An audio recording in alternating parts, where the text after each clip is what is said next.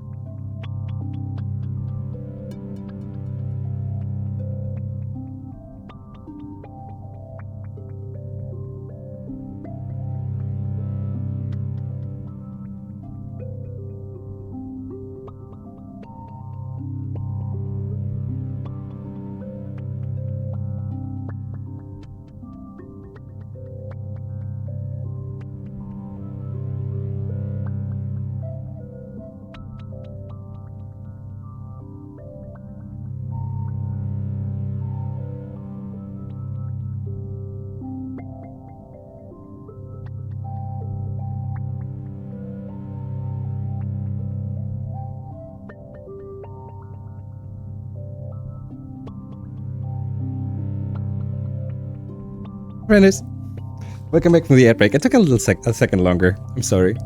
I'm gonna take you right back to the game there. Just like so. Oh, wait a second.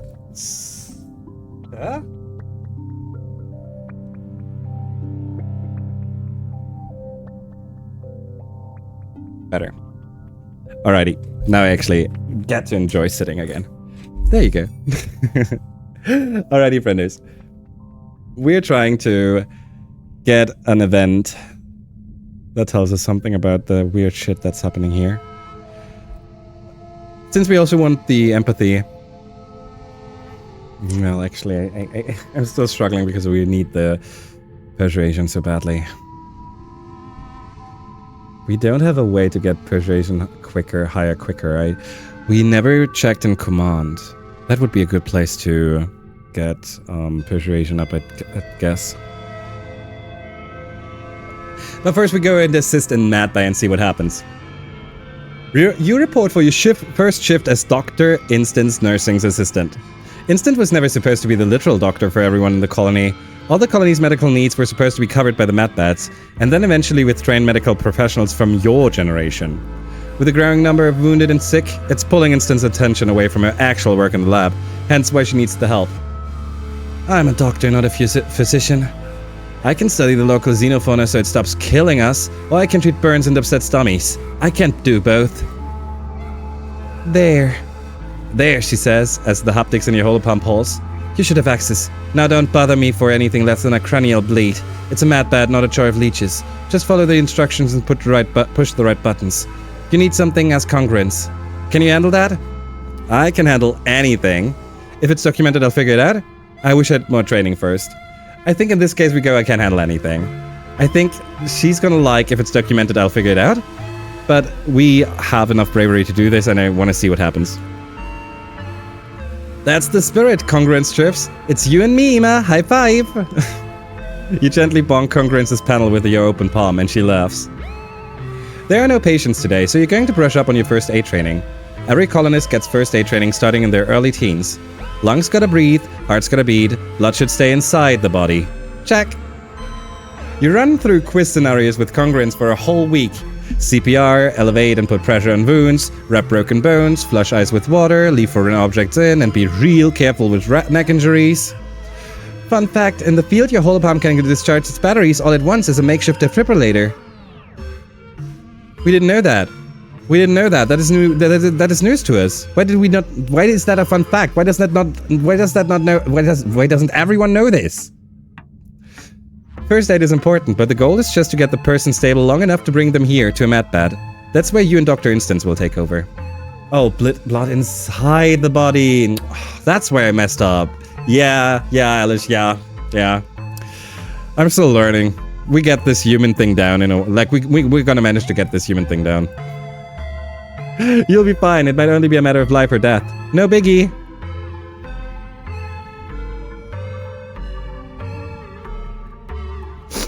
Okay. 5. Not a good start. 5, 4, 3. 13, because it's now the highest value card. That's actually not bad. Maybe we just go for a lot of points here. A lot of points is a 40. What is this? No, nothing. Okay.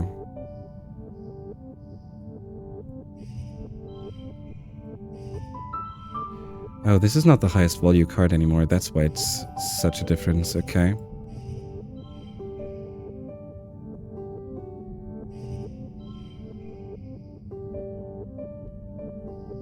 We could use a Boba fruit to create a... Well, then it's 7, 8. This to 8, this to 9, creating a 7... Yeah. No, we don't have the amount of items to do stuff like that anymore. Super Goal is going to be worth it, though.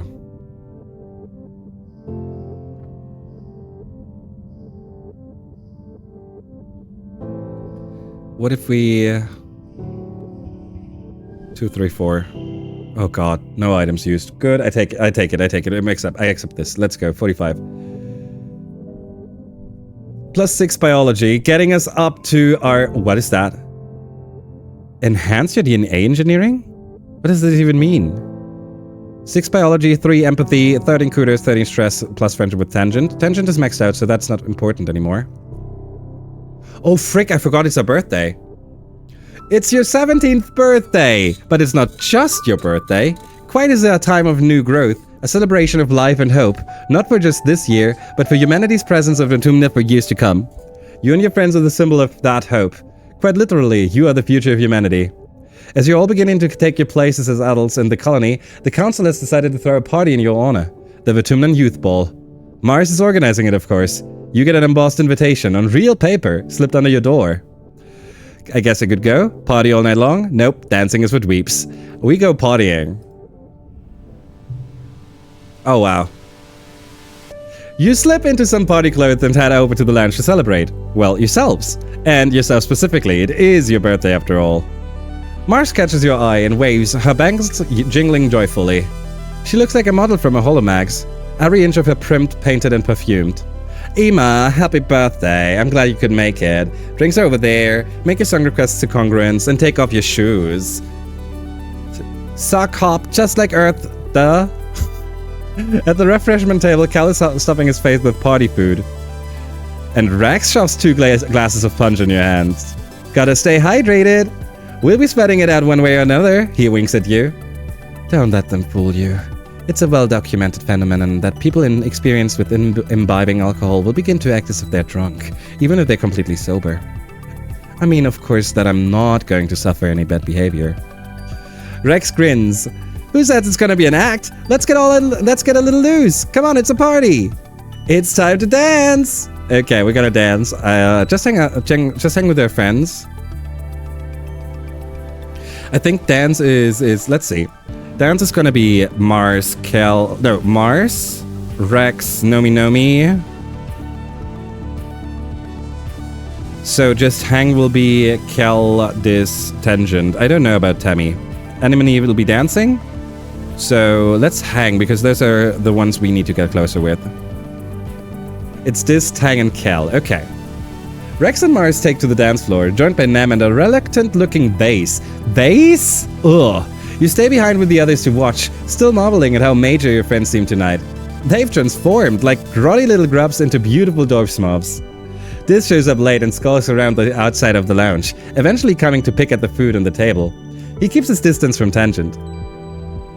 As the dancing wears on, Tammy comes out with a great big tray of appetizers. Cute little bite-sized things with strange colored pastes and fancy garnishes. So grown up. It's a good thing you didn't go. You'd have missed this. Aww. Ima must really like this. I do. I do. As the dancing... Oh, we did that. Naomi, who's playing DJ with Congruence, spins up something a lot slower, more romantic. Grab a partner and pull them in close, or whatever distance you both feel comfortable with. Alrighty, walk over to Nem, talk to Kel, go find Tammy, look for Tangent. Is this still here? Just hang out and watch. Okay. Dis or Anemone? I want to go to Nem, but the fact that this does not have a flirt option makes me curious to check this out.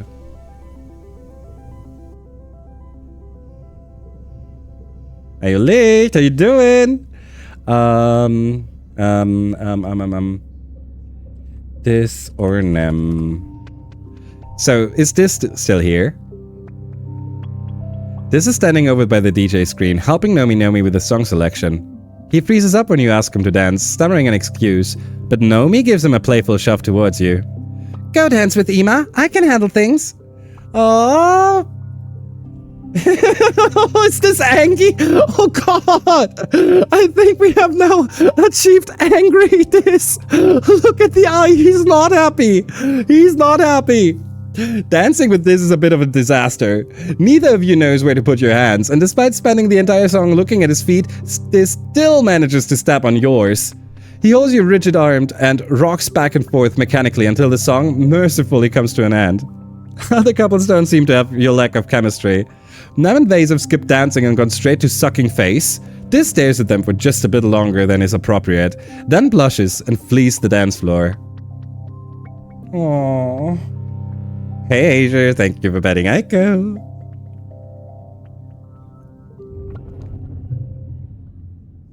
Where are we?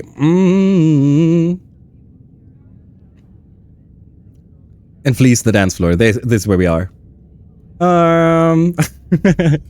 What's up, Asia? After the snow... Wait a second, I saw something that I want to take a look at. That might be... Okay, all good. I think all good. There you go. Okay. After the slow songs, Naomi spins Congruence's music library to something with a little more bounce to it. The dance floor once more floods with bodies ready to... You know what time it is, people. You're right. Curate the night away. Correct. Time to hydrate. This is the official reminder for everyone in chat to hydrate, people. I'm so exhausted. Oh no. Was workday so hard? I'm so sorry. I'm doing the stretch right now, Kenneth. Thank you so much. Ooh. Ima actually streaming? Good. Okay, there's something, there's a bad coming, right? Sorry, Licht. So I guess that my wishes for you to have interesting conversation topics today is has not been fulfilled. My back is just not agreeing with life. Oh, okay. Ima's actually stretching. Good. Yeah, I am. I'm taking care. I was taking more care than I usually am today. My back is just not agreeing with life. Oh shit. Trips were terrible. Weather as well, so traffic was incredibly terrible. Oh. And everyone comes in and smells like water, like wet.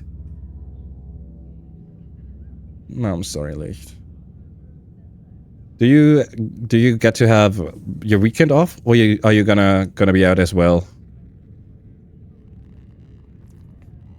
I hope you get some time to rest your back. Just gonna... The tunes are abruptly interrupted by Governor Lum's hearspeak hijacking the feed. He strides to the stage, flanked by Security Chief Red. Everyone on the dance floor whines in unison at having some buskill adult stop the music, but Lum just raises his hands and smiles indulgently. Look at all of you, young pioneers. I look at you and I see the future. Not just of this colony, but of all humanity. You catch a few people rolling their eyes. You've heard this before. Red here, good man, a real good man, really the best of the colony. Shared this poem from a great earth poet. Now, I'm not one for poetry myself, but damn if it's not something I want to share with you kids tonight, on the eve of something Something really big. We cannot hurry here. We must bear the brunt of danger. We, the youthful senior races, all the rest on us depend. Down the edges, through the passes, up the mountains steep. Conquering, holding, daring, venturing as we go the unknown ways. Pioneers, oh pioneers. We primeval forests felling, we the rivers stemming, vexing we and piercing deep the minds within. We the surface broad surveying, we the virgin soil upheaving. Pioneers, oh pioneers. Grumble and hiss, this is bullshit. +5 rebellion. Red looks a little pained, but Lum continues.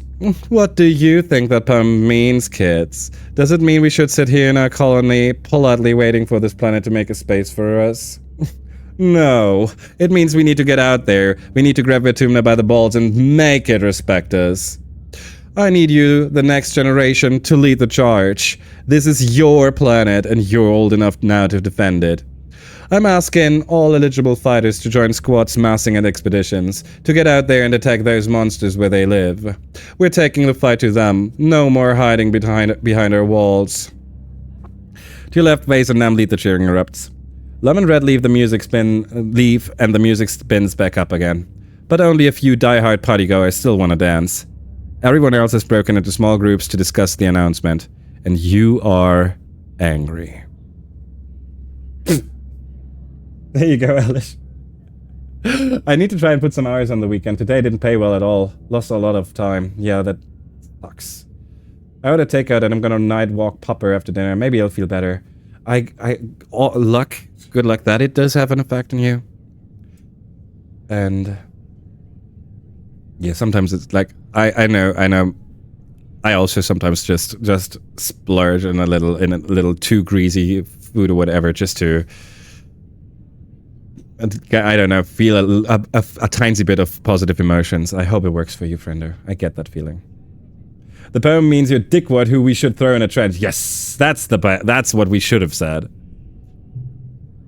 This is bullshit, Cal exclaims. They're not even going to try to figure out why the animals are attacking us. They're just going to kill, kill, kill. They don't even know what's out there. They have no idea what they're up against.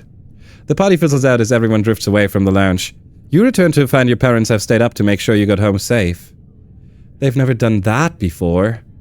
You've always been told the colony was safe.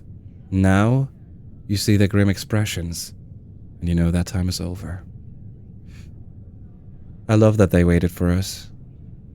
I love this. This is beautiful. The fact that they are now waiting for us because they don't feel safe in the colony anymore, on the other hand.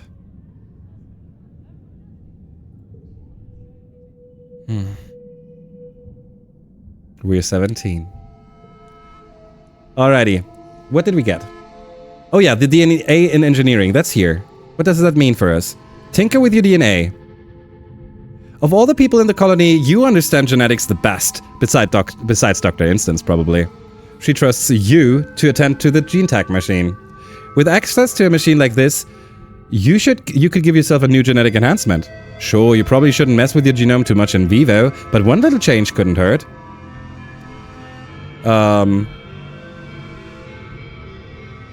Enhancement. Of course I want to. We could now get ourselves eagle eyes, extra fingers, absorbent brain, super strength.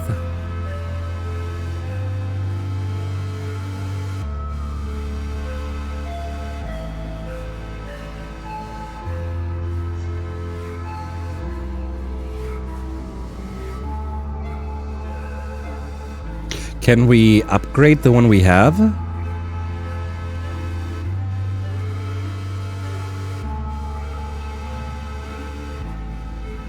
No. Or I guess this is a we don't want to do this instead.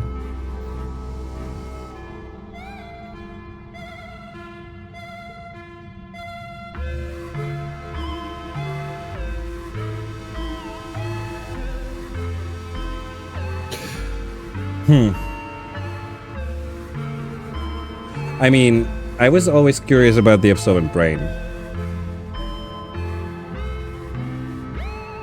We will not use Well, the extra fingers to give us a boost here would not hurt us at all, to be real.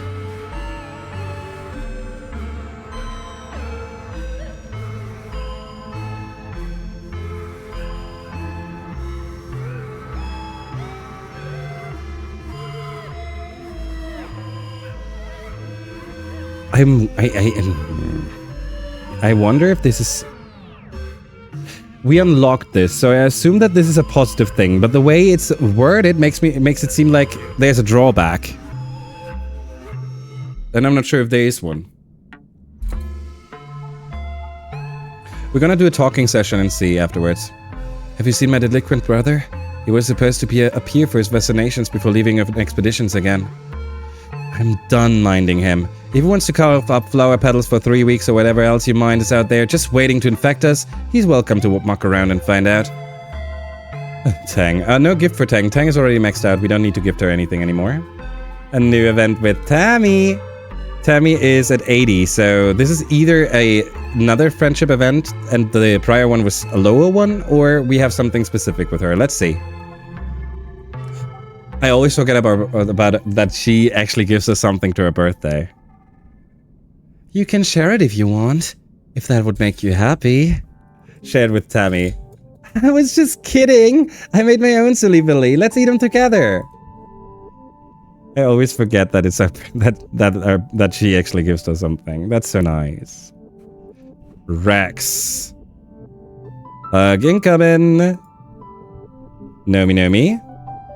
My mom and dad asked if I was getting serious with anyone. Gross a Rooney, right?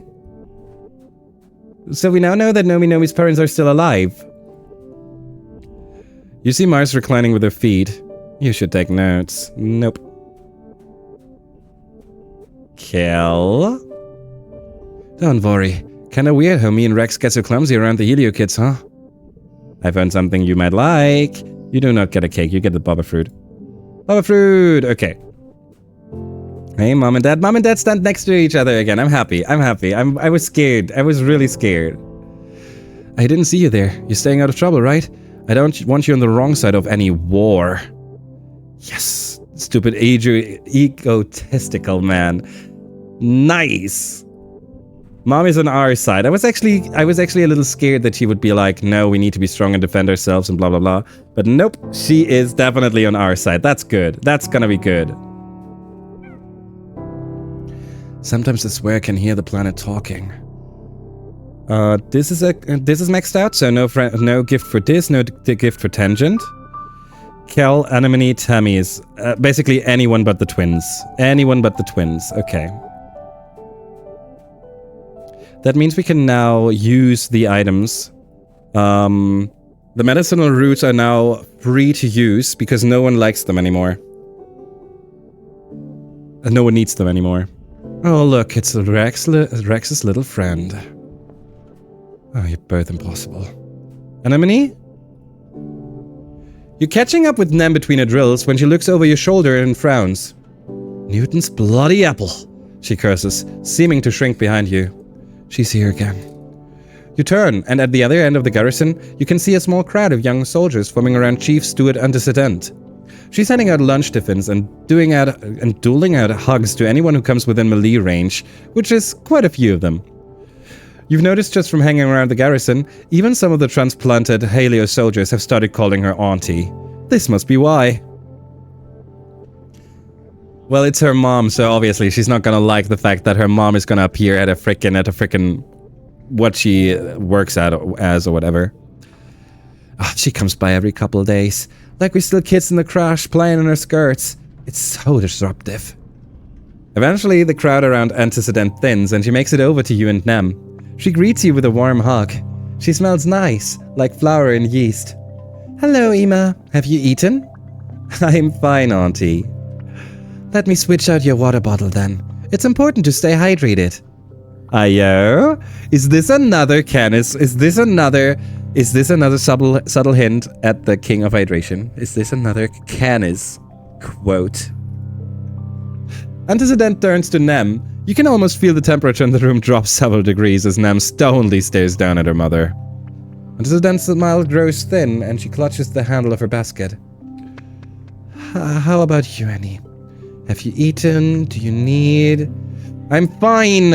Just like I was yesterday and last week. I don't need you to manage me. If you're sure. It's a mother's job to worry, Annie. She reaches out to lay her hand on Nem's scaly cheek, but Nem jerks backwards and slaps her hand away. Coincident? I know. Hormones, and we're getting adulty, so this kind of love is a little too much, blah, blah, blah, blah, blah. But...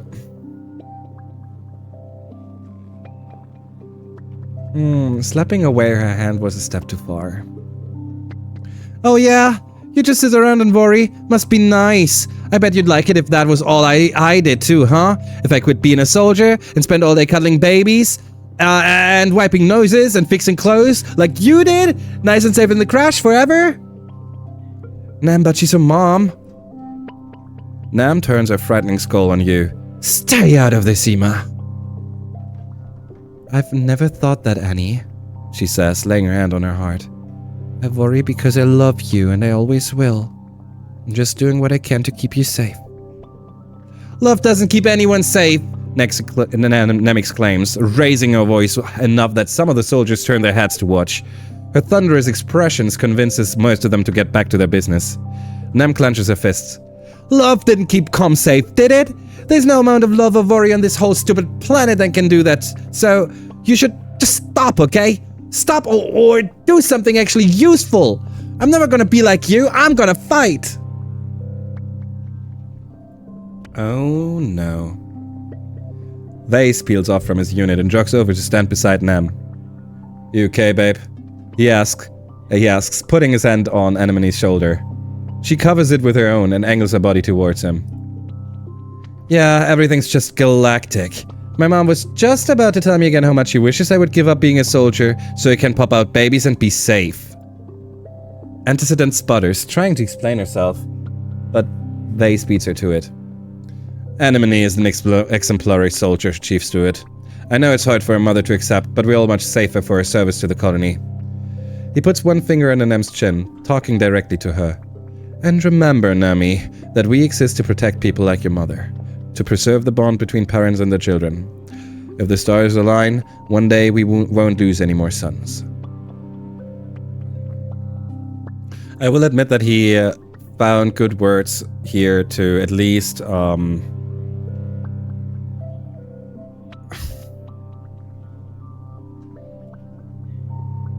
calm her worries down, I guess. I don't know. It's hard to see something positive in here. 100% agree, Elish, but not what's happening here. Yes, Licht, yes. Oh hell yeah, we would all line up. You know what? If the Vertumna that's happening here had that kind of event and it would need Persuasion 100, I would still manage to get Persuasion 100 to do this somehow. A soft "oh" escapes Antecedent as she blots her eyes. Oh, you are one of the good ones, aren't you? She says, clearly trying not to cry. Just walking in the footsteps of the good men and women who served before me, ma'am. We couldn't do it without you keeping the heart lit for us. Speaking of, I'll take lunch if you have any left. Antecedent laughs and hands him tiffin from a basket, then goes up on her toes to give him a quick hug. Over her shoulder, Vase shoots a cheeky wink at Nem, who rolls her eyes and snorts.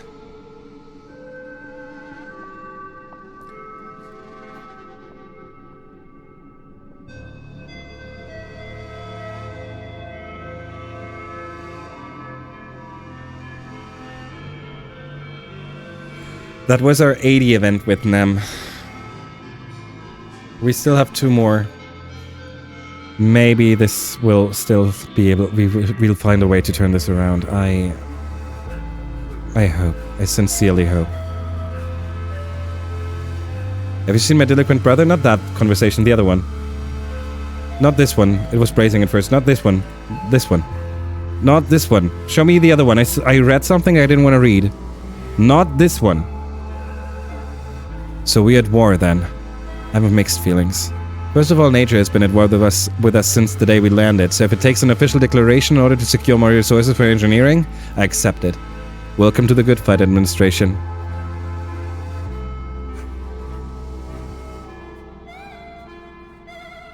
Shit. Okay. Time engineering, I guess? I don't know. Do we go outside?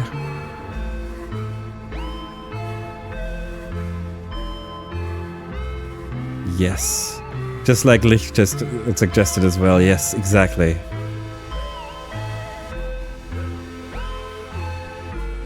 Exactly. It would be great. I think it's time to go outside and... I'm gonna be real with you, there's one reason why I'm a little scared of going outside. Because the theory of Sim being alive hinges on seeing him outside.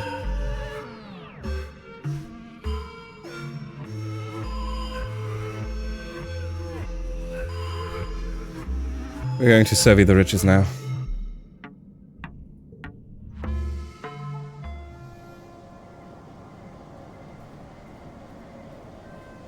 Hey, Utopia! Ugh. Why do we need to kill them? This is just how they tell us that we can now join them to go to the Sabicure Swamp? I don't know. I don't remember the word. I don't want to kill animals for fun. I would never kill a living creature. Done. Okay. We can still do that, by the way. It's not a you will never get to do this. It's a now we have to talk to them again to unlock it. And we might need to unlock it too.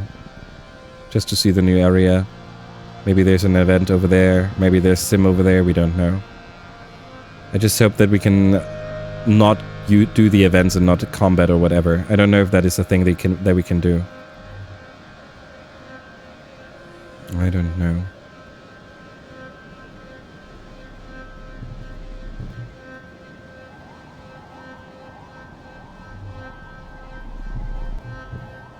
The good thing is that we don't need the strange devices.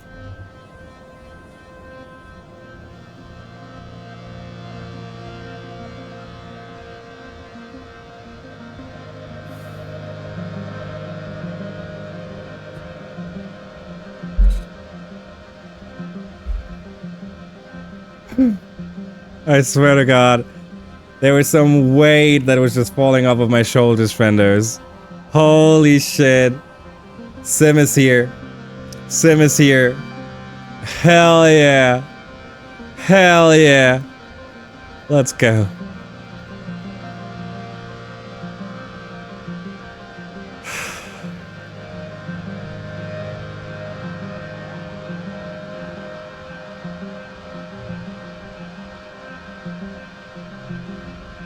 You're taking a sample at the base of a tree when you feel something patter off of your hat and fall to the ground. It's a nut? That's strange. This species doesn't usually... You look up and your stomach lurches when you realize you've been being watched this whole time.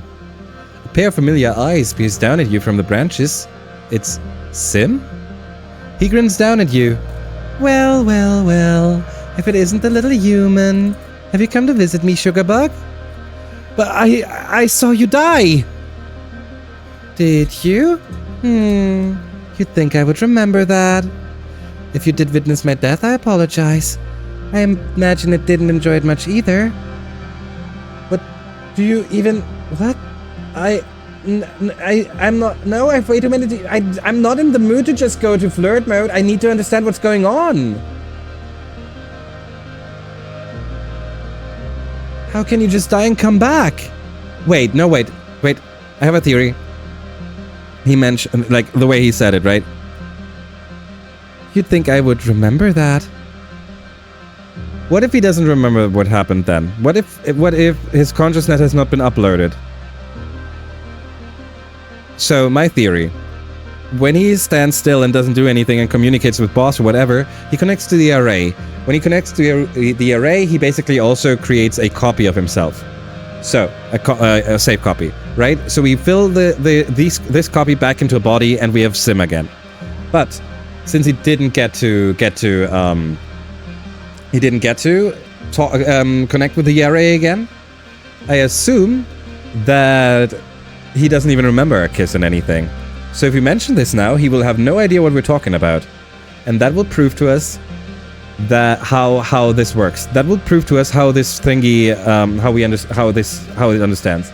Neo-automata shenanigans. Yes, very comparable. Yes, exactly.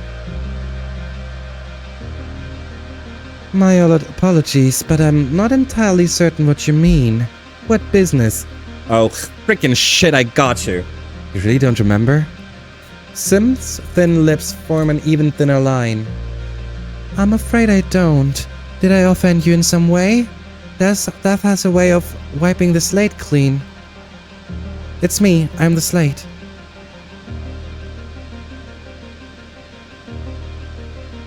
So it's even worse? So, how much does he what? How can you just die and come back? It's a gardener thing. I make regular backups just in case. Yeah, no, that sounds normal. The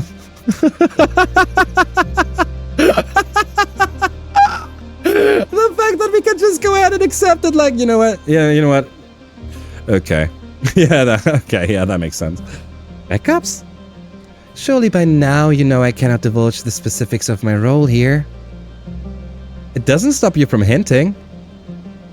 I know. Oh, having a secret is much more gratifying than I expected it would be. I guess I'm happy you're alive. I wish everyone felt that way.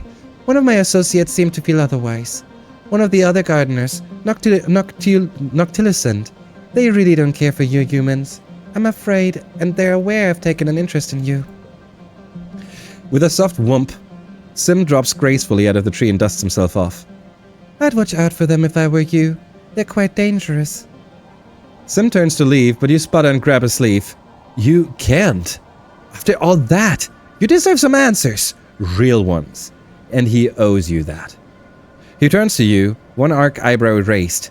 What is it, Ima? Are you really Sim? What do you really do here? I don't think that he's not Sim. I want to have both answers, though. Sim gives you a blank smile. I am a gardener. I was created to be a gardener, and I imagine I will be one until my services are no longer required. Humanity is so concerned with purpose. It is because you were not created for one, and you spent the entirety of your short life under the impression you need one. The concept of someone having a purpose must be seductive. He shrugs. My existence is simple. I act in the ways for which I was created. That is not an interesting answer for an individualistic species as yourself. I am aware. Perhaps we both must accept that it may be beyond the human capacity to comprehend. This is so far away from what we used to, what we knew from him. Alright, I'll try to do my best, Licht, but I will not promise. If I get the chance, I'm gonna do it. But I'm gonna clip it for you. Have a good walkie. See you later, friendo. Are you really Sim? The one and the same. I acknowledge this is difficult for you to understand. Humans have but one short window of consciousness, which encourages you to think of yourselves as individual points on the line of history. You are, quite clearly, not your parents or your grandparents or your unborn children. You are your own marvelous creature. He places his hand on his chest. I do not disappear when this form dies. I am eternal in a sense. I am all who came before. I am all who will come after. I am my own legacy. I am symbiosis. He tilts his head to the side as if listening to something and squeezes your hand. I fear I have said too much. I hope I can see you again soon, and that all may be revealed to you. I hate this. It felt like we got, it feels like we're now back to having 20 friendship. No, we're still maxed out. It still feels like we're getting to know each other. There was no, oh, I'm interested in your bodily functions as well, or any kind of that kind of shenanigans, right? There was no love, there was no teasing, nothing. We lost... so much. I quite enjoy these holographic videos you gave me. I've been learning so much about humanity from them. However, what are fava beanies in Chianti? Sim, you're asking questions I don't have an answer to. What the heck is fava beanies and a Chianti?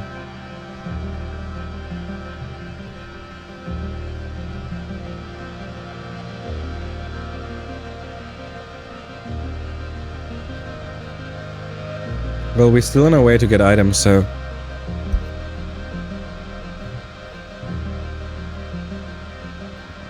I'm not happy. I'm not happy. I hope that the backup isn't too far away. It's a Silence of the Lambs Hannibal reference. I had no idea, and I also, even with you mentioning it, Silence of the Lambs, I know. I haven't watched Silence of the Lambs, neither have I any kind of knowledge about Hannibal, so... Oh, Hannibal? So, thank you. I would not have understood that. Like, I would not have gotten that at all. I mean, I still mostly don't, but I at least know where it's coming from. Thank you. You're a hero.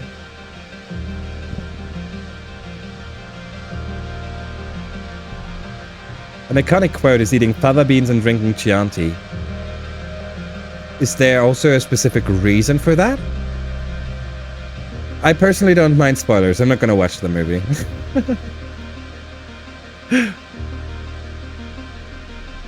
Or rather, even if I decided to watch it, it's more than likely that I would not. That a spoiler would not affect me.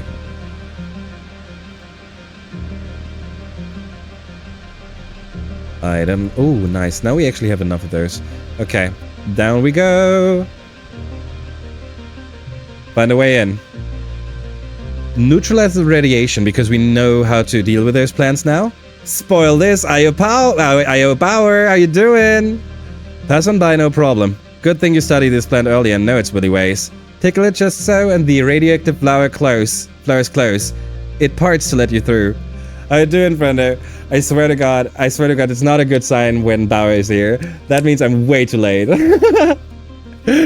Hope you're doing well. I am trying my best. I'm doing good. I'm enjoying my freaking time with this game. Holy shit, it's so good. It's so freaking good. You start across the room. The further you go, the more your head swims. You have to pause. You think you might faint. You shake your head trying to clear it. Wait, maybe this is a bad idea. Nope. The fog clears. Are you okay? Try to explain, okay? But we keep going. And we're in the antechamber. Last time we were able to go concentrate mind over matter. This time we're just lucky that our stress isn't too high. You were up to 12 hours ago. You were up 12 hours ago too. Yes. So the stream broke down. The stream has been going for 13 hours now. We've been around for a while now. I've been in bed all day. I've been sick, and you're still on. Oh shit! I hope you're feeling better then. Oh frick! Shit, feeling sick sucks. Man's grinding. That's it. Exactly. I said I was gonna finish this game today. We started with 5 years left. We still have 3 years left. I'm not doing a good job. We're gonna be here for a while. Tough it out. You keep going. At the bottom of the hallway are more crystal panels on the walls, many facets broken. Or are they whole?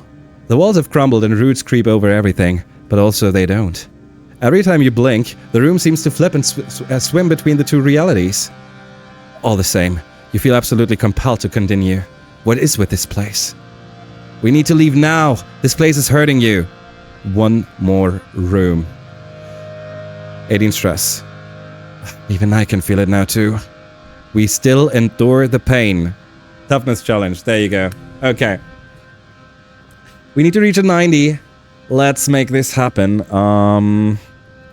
Starting with a 555. Oh, this turns into a 3, not a 5. That's bad.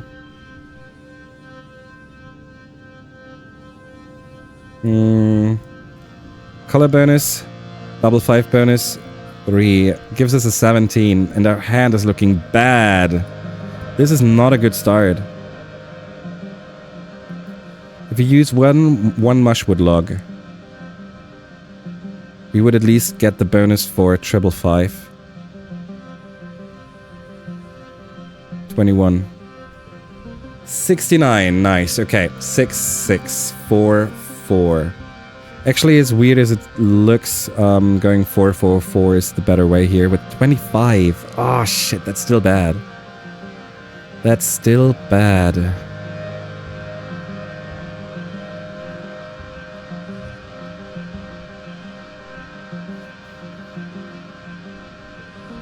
$44. Oh, good. Our hand is looking good at least. 8, 7, 6, 5, 4. 48. Oh my goodness, it works. Okay, got it. Good. We were lucky with this hand right now. We cannot really, like, change anything. Whatever we do here just breaks apart the straight and we would lose out on the points. So we just win this and forget about the super goal. Plus 3 toughness. And this is what we get. For achieving to go through all of this mess, we get 1 bravery, 1 empathy, 2 reasoning, 2 engineering, 2 perception, 1 bravery, 1 empathy. It even goes on. don't even get to see more. You slip into some kind of waking dream. Layers upon layers of visions. This is your lover, or Mars, or Tammy. You're a boy and a girl, or both and neither. Young and old. A farmer, a hunter, a politician. Your dad and you're alive, and you've never been born. Time unravels before you, an infinite tapestry crumbling wherever you look. It's all very weird. You see the web of possibilities and understand what time truly is. It's happening at once, and none of it will ever happen. It's only sheer chance that any one possibility comes into existence, not any intrinsic truth of the universe or fate. It's just a glimpse, probably over in a second, but a glimpse of an eternity you can hardly fathom. Then you see the wormhole enormous in a starry sky. You look down and you see yourself on a plateau, gazing up at it. You recognize the place, a Knollwood bluff not far from the colony, alive with the phosphorescence of glow season.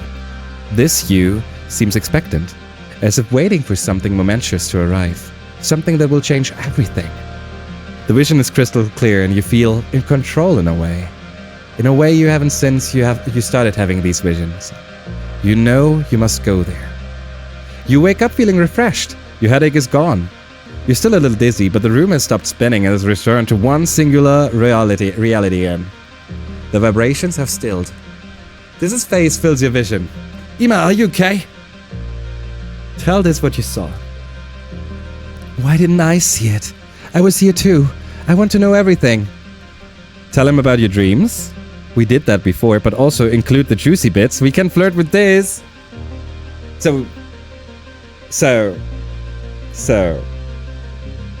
You tell this that you saw visions of yourself and him being intimate. His face goes red. What? I mean, without my clothes on? He looks away embarrassed. Tell him about your dreams.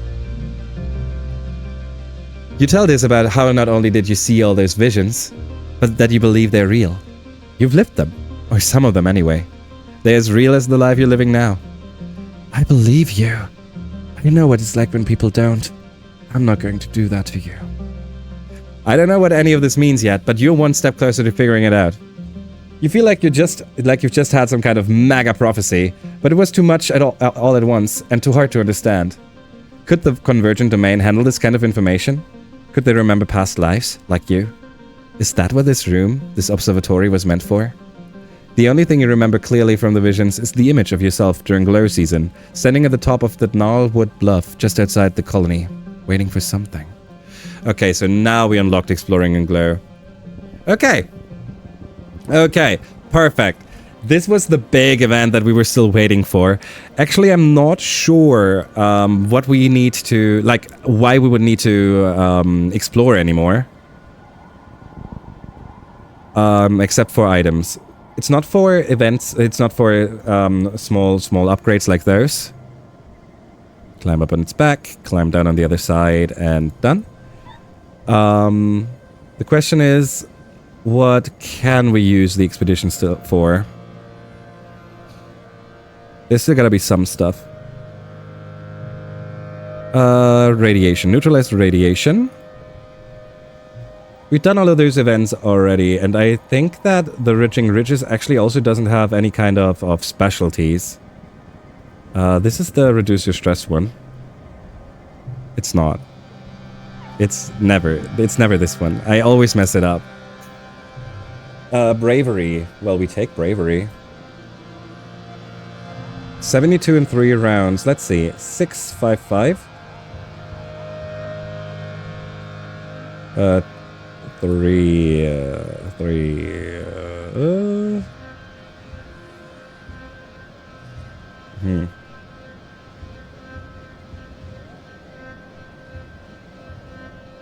1, 2, 3, and a 9 for 26. And 7, 6. There is no 5. No 5 for us, but we can create... No, we cannot create a 5.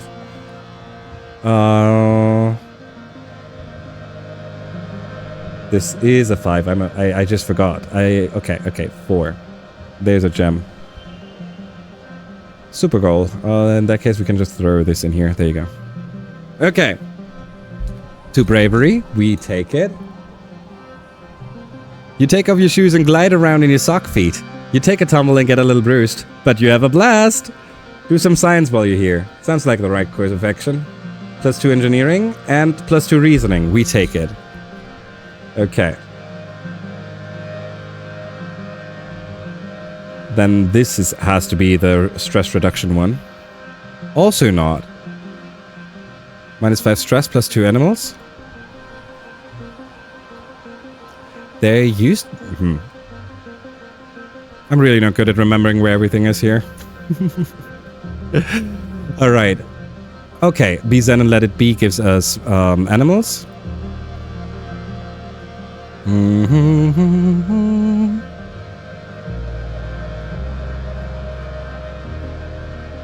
The sun goes behind a cloud. Okay, we get rained on by piss, so we just run away.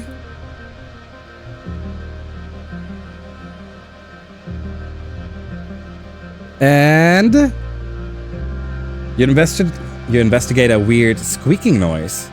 Get close to investigate. What do we get? Oh, the raining bounce weasels. We've not heard of them yet. So we have to get close this time. There you go. This way we now learn something about a new animal. There you go. Looking good. Okay. Only 4 more engineering to get the next perk point. We will have to consider that. We reduced our... We maxed out our stress, so we need to rest now. But it looks pretty good for us right now. This doesn't get a present anymore because we already have him maxed out. They suck so bad. Anemone? I took a nap during my lunch break and I ran out of time to eat. Too much to do. Tang? Want to study together? Oh wow. This is a child event. This is going to be so out of sync. Let's take a look. You offer to help Tangent with her schoolwork, but she just shrugs you off. I'm not working on school anymore. Chief Engineer Instant says I'm smart for my age, and my talents are wasted in school. She opens a whole palm and shows you some of her lab notes. It's so much work though. Honestly, maybe it would be better to be like everyone else. Unintelligent people seem happier. Just then, Nem jogs by with a squad of soldiers, all marching in time. On second thought, forget I said that. I'll keep being smart, thank you. Alrighty. Wait. How's the research coming along? We need reasoning 80 to get the information. Okay. We can do that. We can reach reasoning 80, no problem. Tammy? I think if I have a baby, I want it to be from Vertumna. Do you know what I mean? I've just been thinking about it, and I can't imagine a stranger's, not when there are people I love here. Oh, Tammy. Tammy. They are so beautiful. Gotcha. Alrighty, Rex. Know me? Hi, what's going on, Ima? I'm just killing time. Never getting tired of anything. Of ding ding ding ding. Mars. Okay, we've done everything. No, we still have to talk to Kel and the parents real quick. Stupid soldier assholes. A blossom for my little blossom. Your mom is hard at work. Alright, now we're done. Okay, we need to rest. We could rest in Geoponics for a socks event. We could rest in yellow to get something new, because I think now we can actually get something new in yellow. Or we could go and rest in red. We cannot rest in engineering. We cannot... yeah, we go to yellow once.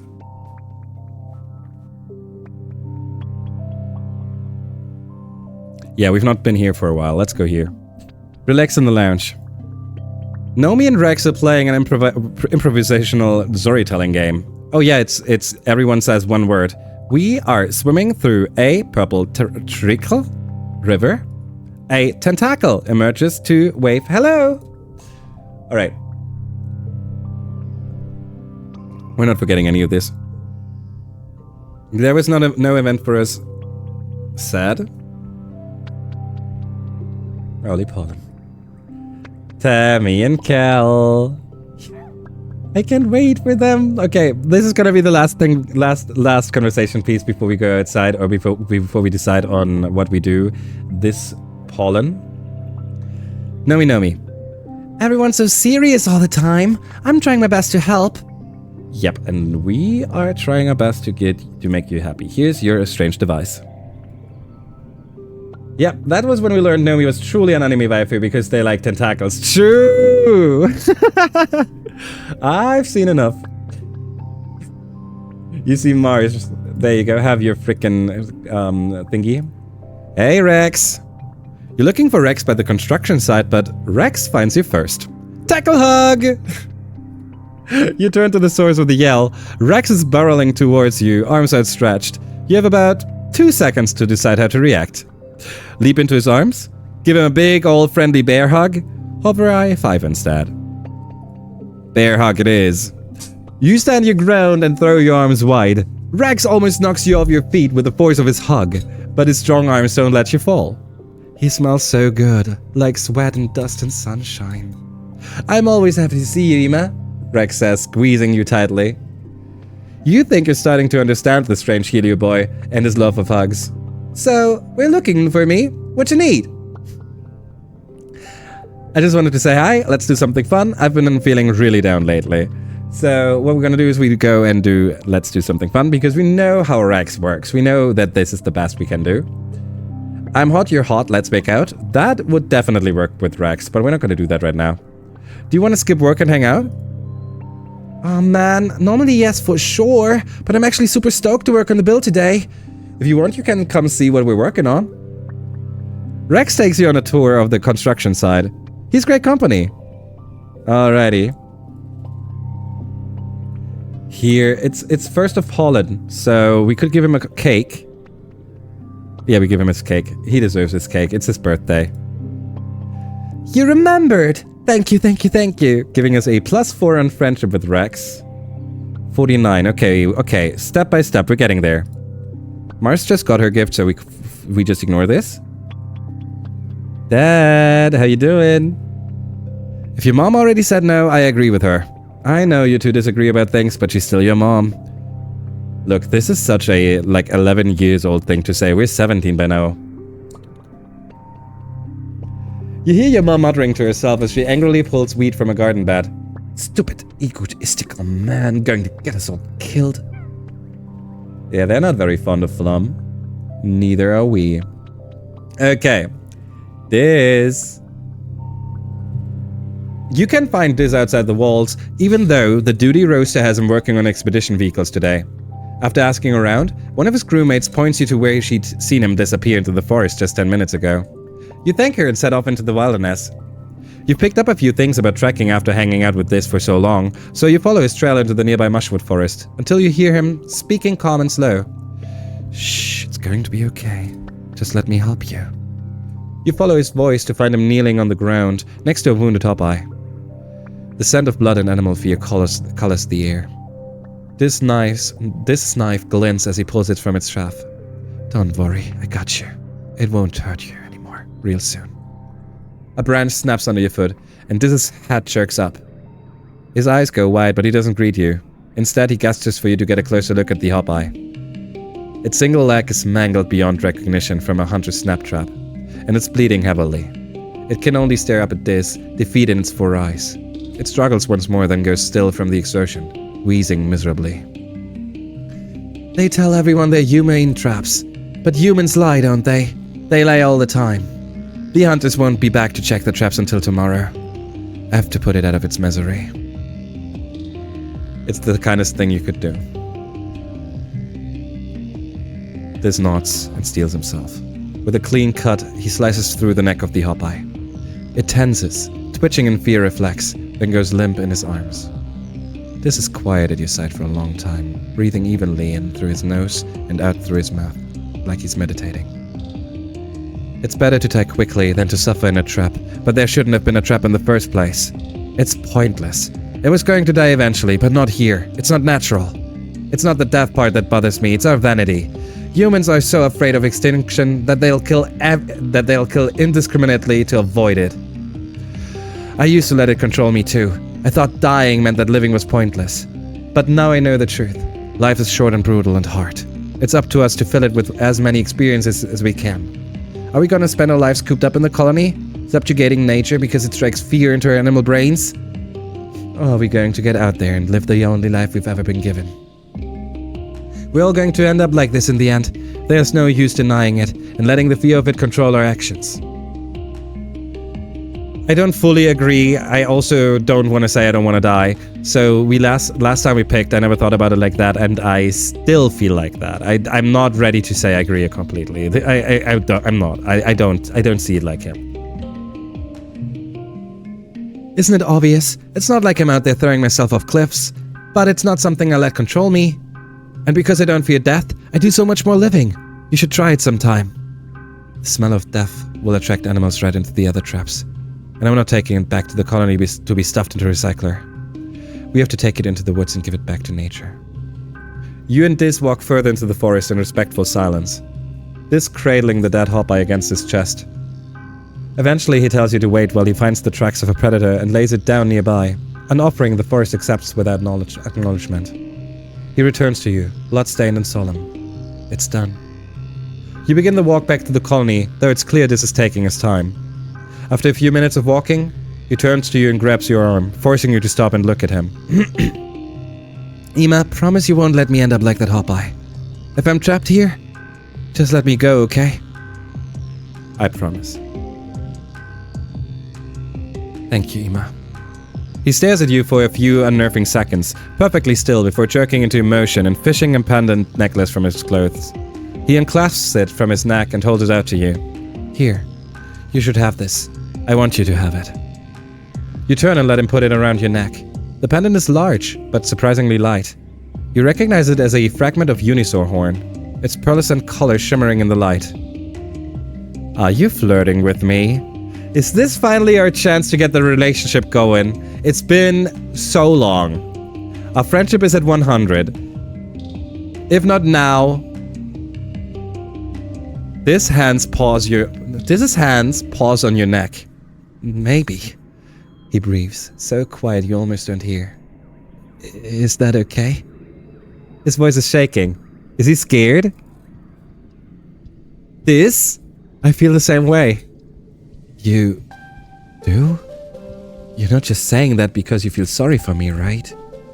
You turn around and shake your head. You've waited a long time for this to be ready, and he finally came to you on his own. A bird you had to let go to be free. A bird that you had to let go to be free. Awesome.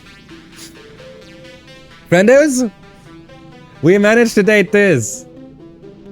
We didn't manage to do that last playthrough, even though we were focusing on that for a while. This time we actually managed to do it. We would have dated Sim if Sim wasn't a forgetful ass. Diz regards you with a serious expression. You're the only person in this colony that I've ever really cared about. I don't know why you bothered trying to be my friend when I was trying to push everyone away. His eyes drop to your mouth and linger there. I care for you so much, Ima. It almost scares me. Sometimes I've never felt like this before about anything. You can't imagine what I'd do to keep you safe. He steps away and looks down at the ground. Listen, I don't know how much longer I have left here. I just want you to know that I want to spend the time I do have with you. We are in a relationship. We are in a relationship. Hey, let's get out of here. Oh, hell yeah. Okay, frienders. Well, we still have more that this has to offer right now. Anemone gets her egg. No egg? Oh, shit. We don't have any egg. Oh, shit. We don't know what else she likes. Aw, crap.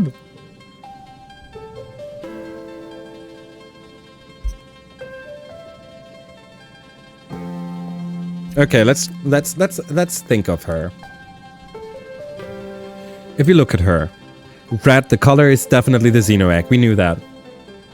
Everyone has at least two things they like. Cal likes blue baba fruits. If we look at him, the color is actually green. Red Xeno eggs. That's blue and red. No. Cake. We can't go by color then. Yellow flower and medicinal roots. We can't go by color. Maybe. Medicinal roots, strange device. Shit. I was trying to steal yellow flowers, crystal clusters. Yellow flowers. Oh. Wait a second. It happened. This is the first time this happened today.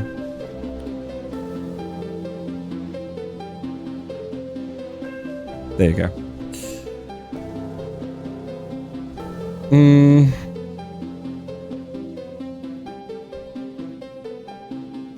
Well, we could try to go for a blue baba fruit. I don't see it, but we could try. It's still food. Oh, thanks. Okay. Better than her disliking it, but it was not a good outcome. You liked the strange device, right? Yeah, you did. There you go. Have at it. A new event with ways. I don't wanna... Okay.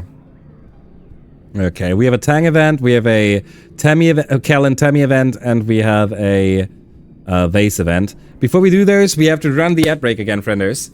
I don't know how quickly the time is passing. It's running, and I already was snoozing as well.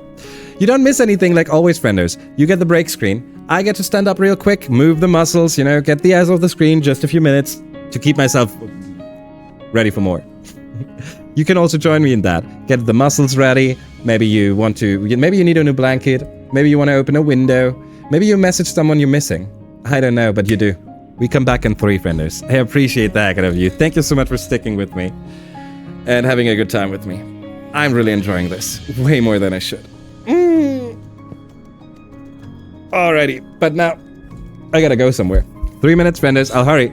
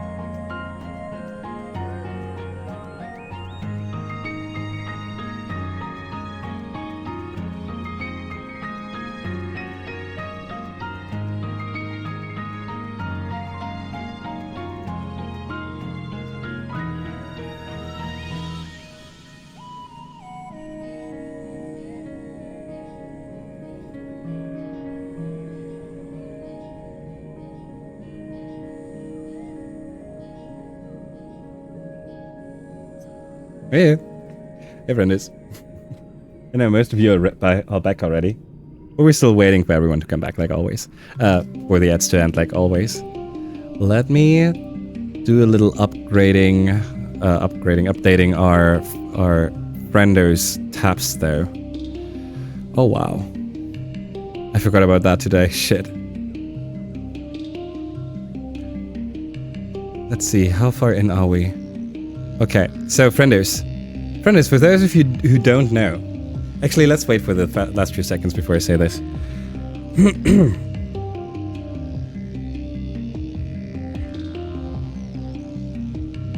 Hey, welcome back, friendos. Welcome back from the outbreak, everyone. If you're curious, by the way, we are taking part in a Super Mario Baseball fantasy AI league, basically. Not fantasy, AI league. That is currently being streamed over at Chokos. So, if you're curious, I don't know. I'm pretty sure that my team is already done it. I don't have the slightest clue if we did well or not. But if you're curious about what's going on over there, you might want to check them out. It's happening Mondays and Fridays. It's happening right now, and yeah, you should totally follow Choco. He's basically he's the one who's creating this whole event, and yeah, he deserves to follow, definitely. Check them out when you have the chance. And yeah, there's obviously more happening than just the AI leak, but you should totally check them out, friends. Alrighty, we are back. We're going to switch to the game again, friends.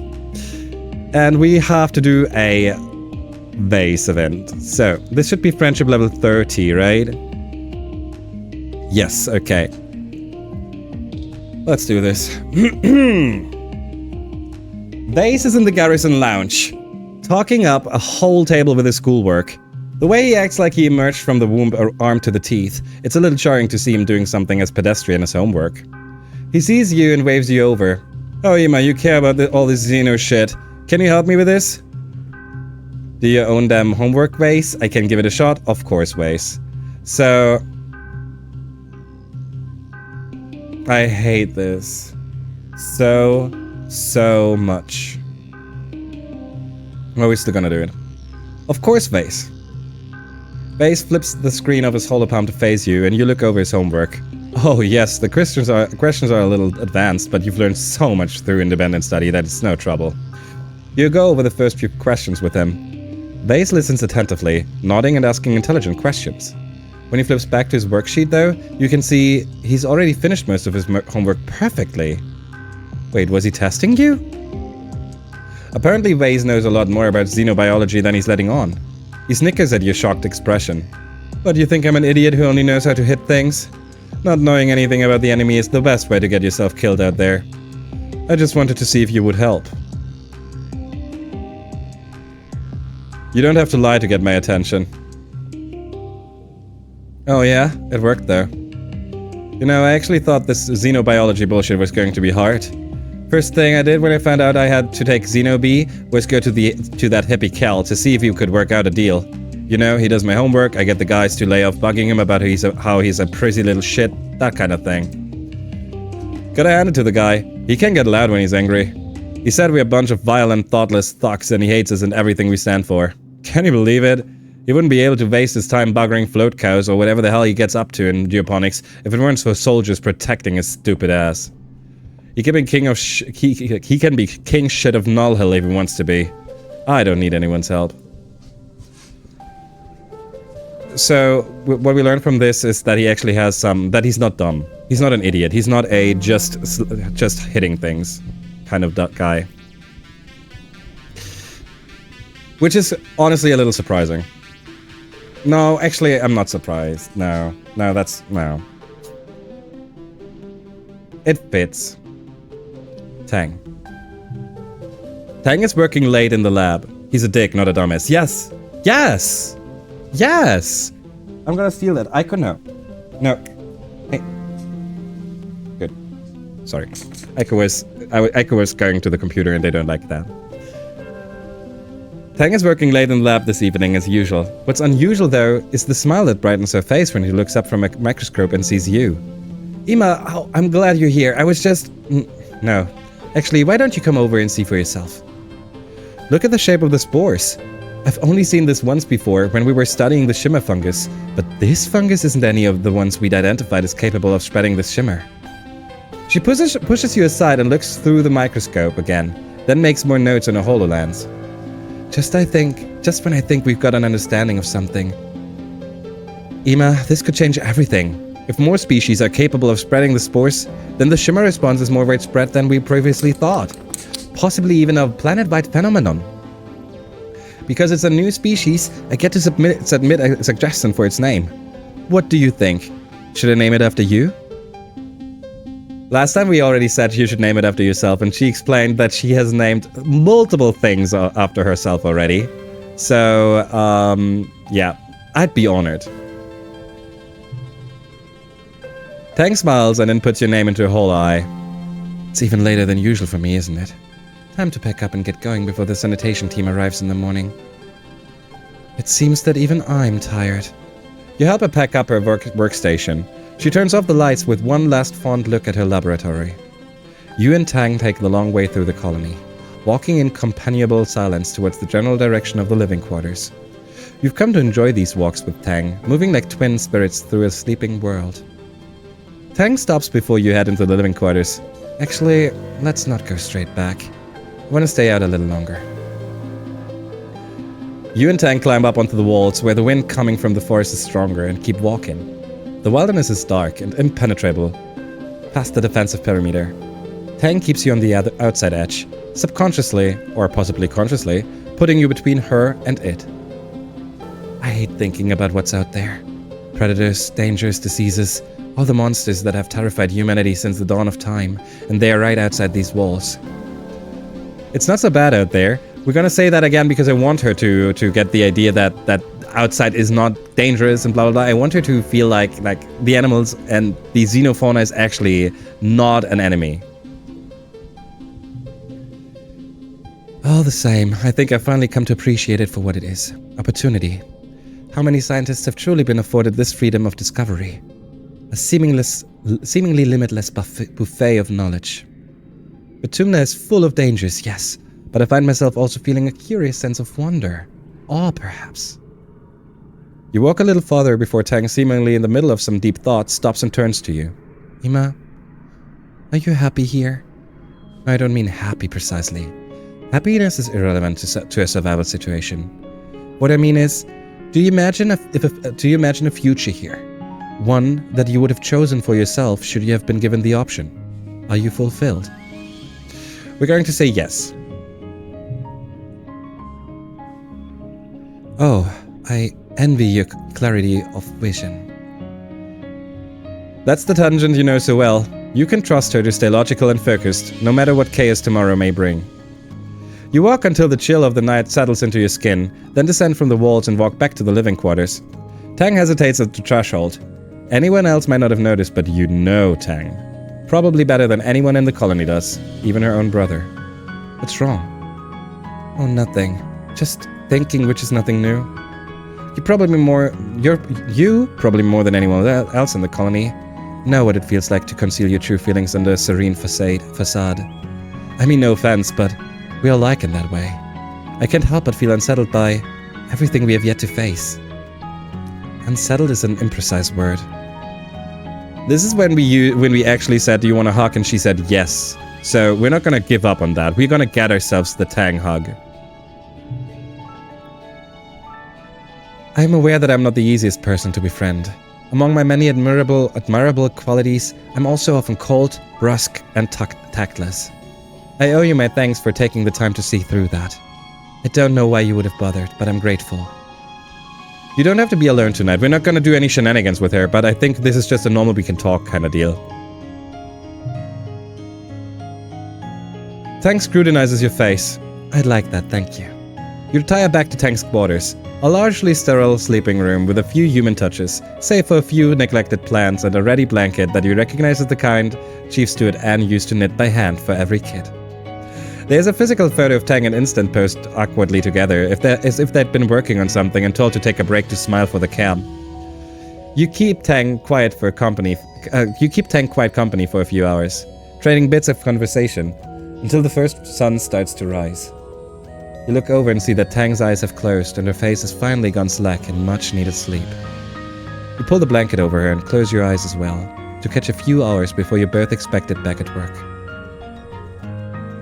I think that the 100 friendship event with Tang is one of the most beautiful ones. I like it a lot. And this is what we've been waiting for. This is a new event, and I assume that it's about both. Let's take a look. Oh, it's not a new one. Oh, shit. Uh-oh, we're in trouble. For the last time, leave me alone. Doesn't sound good. You get closer and find Kel facing down Red and Vase. They've cornered him, the body language calm and relaxed, while Kel's so angry he's almost shaking. Kel, please listen to us. We're not here to conscript you. I can force you to join the army. All I'm saying is that I need good, loyal, strong young men like you out there on the front lines. You're a good boy, Kel. I admire your passion for peace and your dedication to fighting for it. That's why I'm here, asking you to help me protect the colony. Protect the colony? That's such a lie. You're not protecting anything. You're just slaughtering defenseless animals in their homes. It's disgusting. Hey, show some respect. For who? Psychopaths like you? Vase roars and looks like he's about to take a swing, but Reds holds him back with one raised hand. Vase slinks back to Red's side, glowering at Kel. I can tell you need a bit more time. I just want you to know that my door is always open if... Are they bothering you, Kel? Your mom comes up behind you, her presence smothering the encounter like a blanket over a fire. I need you inside, she says to Kel, then turns to Red. My people are too busy filling your soldiers' bellies to listen to your war stories, Red. Don't worry. He gets plenty of war stories from me. Red backs off. You're right, Flulu. I've taken up too much of young Kel's time. Vase looks like he's about to flip off again, but Red speaks before he can. All I ask is that you keep it in the back of your mind, Kel. When you come around, I'll be happy to talk about your options. With that, they leave. Vase gives you a scathing look as they pass. Kel sits down heavily on the sack of fertilizer he must have been carrying before Vase and Red cornered him. This isn't even the first time. They're really dead set on getting me to join the hunting parties. I told them I don't want to kill anything, and Red was like, it's okay, you can just tell us how to kill them. Like that's any better! I wish they would leave you alone. Me too. They have a really messed up idea of what it means to serve the colony. Like who do they think grows their food? Ghosts? Man. This whole war is light speed, stupid. Lum and his people come crashing in here and think they run the place because they have bombs and guns and nobody stops to think like, maybe we're actually the invasive species here? We need to live in harmony with nature is what we're going for here. I'm glad you agree. I just feel like we just showed up and plopped ourselves right in the middle of the food web. And we didn't even think for a second about the chaos that we would cause on the ecosystem. We owe it to this planet to do our best to try to understand. Maybe the answer is out there. You go on expeditions a lot, right? Can you keep an eye out for, like, the answer to everything? Man, I wish I could still talk about this stuff with Anemone. I miss her. I miss that we used to be so close when we were kids. But she's gone all human supremacist now. And I just can't stomach that, you know. I'm sorry, Kel. Alrighty, let's give him his Boba Fruit. We're running low on Boba Fruit. Then we have Tammy, who gets the yellow flower. And that's it. We did all the conversation pieces for this. That means now it's time to go outside again? Poland outside? No, I think I'm getting a little scared. We're going to do some things we haven't done in a while. For example, command. Our jobs in command are very bad.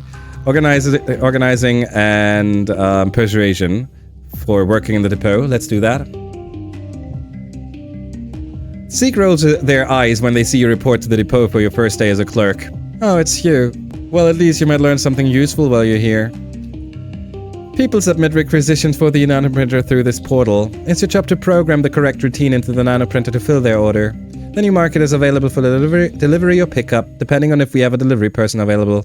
And we almost never do. Alright, clean and organize the depot, catch up on some homework, catch up on some sleep.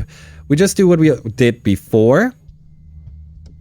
And we are intelligent enough to not be tricked by all the people here.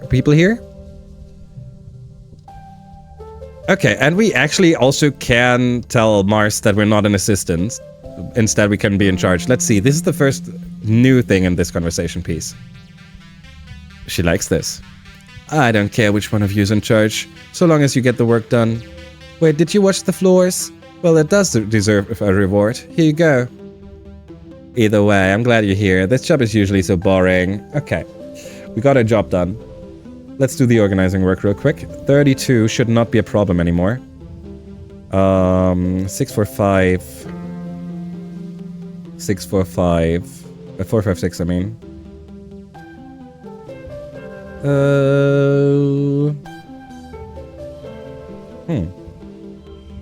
I should not have said that, should I? Oops.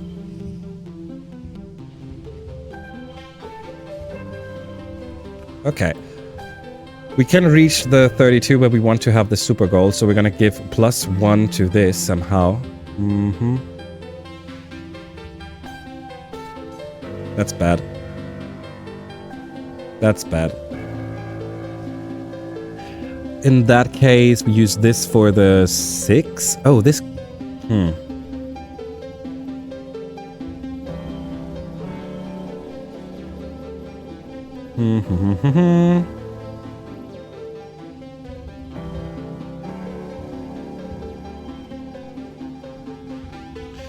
Oh well, 224, 666 for 32.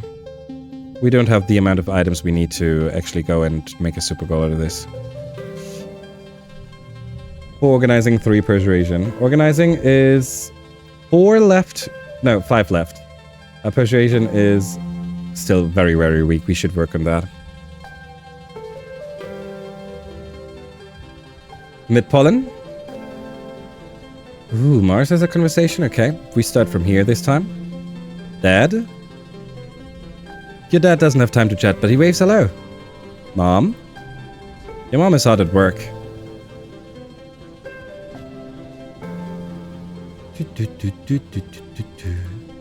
This. I want to see what happens if we say, hey, let's get out of here. I assume that it reduces our stress, though. And I don't think that it's going to end our month or anything, but I think it's only available once, so we should do it at the end of the month. Vase would get a cake if we had one. We don't have one, though, do we? No. Strange device for Vase in that case. Oh, it's not ready yet. Hey, it's Rex's little body. You were supposed to meet Nem for lunch, but she didn't show up. You head to the garrison to see if you can find her. You spot Nem's shock of red hair over by the close-range fighting ring. As you approach, she finishes a flurry of blows with a roundhouse kick that almost knocks the training dummy's hat clear off. Kia! Nem roars, echoing of the vaulted ceiling of the garrison. Nem steps back from the ring and pulls up the bottom of her shirt to wipe her face, flashing you a glimpse of her muscular stomach and the blue screen scaling that dances over her ribcage and down her hips. Her skin shines with sweat under the harsh lights. You catch her eye and she shoots you a smile, as quick and bright as the sun glinting off a metal roof before it disappears behind a usual bleak expression. She jogs over to you. What are you doing here, Ima? She brings up the time on her whole palm and her eyes go wide. Oh shit, we were supposed to eat lunch together today? I'm so sorry. It's okay, you were busy. You clearly had something better to do. You look incredible today. No, we're in a relationship with this. We're not gonna flirt anymore. It's okay, you were busy. Yeah, but that's no excuse. I should have been more aware. Nem grabs a water bottle and drinks from it, then pours the rest over her head and flicks the water through her shaved side. We can still go get some chow if you want. Just give me a sec. Nem pulls an oversized sports ball sweater over her workout clothes, her thumbs popping through the holes worn into cuffs. The lettering on the back reads, Kombucha. Flirt with enemy probably makes Vase mad. Rethink. True, but we are already in a relationship and I don't want to make this mad. This does not have to pay the price for Vase being an ass. Welcome back, Lee. As you exit the garrison, you stop by a few of the other soldiers who all seem to want to give Nem a high five or tell her about their days. Even though she's clearly exhausted, she musters up a few hardening words for each of them. They all know I'm dating Vase, she says. It's weird. All of a sudden I'm like a hero to them too. And I haven't even done anything yet. I train every day though. Probably like 6 or 8 hours. she says, rubbing at her shoulder and stretching it out as she walks. It feels good to work hard, like it just wipes out all the bad thoughts. Anything that's bothering me, it just goes away. Poof. I can't afford to lose my focus. I can't let myself get distracted. If I do that and someone dies because of it, null it, man. The thought of it, it keeps me up at night. Sometimes I just get up and run around the colony until I'm too tired to stand.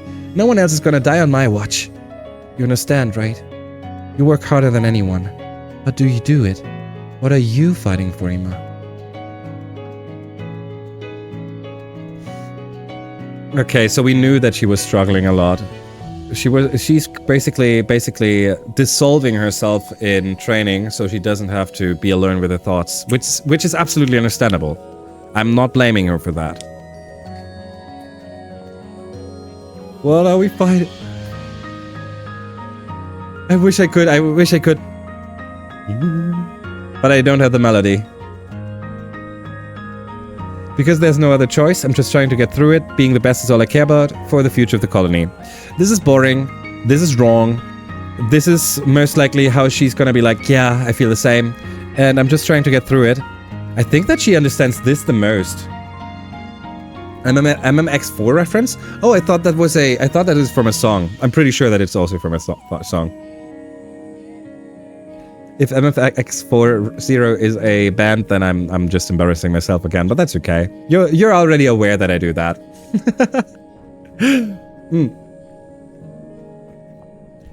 I think that she understands us if we go for this, but it's also a lie.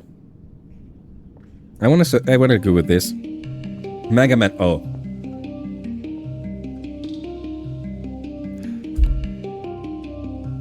You know what? Yeah. Did you know that I never played a Mega Man game? No, that's not true. I played all of the battle network thingies.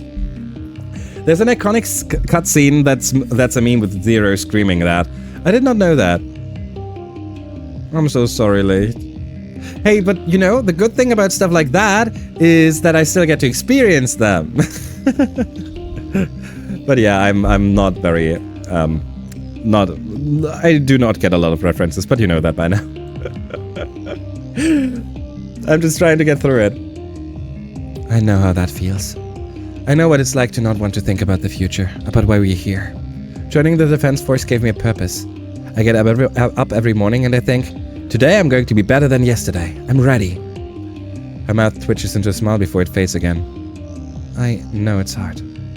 But as long as I'm alive, you got me. I'm here for you. She's giving me... Oh, I was trying to help her. God damn it. Okay.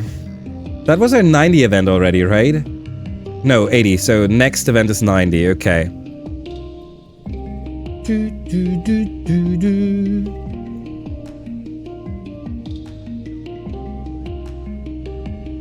And Cal. There you go. We've gone and done our whole... No, I always am a little too soon. We still have Nomi, who doesn't have anything. We have Rex, who wants to give me a hug. And Mars. Mars is working the depot today. You find her sitting on a pile of boxes, drumming her feet against them as she flips dismissively through a magazine on her whole palm. Every so often she snorts at something she's read and rolls her eyes. Oh, hey Ima, would you rather have really bad body odor for a whole day, or have to spend the whole day naked? I'd be fine being naked. Teenagers on Earth are apparently very worried about getting boys to like them. Like, look at this quiz. 10 ways to tell if he's super into you. Oh, let's see how into me you are, Ima. First question, do you have any cute nicknames for me? No. Do you get nervous around me? No.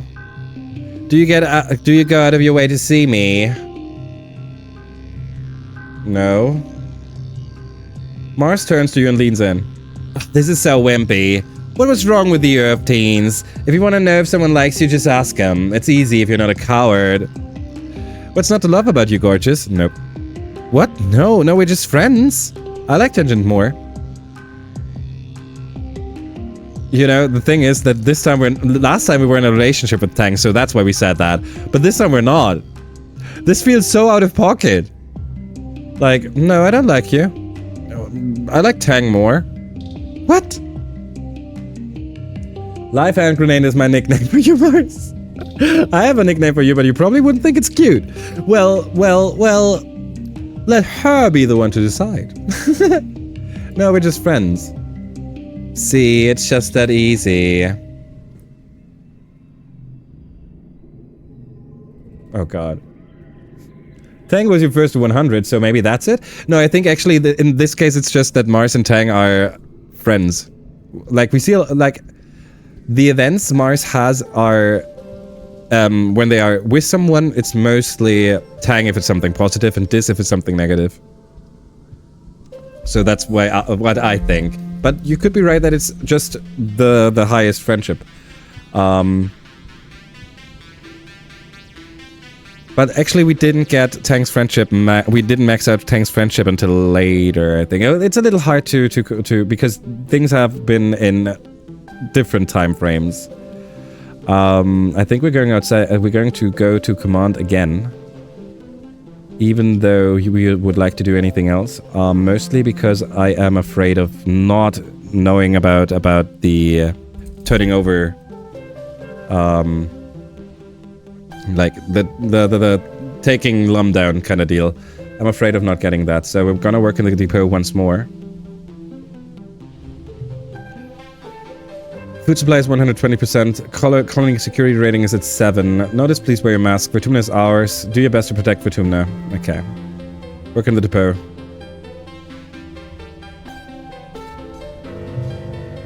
Okay, so... Oh my god. Okay. Just give me the pills, please. I don't want to talk about my stupid body. Okay. Don't say a word. Get to work. There you go. That was also not a freaking event. Shit.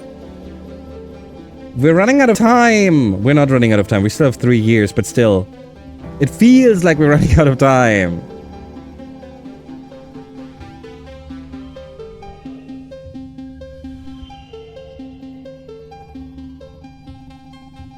Yeah, we take it. So maybe that's it, yeah. It could be. Sorry, I know I reacted to that before, but I accidentally read it out again. Late pollen. Well, what did we get? Extra gear slot. Oh, that's good. That's actually pretty good. That's actually incredibly very good. There you go. Okay. Organizing, reasoning, engineering. We would like to have reasoning up to 50 at least. Organizing, we would also like to have, we would like to have everything at 50 for the thresholds. Persuasion still needs 10. Creativity still needs 12. Shit, but we still don't have any kind of event with the frickin' secret fun club. Last day of pollen. If we want to go out, it's gotta be tomorrow. Don't you have something you should be doing right now, Ima? I am always doing something, Mom. Don't be that way. This. Reduce our stress real quick. Hey, let's get out of here. I was just thinking the same thing. You head out the gates. You and Dis check your gear and set off on a deep wilderness hike. Dis in the lead. After a few hours, he's led you both on a grueling switchback up the side of a cliff. And as you pull yourself over the ledge, you curse his name. Dis, who is somehow still standing and as hale and hearty as ever, just laughs. Come on, just a little further. The view's worth it. You stagger to your feet and loop your arms around him, letting him support you as you take in the view, which is, as promised, awesome. In the sense that it fills you with...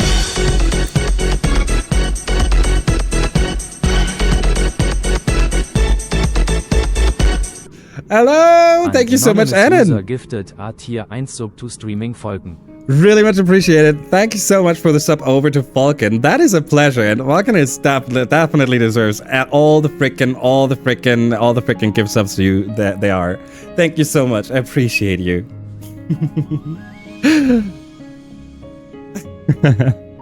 Thank you so much.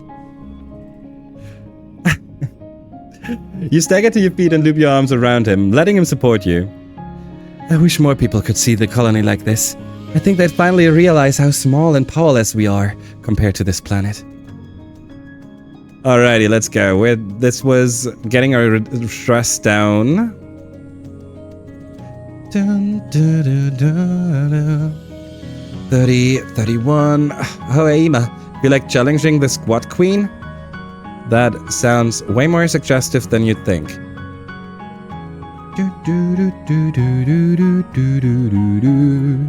Tang?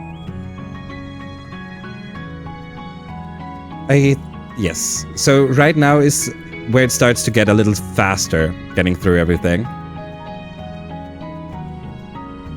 Oh, hello. Do you need something? Yes, I need you to accept this gift. Flowers on my birthday. How beautiful. Yeah. Oh, that's an event. Frienders, that is our 90 friendship event with Tammy. That is awesome. Let's go. Let's go. It's Tammy and Tonin. Someone is very kind. Appreciate your lurk, Falcon. Thank you so much. Yeah, they are awesome. I'll be doing great, Falcon.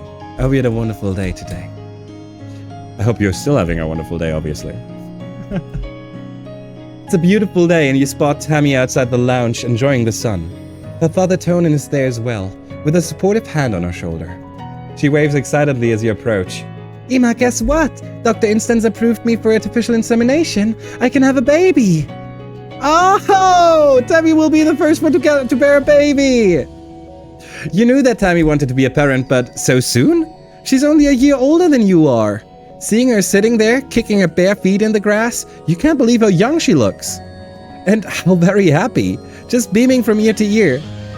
Wanting to be a mother, it's one thing, maybe the only thing I've ever been really sure of.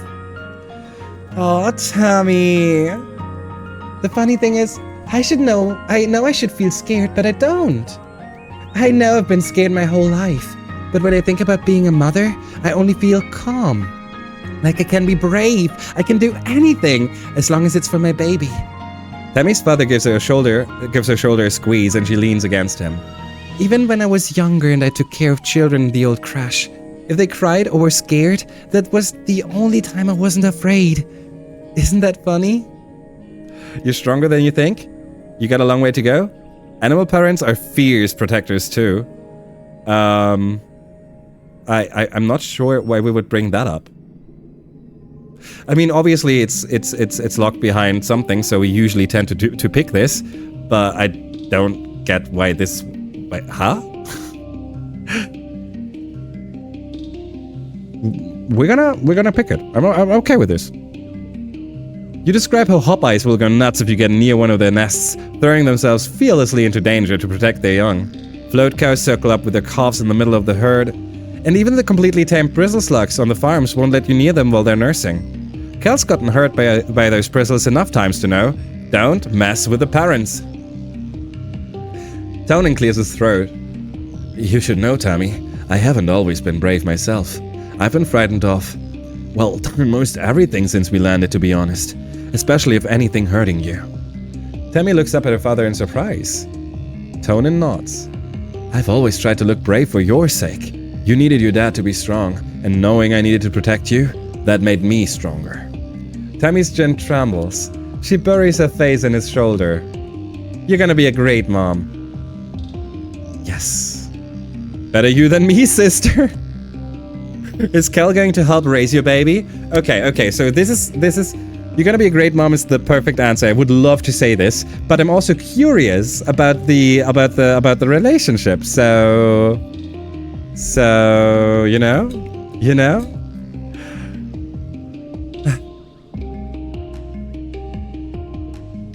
His friendship event is at 100. That's gonna be in that's gonna be like now. Next month. I want to ask. I'm sorry, I need to know this. Hamley smiles shyly and ducks her head. We've already talked about it. Kel is perfect. He's going to be an incredible dad. I love this. God. See, we've turned from a freaking colony where we lost Tammy, Tonin, we lost so many people, to a colony where we have Tammy in a relationship with Kel and they are thinking about getting a baby. They're not thinking about it, they already have clearance to get a baby. How the freaking hell awesome is that? God. Hey, Nomi. Hey, Mars. Get into a debate? Okay. We already did this. This is just us discussing with her. We get +2 persuasion, so we take this. And Rex. Okay. Looks like we're done with all the talking for this month too. That means we're going to spend time... It's the last time we spent time in a normal place. One more time engineering or a sock event. We still are hoping for a sock event. We're still hoping for a way to learn how the engineering stuff works. This is the more important one, I'd say. Okay, let's do this. Assistant medbay again? I'm not sure. Repair robots. I think that could also work. Study. No, we're gonna assist in medbay because that we actually can use. No, biology is already maxed out. We don't need that anymore either way. We don't need that anymore either. Creativity and engineering. That would at least give us the next perk point. Repair robots. We also still need to get a reasoning up to 50. Reasoning to the children.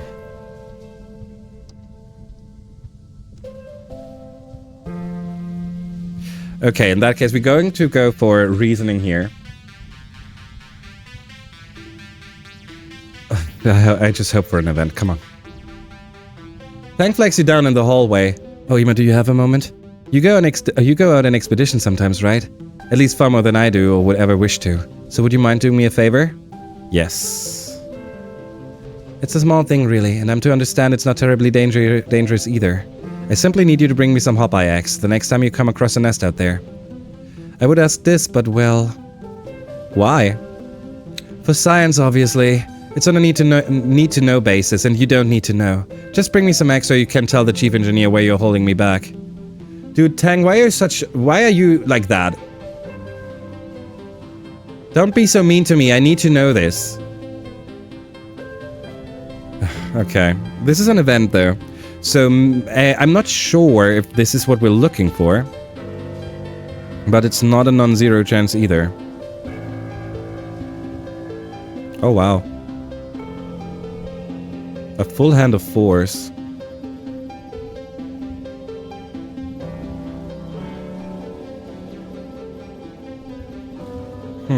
Sad.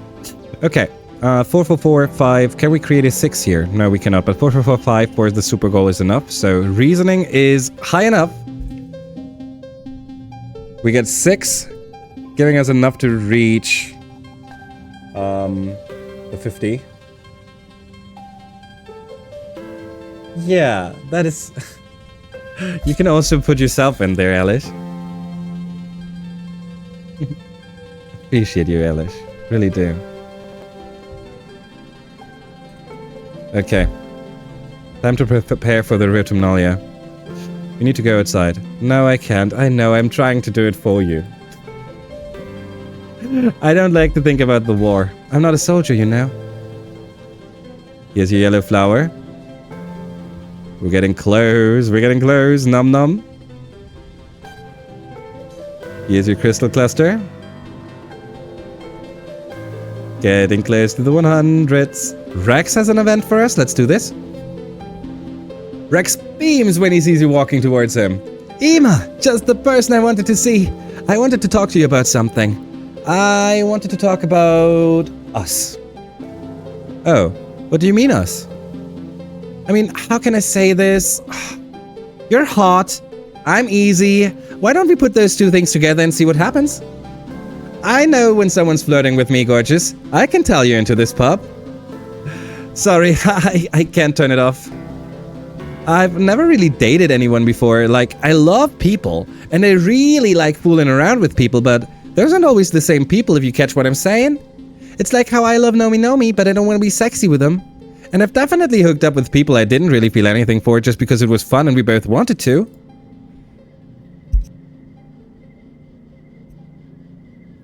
If you're okay with that, I think we could have a lot of fun and just see where it goes. So, wait a second. We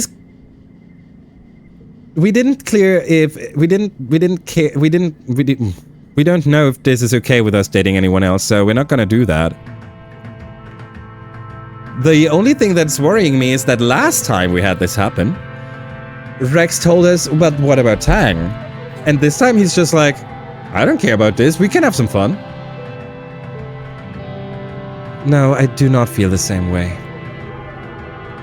Really? Kidding. I'm just pulling your leg. We're cool for real. I mean, you know me, a dog's gotta hunt. I got plenty of friends I don't sleep with. I'm always happy to have one more. Aw, this is so awesome.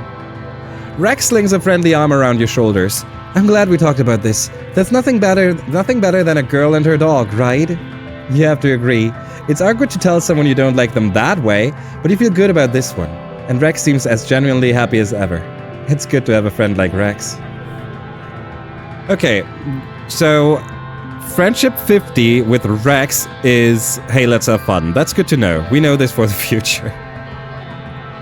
Let's get him his mushwood log. I don't know how many more he needs, but I hope that it's gone. That it's done. Well, there you go. It's done. Hey, Ima. Things are going great in here thanks to you. It'll be done in no time. You take a look at what you can see. Rex has kept it all pretty well typed up and hates letting people inside to peek, but you can tell it's big. Perhaps a little too big. Ambitious, maybe, for a first solo construction project. But Rex has had a lot of help from his crew and from the whole colony. He'd have to be able to find enough wood. He'd have to be able to find enough wood. What does this even mean? It's ready to be finished now? We're gonna save. Rex bar. Does that just skip the waiting time until it's done? You've seen this bar in your dream. Rex was so proud of it. It was perfect and huge, but it didn't have to be. The joy people had from going there wasn't from how opulent it was from being able to relax with their friends. You remember joking with Rex about how people would have loved it even if it was just a few planks and a keg of beer. The thing is, you remember other things too. It hurts when you try to remember specifics from your dream, but you just have a feeling that maybe Rex doesn't have enough time to finish the darn thing. It feels like something bad's going to happen and, well, we have to live life now while the living's good.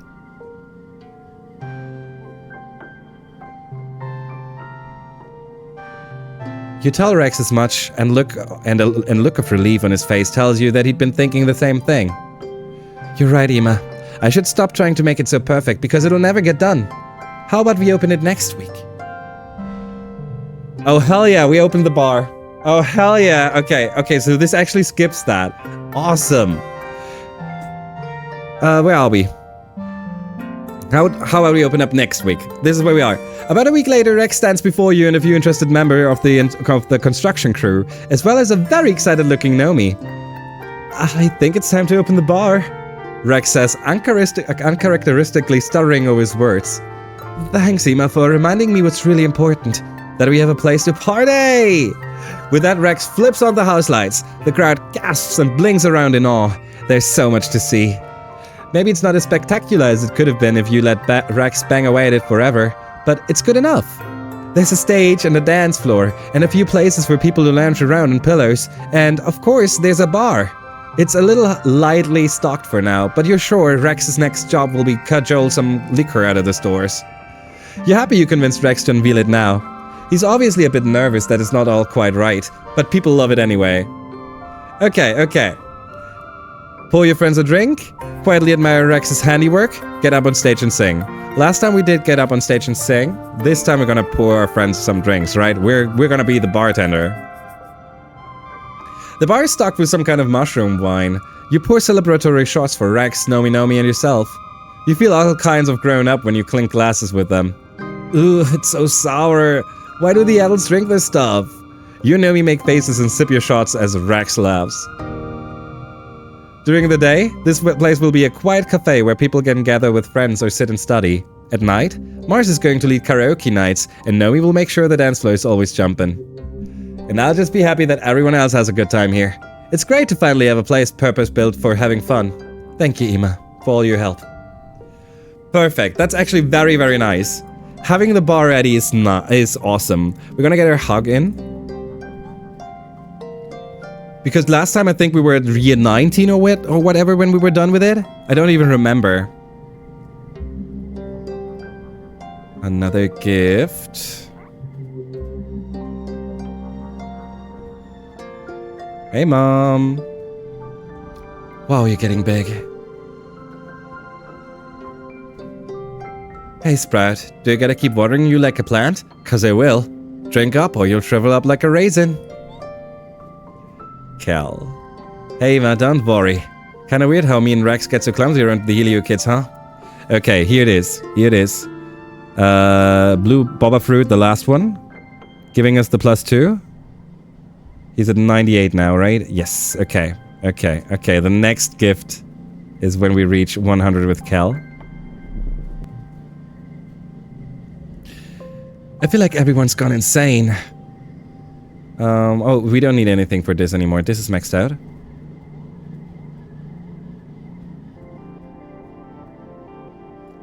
Vase, I dislike you. He's somewhere in wet, and he does like the strange device, so +2. Anemone. Okay. It's her birthday, right? It's early dust? Early dust, perfect. So, we gotta give her something she likes. She likes the Xeno Exo that gives us 4, and that is enough to give us the 90 relationship event. No? It's enough, but it's not triggering. Maybe we need to wait a month.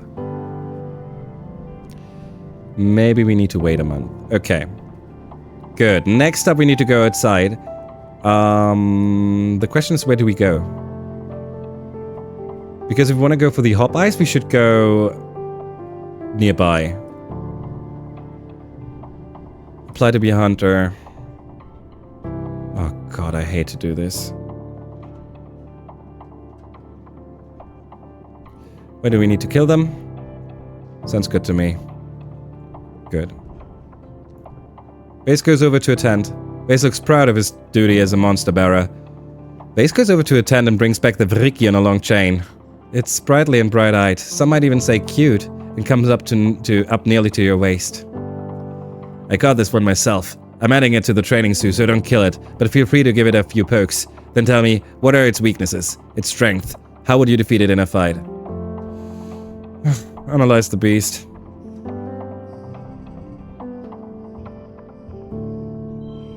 When we need to reach 55, I should not just throw cards, but I'm never feeling good about this.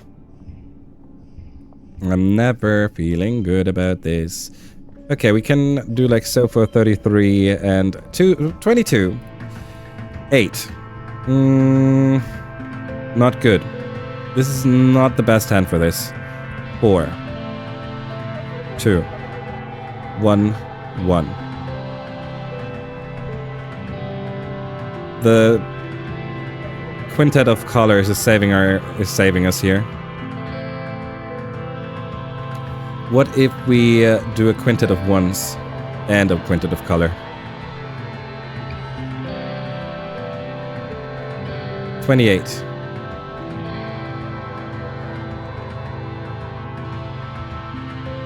$31. That's still too far away from the super goal. That's actually interesting.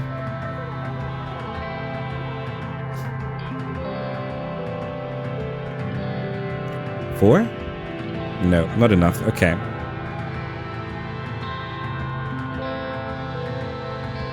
If we can't reach the super goal, then I think we just accept this and play this for the extra on skill. Oh, it's not the right challenge. Okay. I take it back. Well, 31 it is. Hot balls on my back at last. Oh, I hope it's good. I hope it's feeling good. I assume that you're talking about something on your back, on your actual back. Like hot stone massage or something. You studied the creature for a long time. It looks nervous, skittering from side to side and making a clicking noise. You throw a stick at it and leaps up and grabs it in its mandibles. It angrily tears it in half, then glares at you.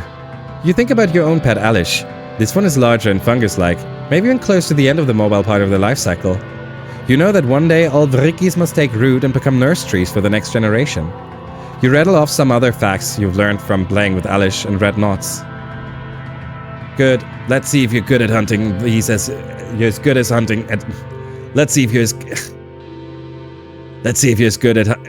Oh god! Let's see if you're as good at hunting these as you are at identifying them. Come join the hunting squad next month and we'll see how you do in the swamps. I just like this. Okay.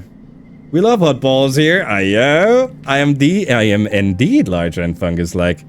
Look at you. Look at you. You're such a cutie. Okay. Hate, crime. No, hate, swamp.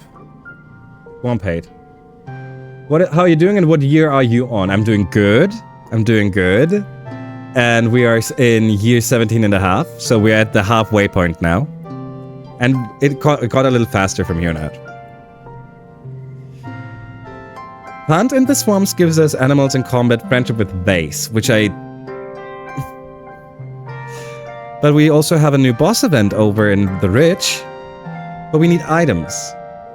Also, I feel like we should at least do this once.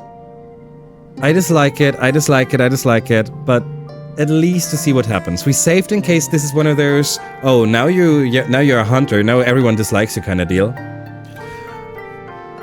I'm gonna do as much as I can, Dennis. I'm gonna do what I think is right. Don't worry about it. I am ready to go for a long while. I'm not sure if I can do all of them, but I'm definitely gonna do a lot. Okay, but leave it. No worries, no worries. Yeah, obviously you're gonna worry. You just meant, yeah, but I mean, no need to worry. All good, all good. Everything's fine. Everything is planned out. Also, Licht, you will not believe it, but the word that the world, it was not the last word, it was the middle word. Oh, I didn't allow it yet. There it is.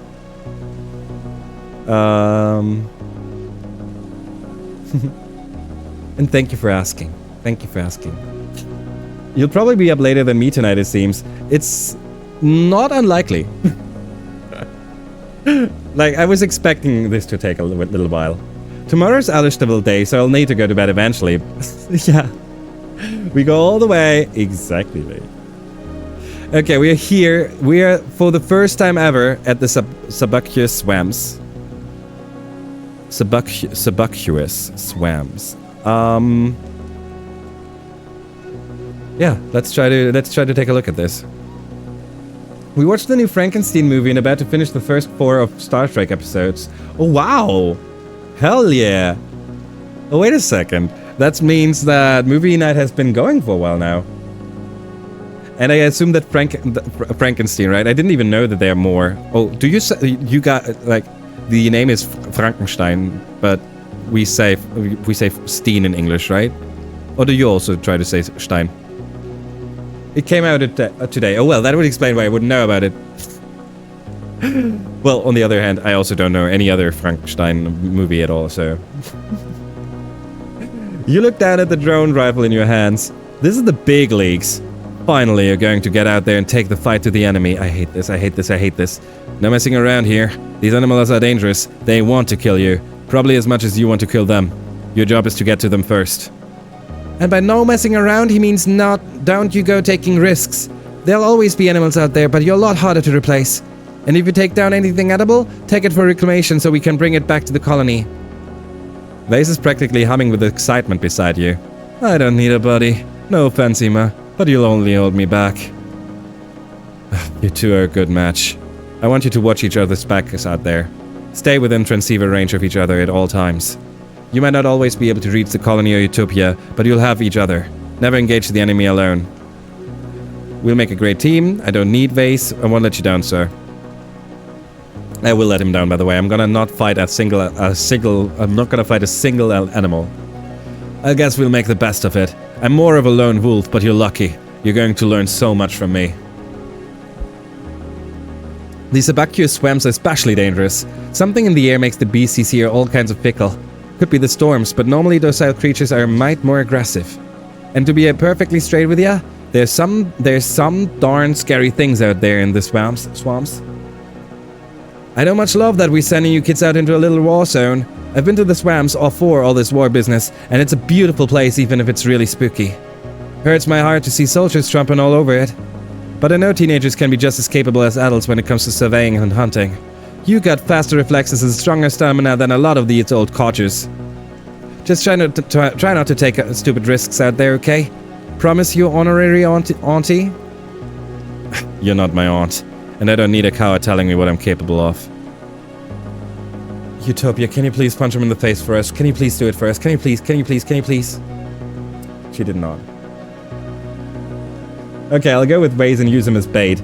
Movie club technically started 40 minutes ago. We pre-gamed it. Oh, fair.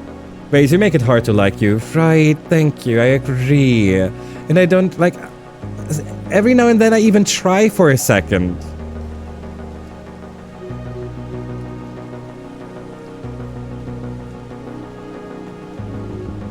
Before we click on any of the events, we're checking out the whole area. Bush pups.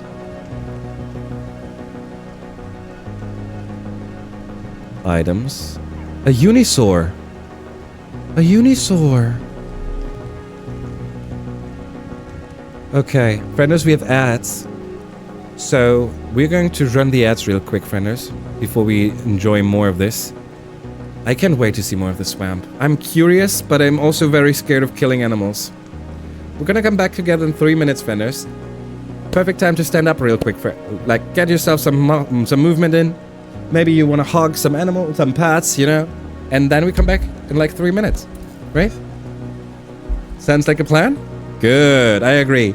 Let's come back together in 3, frienders. I appreciate you hanging out. Thank you so much for stopping by. Thank you so much for joining me. Thank you so much for lurking, for chatting, for just being here. I appreciate you. Also, Kenneth. Ayo! I'm working on it.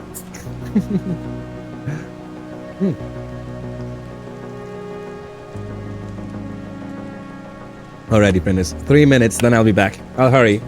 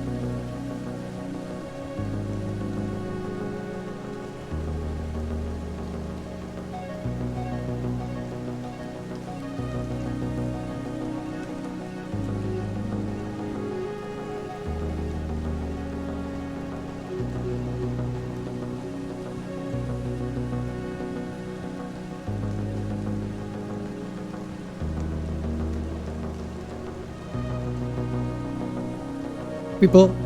Yo. Oof. Alrighty. 5 more seconds. That we can do this. Hey everyone. Welcome back to the other side of the ad break. Glad to have you. We're gonna switch straight back into the game. Oops, that's not right. That is though. We're currently in the Sebekir swamps for the very first time ever. So we're mostly exploring what this map has in store for us. Checking out where the boss event is, where the items are, all that stuff. And right after that, we try to not kill anything. I don't know if that is even an option. But on the other hand, I would think it'd be kind of weird if the developers were like, no, you can only go and see all of the game if you decide to actually mess up some animals or whatever. Kind of feels not fitting for this. A thumper. We don't know a lot about them. Maybe we should take a look at them. Okay, we now know that medicinal roots are to be found in the Sebekir swamp. A boss event is a Unisaur. Okay. I guess we start with that. Okay, let's see if we can non-kill stuff. We save just to be sure. No kill. It's getting late, and you and Vase should be heading home soon. Then you spot it.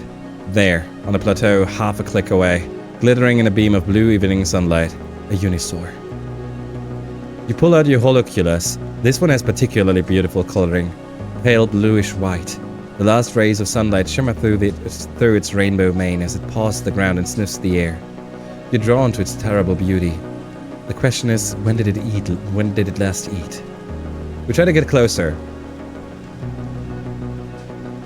7, 6, and a 5. This 5 turns into a 6. 31 in the first hand is pretty strong. So we're playing this. We have a 5, we have a 3. A wild card, 3, 4, 5. We do have a 2. So 36 in the second hand, also pretty strong. Giving us a 22, and this should be easy enough to do. There you go. This is not a super goal yet. That's impressive. Can we do a little bit of 7?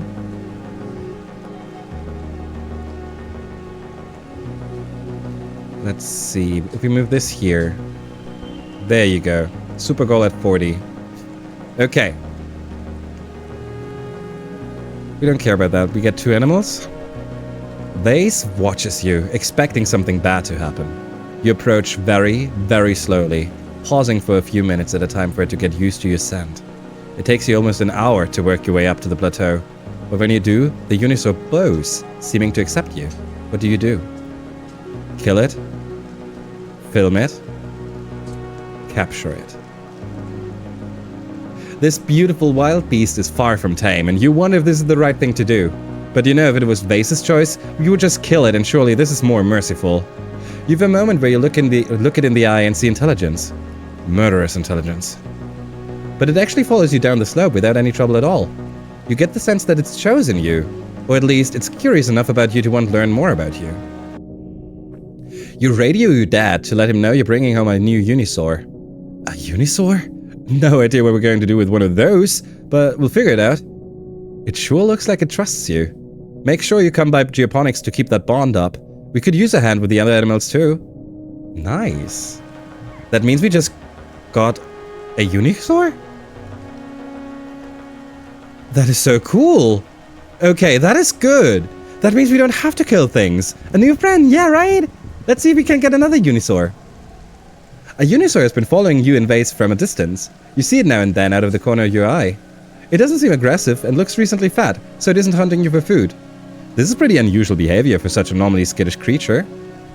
We're befriending it. Oh hell yeah, we can do everything we want. It doesn't act like a wild animal at all, more like an algorithm. It's not interested in your food, your soft cooing, nothing you can offer. It's unnerving and strange. It continues to back off and keep a precise distance from you and Vase. When it sees you paying attention, it backs off further, then comes back to observe you. That's it. I've had enough of this. The presence of danger seems to unlock some new subroutine in the Unisour's instincts. It charges you. No. I thought we befriended it.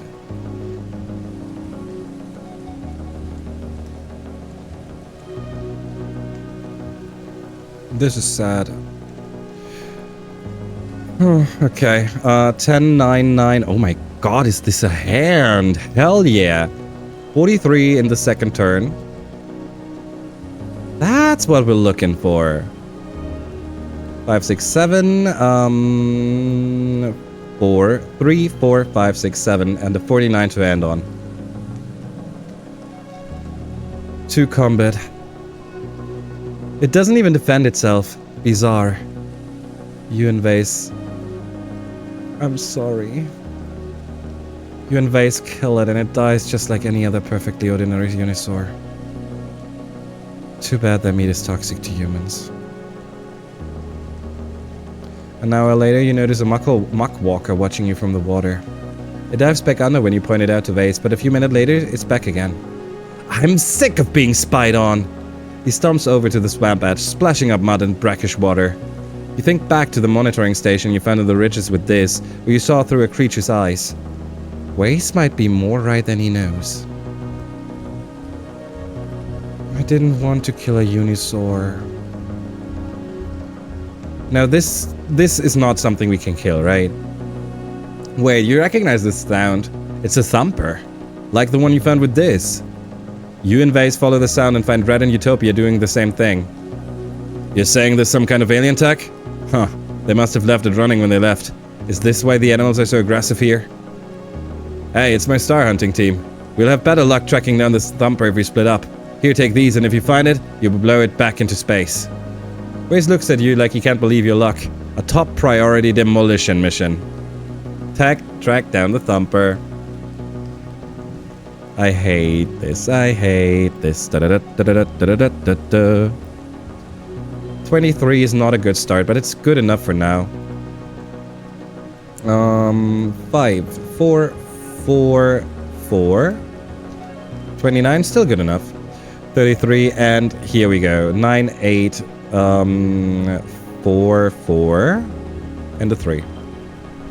Super goal again. There you go. You follow a thumping sound to one of those alien pyramids of shining black rock. This one is half submerged in the muck, and its vibrations have liquefied much of the ground here, and make the standing water ripple nervously. The creatures nearby are acting strangely too. It looks ancient and overgrown, but also technologically advanced beyond your comprehension. It's a strange blend of organic and inorganic parts, and somehow it's still working. You could destroy it as Red requested, or you could study it. You already know which one Waze would rather do. As you are considering your options, you hear a growling noise from behind you. Rising out of the shivering muck are several Xenos drawn mad by the ceaseless thumping. Can we run away?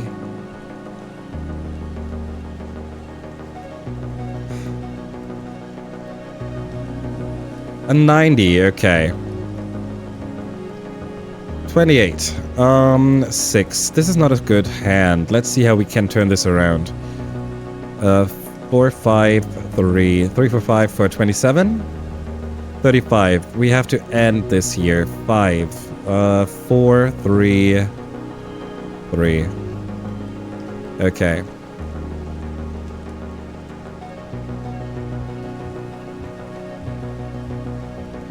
$45.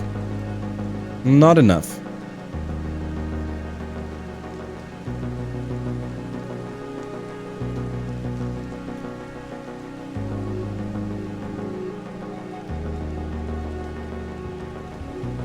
What happens? No. No.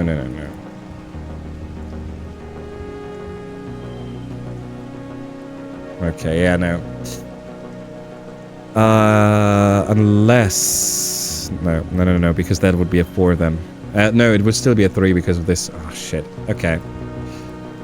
We had the 45, so we knew that the perfect outcome. You and Vase managed to dispatch the creatures until only a few days top ice are left. He kicks a carcass back into the swamp. Stupid animals. Are we going to blow this thing or what? We can do something that we've never done before. We can try to redirect it. I have no clue what that means. A hard engineering challenge, 92. A wild value card that is locked. Oh god, okay. Oh god. That's gonna be a tough one. Let's turn this card blue. And now we have a red hand, I swear to god. 9.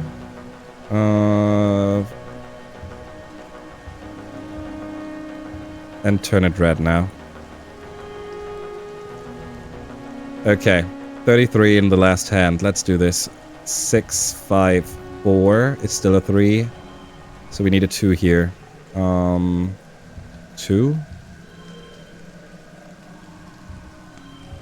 Value. 45. 48. 48 in Super Gold. That's what we were here for. Perfect. Good. Giving us 3 engineering. That means we're 1 point away from the next perk point. That is mean. Okay, and we get the next perk point. Because we get 1 bonus point in engineering here. So now we're at 66, and that means we now unlock new cards in the depot. Okay. We also get +1 colony defense. It's alien technology far beyond you can, but you puzzle over it, and with the help of your holopalm and some creative risk-taking, you redirect the beam away from the colony. Then break the mechanism to change it back, just in case. Red is a little miffed you didn't blow it up, but Utopia slips you some kudos for preserving it for later study. Good. New cards in the depot. What is this event? You invaders are walking down a path made by some creature, probably bush bubs. They like to make paths. What you find there isn't a bush bub, it's a snap bladder, a much more aggressive foe. You've seen nests of the thing squirming around and crying out, trying to lure people into their hungry mouths. But this one is one of them. But this one is on the move.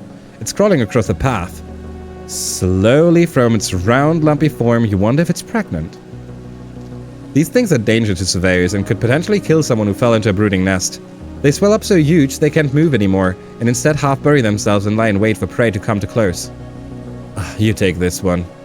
It looks like your speed. Dispatch it quickly, analyze it, kill it with flare. We're gonna analyze it and that's it. I hope that we can run afterwards. 554 for the 27. 76. Oof. This is a hard one.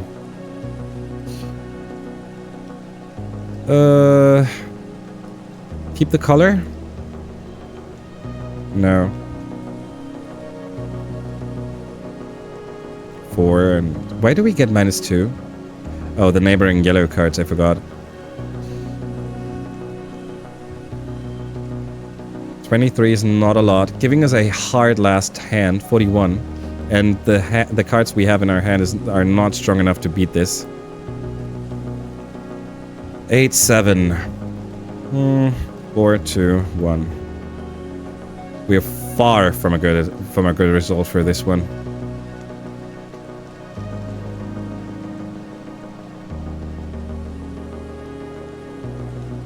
Bonus to physical pairs. Maybe it's time to redraw a hand.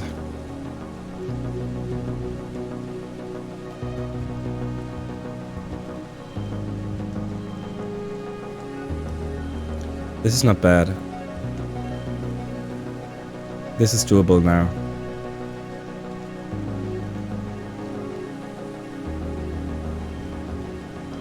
Okay, there you go. 43. Not an easy one. The creature seems uninterested in you, more concerned with getting where it wants to go. You're able to take a few really good readings on its biochemistry, even snagging a sample of its clear gooey slime. You take so long, Base eventually just pulls out his blast cutter and cuts it open. Here, now you can do an autopsy, you're welcome. The cut-open snap-ladder carcass exhales a noxious cloud of acid mist. It stings your eyes and makes your lips tingle, but you're okay. And this gives you a chance to examine its insides too. Science! I just like being here. This is by far the worst area. You and Vase are marching through a densely forested area. The droopy goop villas would seem to be melting into one another, forming an impenetrable mess. You can barely see anything around you as you pick your way forward. You notice Sim sit hiding behind a tree. He puts his finger to his lips and motions for you to come closer. Fall back and whisper to Sim. What's a nice human like you doing in a place like this?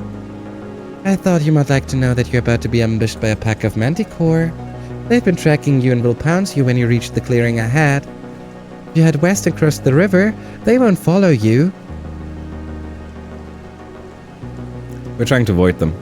Don't warn wait. Ooh! Wait a second. Wait a second.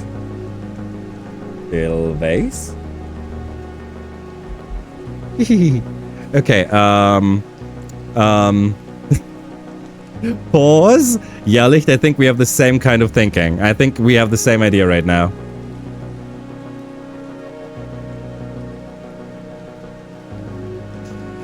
You stay in the rear, pretending you're getting tired.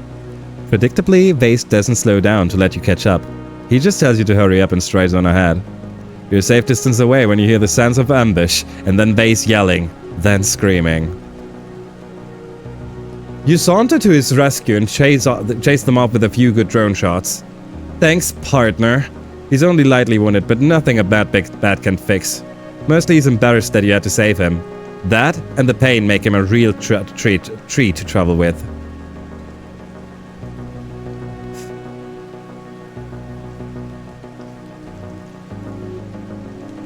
Oh well. It doesn't kill Vase.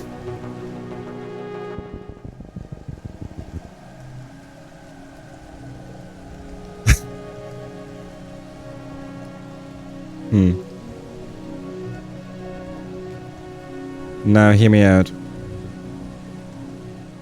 Good things can't be easy. Yeah.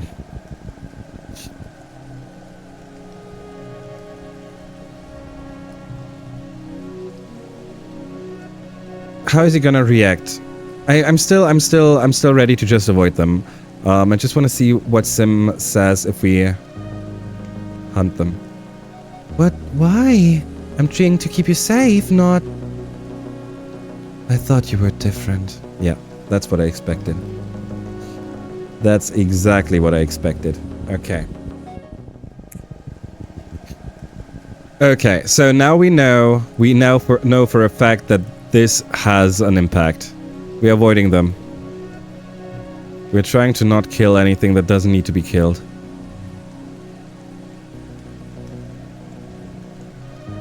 The worst thing about hunting in a bog is, well, the bog. You're up to your knees in sticky, clinging mud, sucking at your boots when you try to move. You're stuck. You poke at it with a stick, then lose the stick. How deep does this go? Build a bridge? Wade through it, find another way. Build a bridge. +1 engineering. You find some branches that seem light enough and strap them together using tall grasses, making a kind of raft. You drop it onto the muck where it sits without sinking. Then you make a second raft, walk to the end of the first and drop it down. Then you pick up the first raft, walk to the end of the second and drop it down. Continuing this way with your two rafts, you and Vase are able to cross without even getting wet. It takes forever, but it works. That's the kind of events that we want. A wide but shallow stream blocks your path here. If you get a run up, you may be able to jump over it. Or there are giant lily pads that might hold your weight. The tops are worn smooth, as if animals in this area regularly use them as a bridge. Come on, short stack, he crows. He has the height advantage though. It might not be as easy for you. He leaps over it. I can jump over it with our toughness. We could also hop across the lily pads. I kind of feel like we could learn something about the lily pads this way. I'm not sure. You land neatly on the other side, and Vase laughs and gives you a high five. Ugh. Can we wash our hands? No, that was mean. That was mean. I should not do that. Wishbub? No, that just means we have to fight. The swamp? Wow, what is this? The swamp has flooded here, and water has risen to almost completely cover the trees. The islands you make your way across are actually the tops of giant mushroom-topped trees, barely raising out of the marsh. The water is clearer than usual, so you can see down through the underwater canopy to the jungle beneath the surface. You think it's just marvelous to peer down at the underwater forest, but Vase is antsy and looking for something to fight. He scouts on ahead. You're hurrying to catch up when several muckwalkers come flopping out of it in front of you. They're twice as long as you are tall, smacking and slithering in your direction with hundreds of little fins. The creatures are slow and clumsy out of the water, but it doesn't really matter when you're that big. Ugh. Okay, 6, 6, 7, 26. 9, 9, 6, 5, 4, 439, and a 4, oops, 4, 4, 4, 4. Actually, this now turns into an 11, right? Yeah. Super goal 42.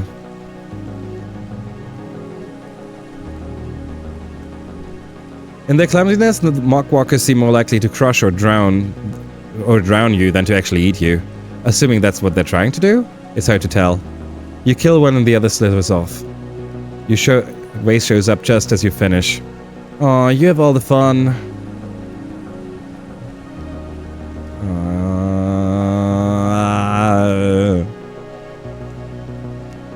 I am not very happy about this place.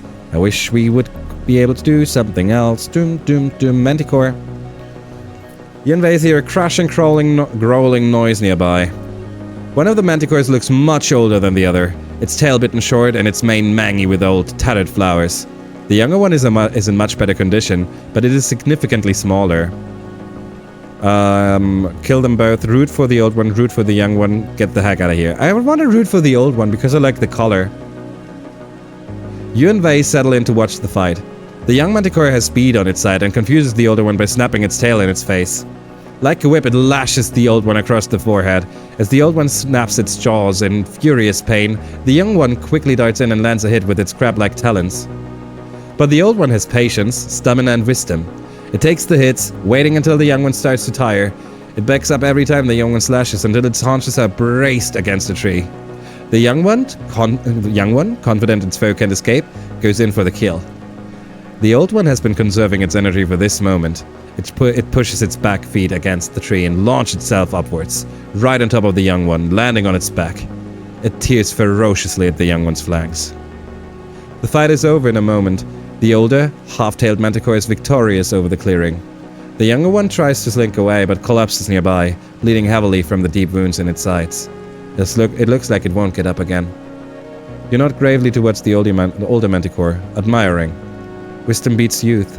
Something to remember. Waze makes a gun-shooting gesture. He thinks you should kill them now. No. Oh, frickin' shit. Nothing works with you. What was that about? We're supposed to be killing dangerous animals out there. It deserved a warrior's death. It was a good fight. It deserved to be treated honorably. Next time I'm going in, with or without you. Considering that I was thinking that we could get his friendship up if we spent some time with him here, this is not looking good for that. Nothing looks good here. I want to leave. I'm just gone. I don't want to be here anymore. I don't want to be here anymore. I'm just happy that we're done here. I don't want to go. I'm so happy to leave. This was the worst part of the game for me yet.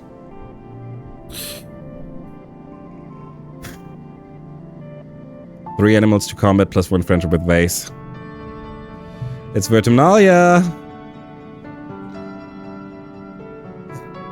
This year's Vertumna is ushered in with a big military band, horns and drums supplemented by recordings of parade music from Earth.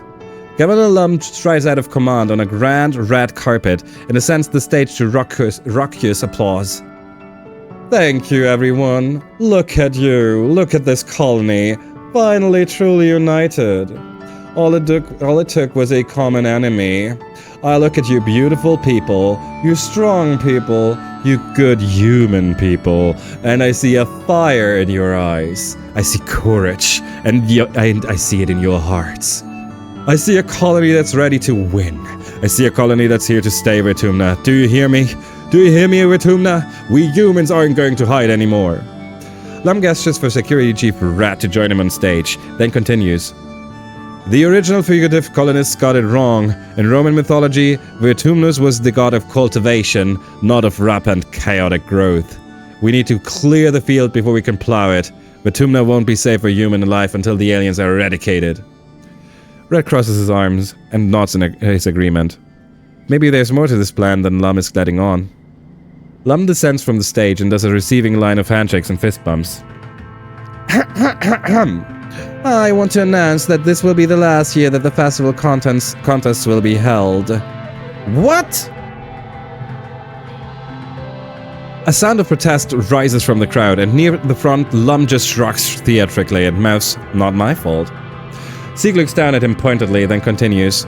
This war will use our colony resources at a tremendous rate, including the most valuable time. Hey, I got some good news. This one's really gonna knock your socks off. The colony has its first pregnancy. The crowd murmurs. Everyone give a round of applause for Aspartame here, Vertumna's first mother. Tammy's bead red all the way to the tips of her ears, but she dutifully does a little twirl so Lum can show her off. Look at her, so vibrant, so healthy, just like our young colony. We're so proud of you, Tammy. Your child is going to join the ranks of the greatest species the universe has ever seen. Humans, whatever. Wait, Tammy's pregnant? Tammy descends from the stage into a gaggle of surprised and excited friends. OMG, is it really true? Yes, I'm finally going to be a mommy, just like Aunt Anne. You take a good look at Tammy. You haven't seen a pregnant person in years. Not since you landed, at least. Aren't they supposed to glow? Tammy looks radiant with pride and excitement. Looking more closely, you realize that her dress is starting to curve out around the belly. Every baby born to the colony, even you and your friends, is a complex arrangement of inherited, donated, and altered genes, and sometimes not even related to their parents. If the council let Tammy have a baby, does that mean there will be more soon? Will they expect you to have a baby? Cal runs over from where he was standing with his family and sweeps Tammy up in a big hug, twirling her around. I'm so proud of you. Sorry, too much spin? You okay, little Hopeye? They look at each other adoringly. As you stand around and marvel at Tammy's news, the adults all start putting away the chairs and setting up for the games and contests. Mars puts her hands on her hips. So, what does everyone think about this war in nature? Okay. I think it's stupid. I know survival is important. Of course you'd think that. I think Lum is a total nullhead. He's not much older than me. What is he, like 24? They should listen to me instead. Finally, you're all called to participate in the games. Okay, so maybe we still have a chance to overthrow him. Because this actually looks a little more dangerous, considering that it's 17 and a half. Okay, what do we do? Xeno wrangling that will give us friendship again, and it's not killing, it's just wrangling. We know this now. It's wrangling is not killing, is what I think. I hope that it's not. We do this for the friendship with Anemone and Vase. The crowd goes silent as the ranchers bring out the most dangerous animals the games have ever seen. A fully grown manticore. It roars and thrashes its mane, stalking around in a circle on the lead hammered into the ground. It's got a muscle on. I'll bet it claws I fell down. Chief Red, this isn't a challenge. On the sidelines, Red shrugs and spreads his hands. Vase and Nem go before you. Vase is an accomplished wrangler and manages to wrestle it to the ground easily by mounting it and looping a rope behind the joints of its claws, pulling them behind the manticore's back. Nem manages to do the same thing, but it's a struggle. She limps out of the ring with a wrenched shoulder as the wranglers free the manticore again. It snaps its claw and grins hungrily. It's your turn. Alright. A 90 in red, let's do this. Not the best first hand, but we can still turn this somehow. 8, 5. 5 for 24. Oof. 5, 4, 3.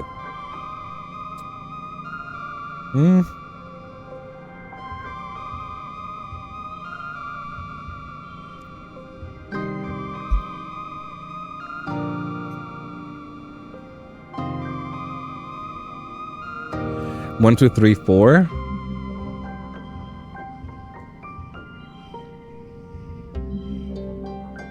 Shit. 22. We would still need 44 in the next hand, and our current hand, like, oh god, that's not good.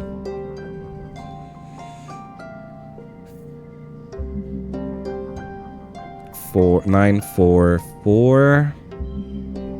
4, 4.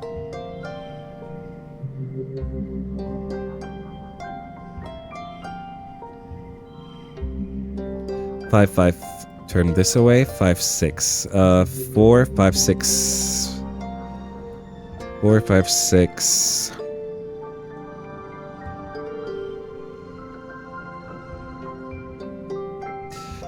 Okay, what about... No, this doesn't work either.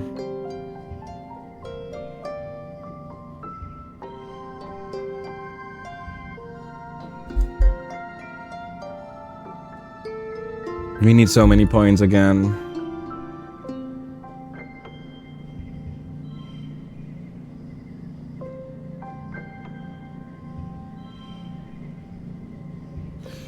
Okay, so 41 is pretty close. Close enough for us to use items.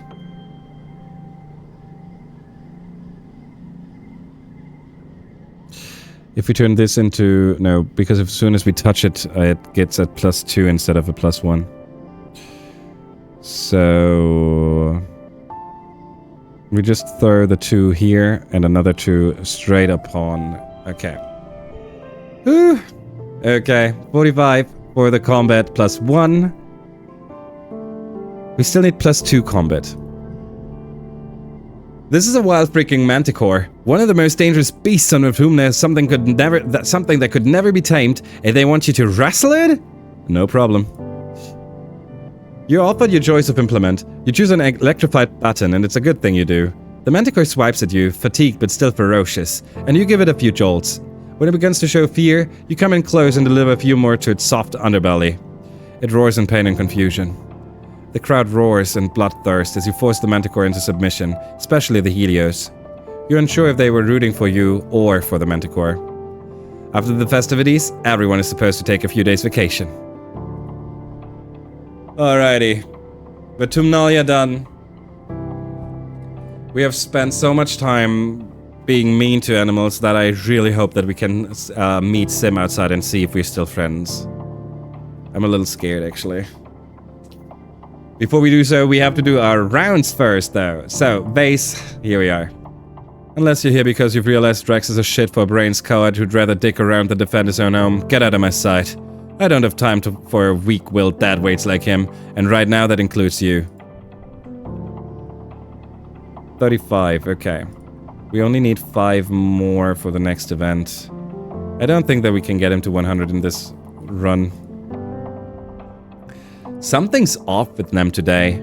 You can tell just from watching her train that she's moving more slowly and seems distracted. Every so often, she breaks form to stare at Vase, who's working with a group of trainees on the other side of the garrison. The unit leader thinks her out and chastises her, gesturing for her to take a break and get her hat on straight. Nem scowls as she slinks over to the rest area, where you hand her a water bottle. "Hey you," she says, shooting you a little flicker of a smile as she takes a drink. "What's up?" "Vase isn't talking to me. It's been 2 days and he just acts like I'm not even here. I've tried to talk to him and he just says he needs time to think. We got into it about how much time you and I spend together. He thinks you like me, and I told him it's not like that, we're just friends, but... maybe the problem is just that he doesn't know you that well. He doesn't trust you around me, that's all." Okay, maybe. I'm a little... I think it's a little weird that we can go and say Vase is right not to trust me. We could basically... Oh god. Okay, so... we could basically take her away from him like that, couldn't we? Do you want me to talk to him? You must have done something wrong. He's a scumbag now. She's not ready to accept that he's a scumbag yet, is she? Scumbags. I mean... She's sad. She's sad, and if I tell her that he's a scumbag, then she's most likely gonna be like, nah, then I'm not gonna talk to you anymore either. So, I think our course of action is... that's a good idea, that we could plant the thought.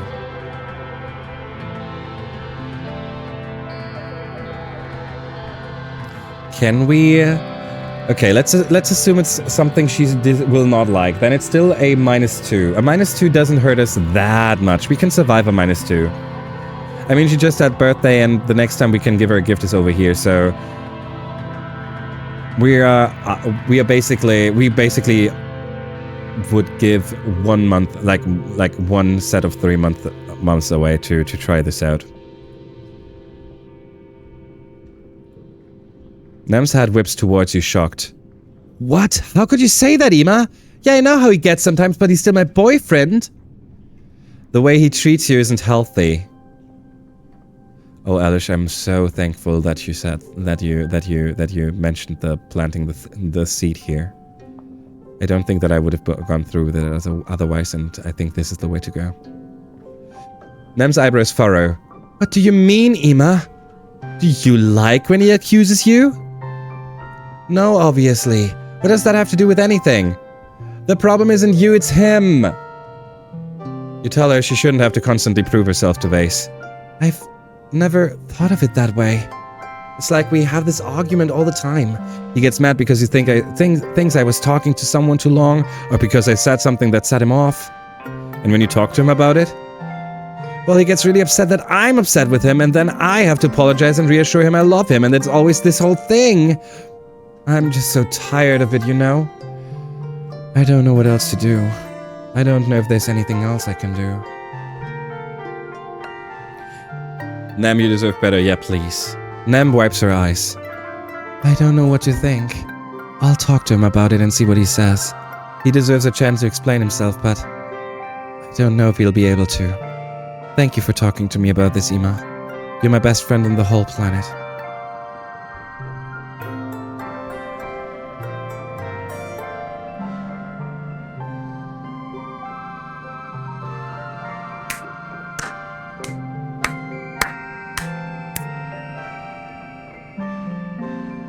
Alish, this one is thanks to you.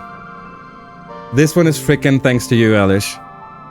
Holy shit, we broke them apart. No freaking anemone and no freaking base anymore. Freaking hell yeah. Freaking hell yeah.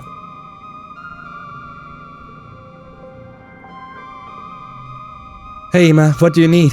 Let's see if Vase is gonna be oh, there's an event with him. Oh, he's gonna kill us. He's so gonna kill us. Let's see how this goes. I can't wait. Okay. On your way to the garrison, you pass by a few young soldiers speaking in hushed tones. They seem to be commiserating over Vase's attitude in training today. Oh boy, you might know what this is about.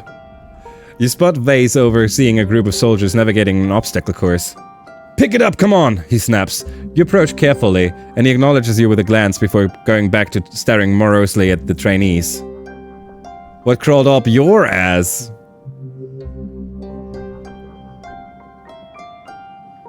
No vanimony. What crawled up your ass? Why are you so glum, chum? I have no clue what this means. Oh, he didn't like that. Nothing, just a bunch of bullshit. I love bullshit. What is the other thing? Wait, so glum chum? I don't know what either of that means. I don't know why one is better than the other. Wait, so glum chum would be kind of you acting friendly. Okay, so chum is a good word. Because I thought chum bucket is a negative thing. I thought that is what Plankton out of SpongeBob. I thought that was where Plankton is. Glum is sad. Okay, glum is sad. Okay. I will. And chum is kind of a slang for friend. Okay, okay. Oh, wait a second. Wait a second. You know what we do? Oh no, that doesn't work. I take it back. We don't do that. Okay. We broke them off. And Gem is kind of a slang for a friend. Okay, okay. Like I said, I thought this would be like I thought Gem was like trash. You look over Nomi's shoulder. Mike, don't do that. Thank you. Okay. Crystal cluster for Nomi. Is this a 100 event with Tammy? No, it's a 90 event with Tammy. Let's go. Tammy is sweeping the front stoop of the lounge, humming a little song to herself as you approach. Humming a little song to herself. As you approach, you see her stand up straighter and drop her back. Now that you know it's clear she's pregnant, you wonder how you didn't catch on before, Vertumna. It's still mind-blowing that she's going to have a baby. The first child born from someone who was themselves born in space.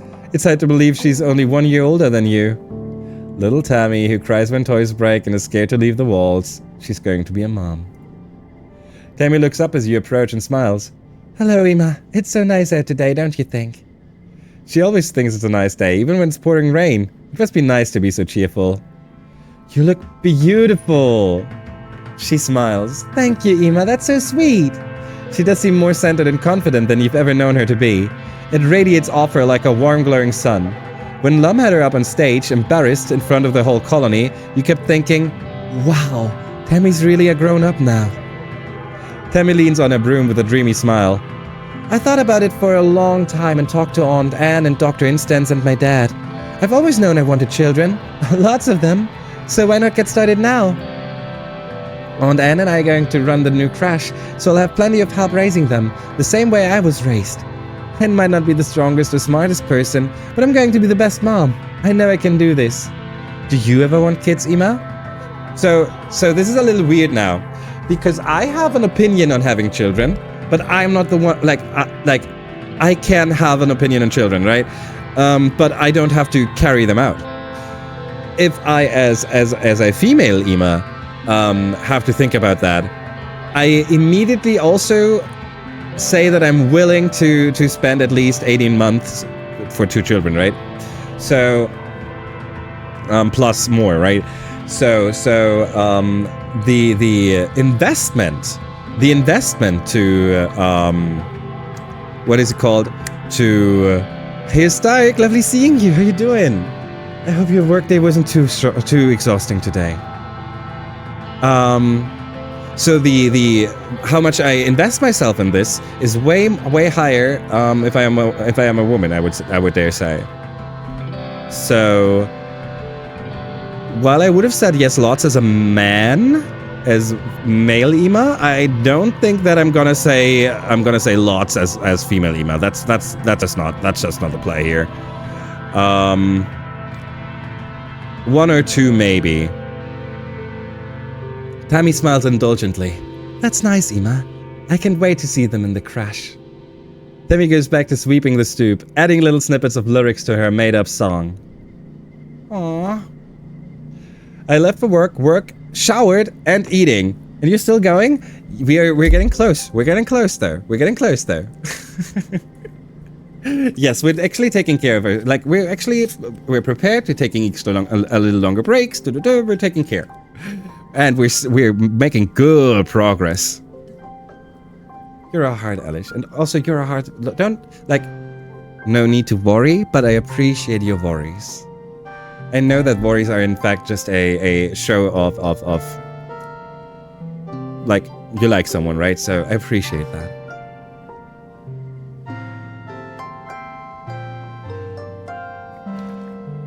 Also, I don't think that you were here for that, Stark, but. Can send us a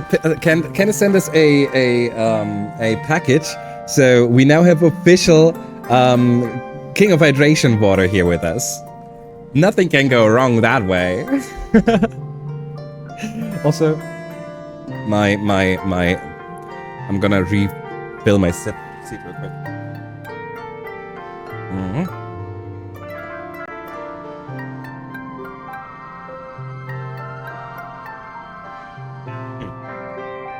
Oops. So you can't see that, but I have some blankets and some fluffy stuff on my, so I get to sit on a blanket. My ass is on a blanket. It's way more comfortable. You have official hydration station brand hydration. Yeah! Yeah! Oh. Tammy is pregnant. We're gonna have a baby soon. It's not ours. It's not ours. I don't think that it's ours. What are you doing here? Have you come for a visit? Tammy's so pretty, don't you think? I haven't known her as long as you have, but she's so nice and so generous and so gentle. She's always so nice to me. She seems like she's nice to everyone. She's gonna be a really great mom, I can tell. Oh, I wonder what genetic modifications she's gonna choose for the baby.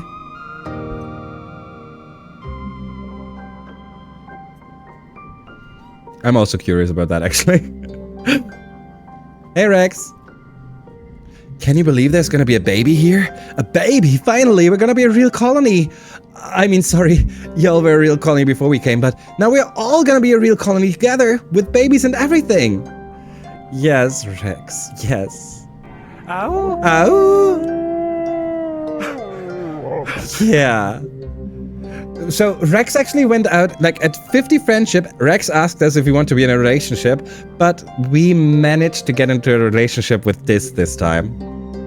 And this was just 2 months too early for Rex to... Sadly, this also didn't give us a let's do this poly-like. Look, I'm just saying, thank goodness for contraceptives, right? Could you imagine being pregnant right now? Gross. Mars, you can't say that while there's someone pregnant right next to you. You can't do that. That's just not okay. Mars. Hey, Mom. Ema, it's good you're here. I know. Hey, Dad. A blossom for my little blossom? Yeah. Hey, Cal. Whew. It's hard to remember to stay hydrated when you don't feel the heat. Oh, yeah, that's true. That's true. You're right. She was not standing right next to her. That's right. But I wanted to scold her. Does Rex still love hugs? Obviously. As if he'd ever not hug us. Look at him. I think we did hug already. Oh, we can come in for another one. Rex meets your hug with just as much enthusiasm as before, lifting you off your feet. Oh, Rex, Stark. Do you want to know what happened? What we just managed to do like 10 minutes ago? Do you want to see? Do you see where he's standing? Do you see where she's standing? Did we save Nem? Oh, hell yeah! Look at that! The relationship is over! No more freaking relationship with Vase! They are broken up! We broke them apart! They're gone!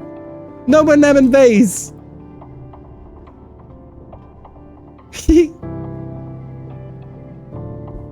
I keep trying to tell myself that not everyone needs to fight the aliens, but I can't stand it when Kel talks about how we all gotta sing songs and get along.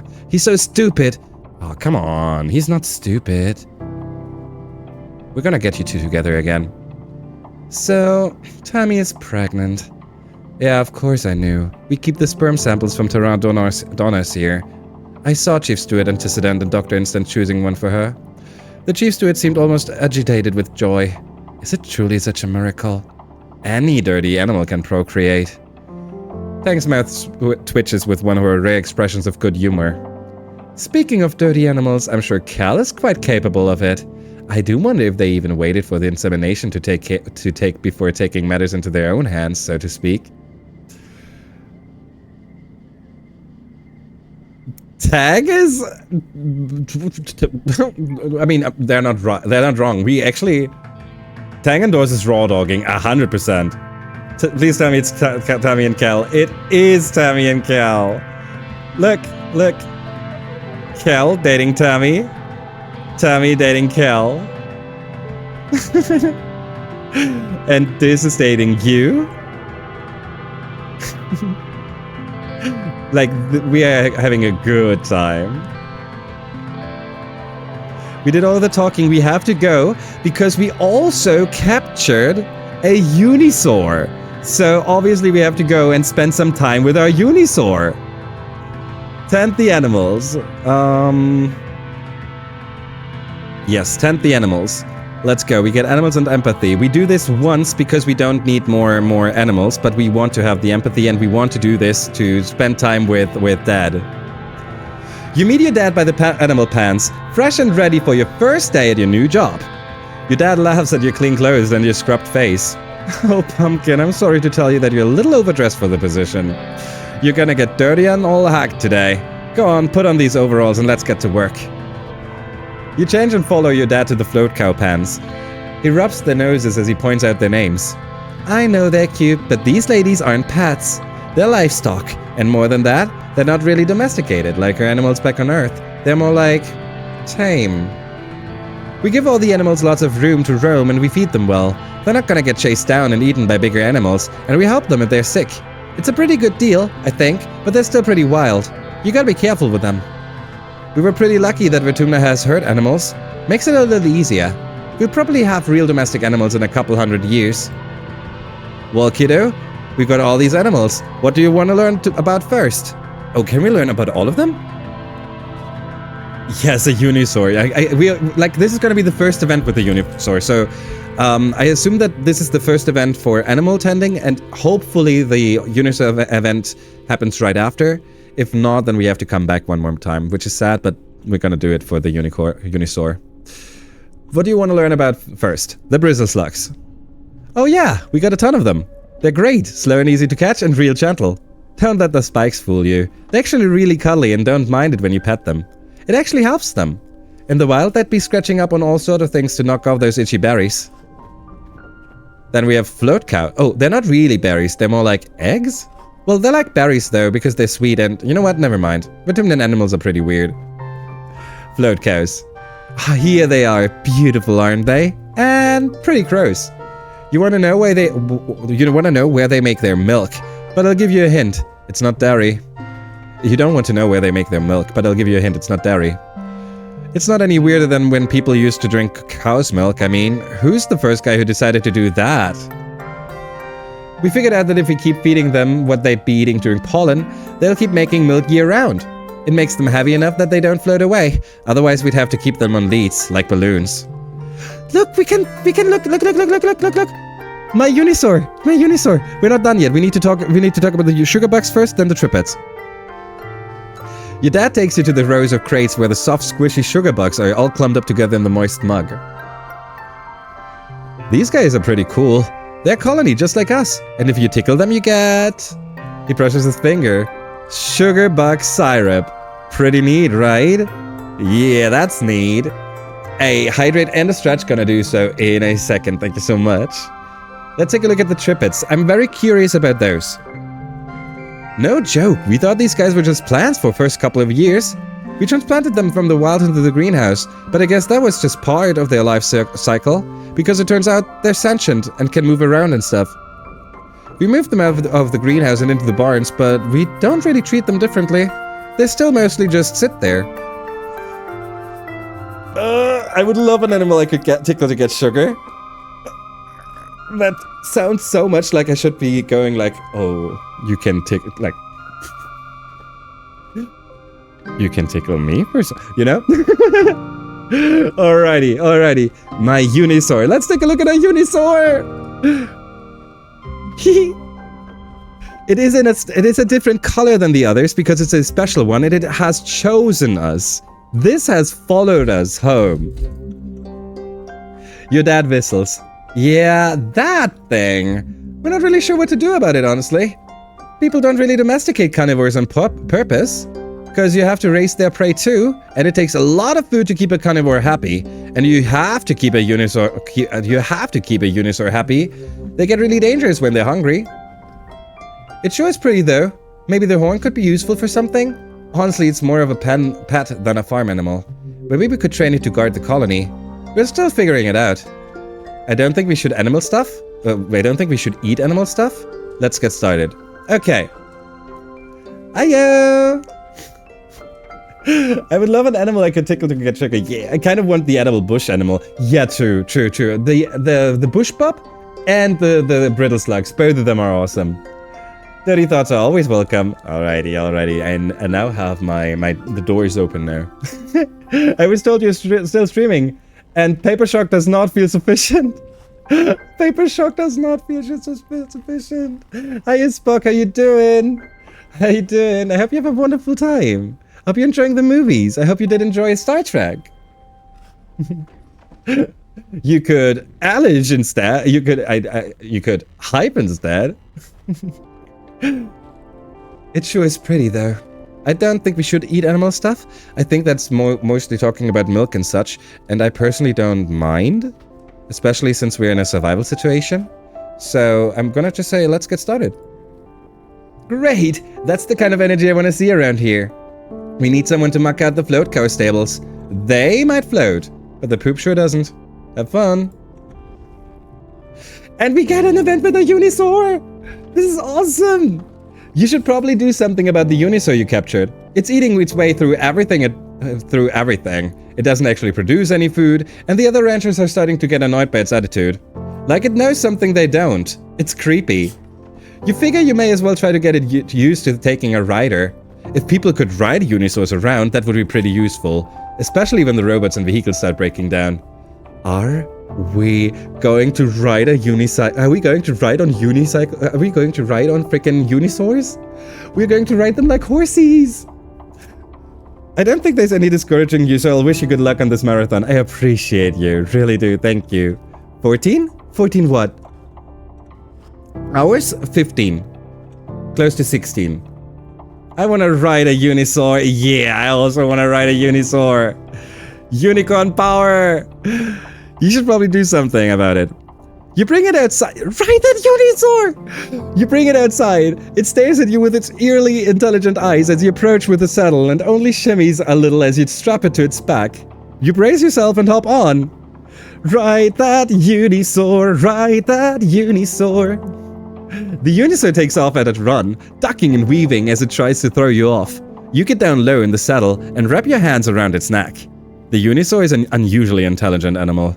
You can sense it trying to figure out how to throw you, or just make it too uncomfortable for you to hang on. I'm gonna do that.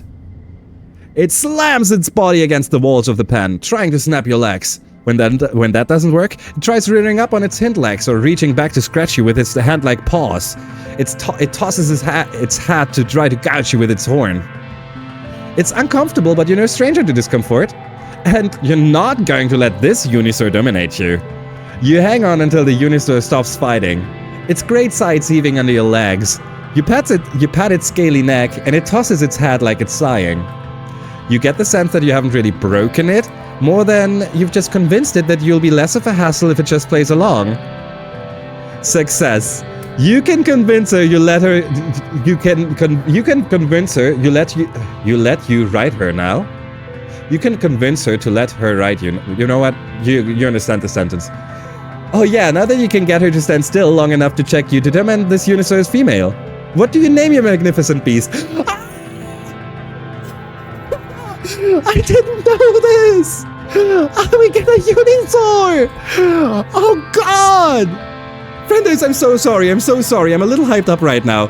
We get a freaking Unisaur!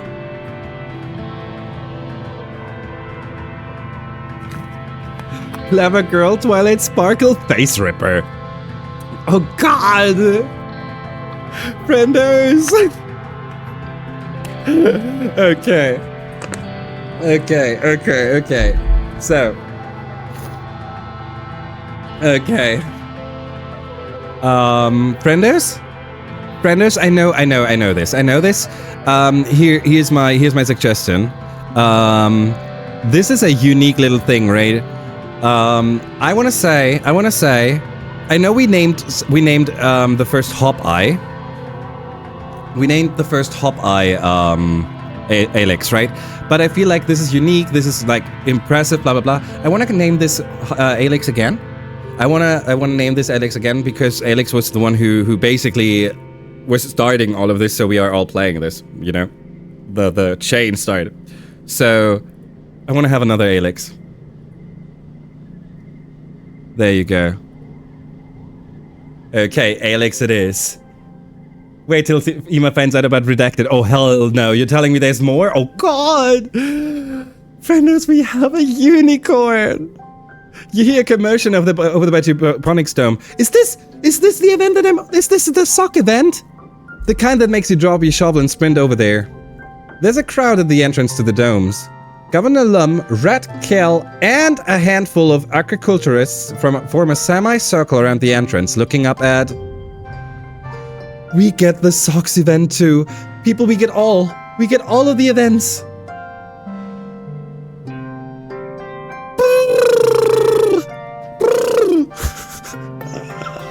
I'm so happy. Do you want to know? No, but I want a hint. Is there a fourth animal?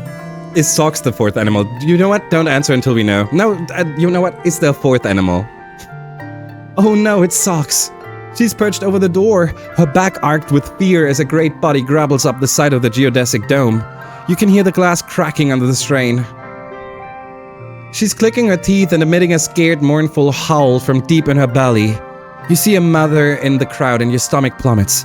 She's going to be so angry when she finds out you and Kel have been hiding Socks from her this whole time. Kel is between the mob and Socks, his arms spread wide.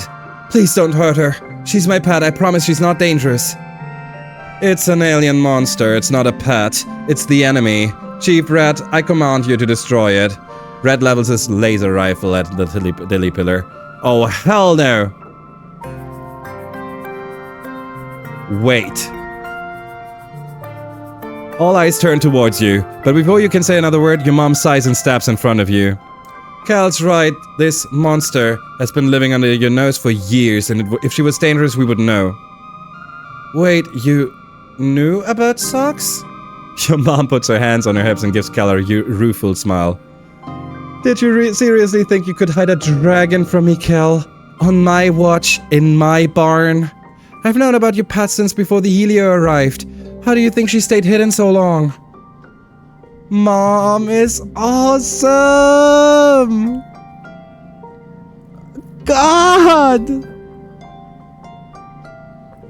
In retrospect, it is kind of unbelievable that no one discovered the massive pink dinosaur caterpillar until now.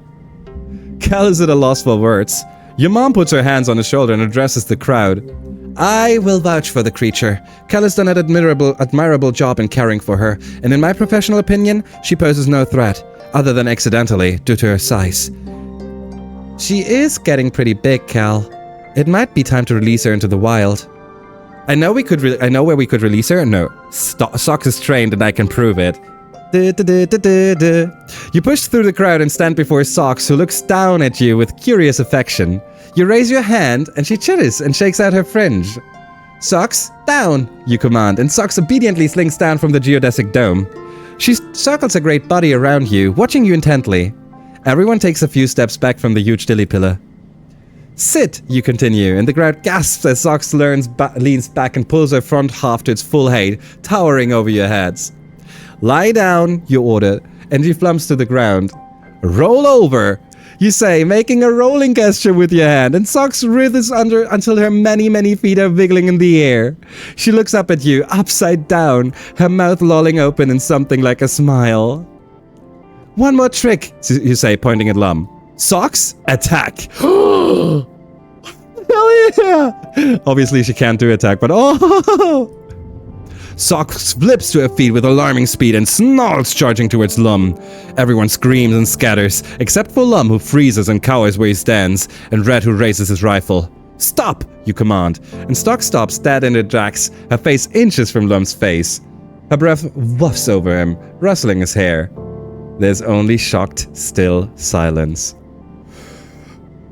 If we aren't the coolest, dopest people, teenager freaking coolest people around, then I don't know who we are. Oh my god, we are so cool.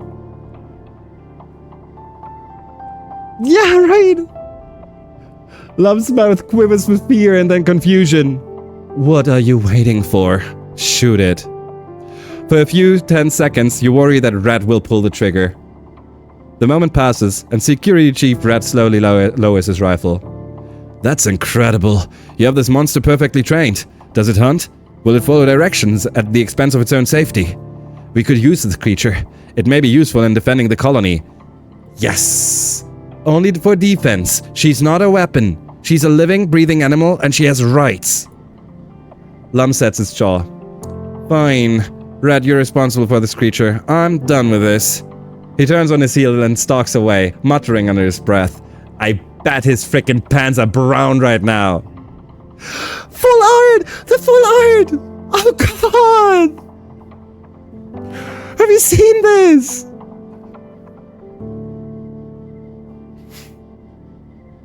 This is wonderful. Ema, thank you, he cheers, then loves as Sock sweeps him off his feet. The crowd disperses, though some hang around to watch and wonder as Cal plays with his dilly pillar friend. My heart. I swear to God, friendos, those were some of the amazing... I love this. This was so good. This was so incredibly good. I swear to God. Friendos, we have ads coming any second now, just so you are aware. I used up all our snoozes so we could see the whole scene play out. So no more snoozes. We have to run the ads. That means standing up, getting yourself some snacks, getting yourself some hydration, whatever it is you need. We come back in 3 minutes like always. You know the drill by now. You know the drill. I'm gonna stand up. I have to go over there and hug and cuddle a little big boy. And then we're gonna come back together.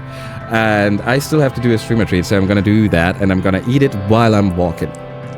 Alrighty, frienders. You get pictures like always. And also, thank you so much for being here. I appreciate you. I'm gonna read up the rest of the messages when I'm back, because I was a little occupied with what's happening right now. That was so beautiful, and the hydrate and the stretch. You're right. I'll be back in about two minutes, and the ads after 3. Thank you so much. Thank you so freaking much. God, I'm so happy over those scenes. That was beautiful. It was so good. Do you know what time it is, people? Correct. Time to hydrate. This is the official reminder for everyone in chat to hydrate, people. Okay. So, no pressure, but someone would really love it if you got yourself a snack right now.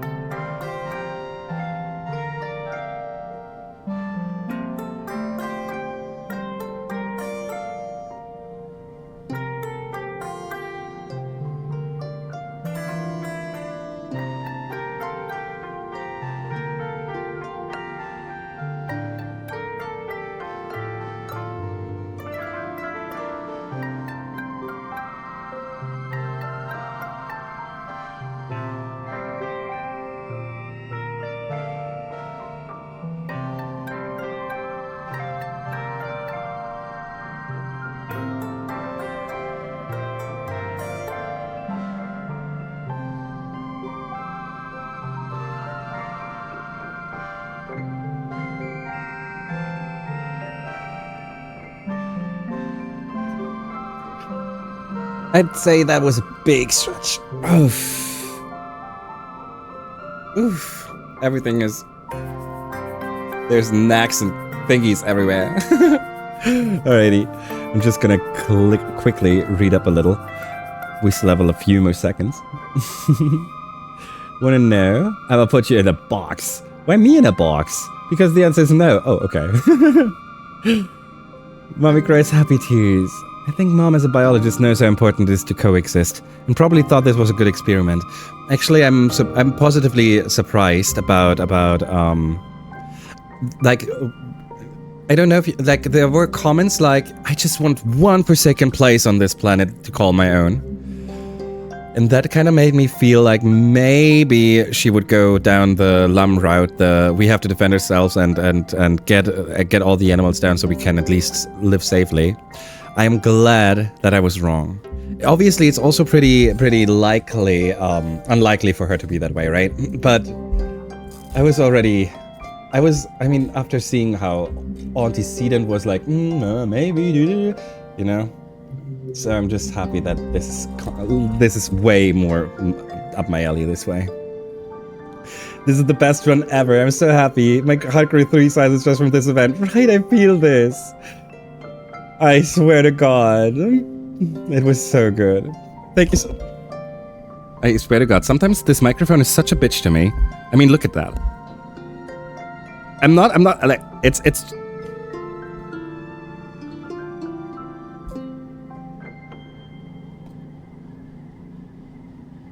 I don't know. Brendan, welcome back from the ad break, everyone. We're going to switch to the chatting scene real quick because we have an Ico treat. We had...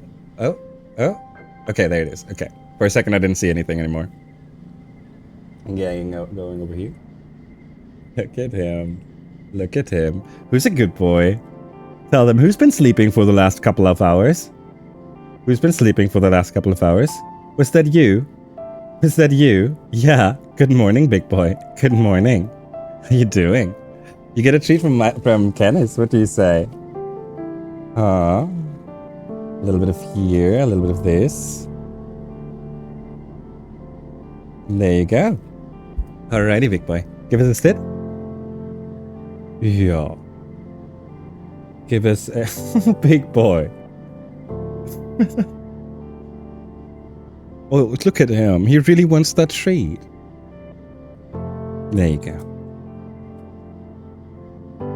And another one. Look, this looks weird.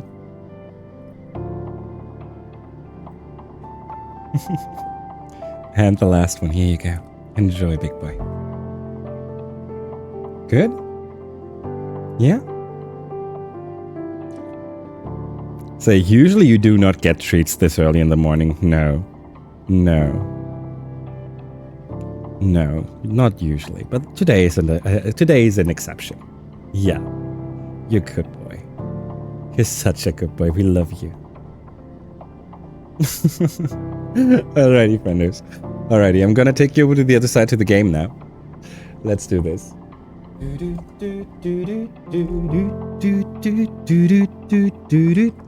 Hey yo. Here we are.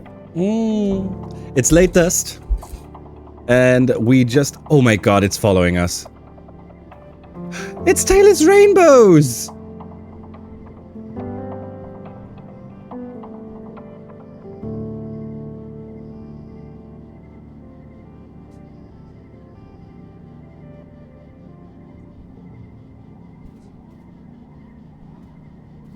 This is so cool. We now have a freaking Unisaur following us.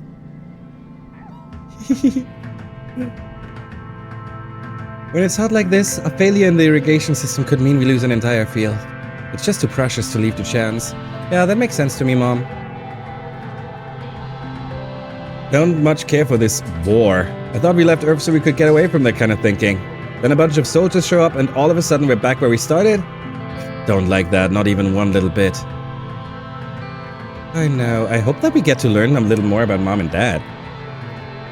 Hey, Kel. Hey, Ima. Where are you going?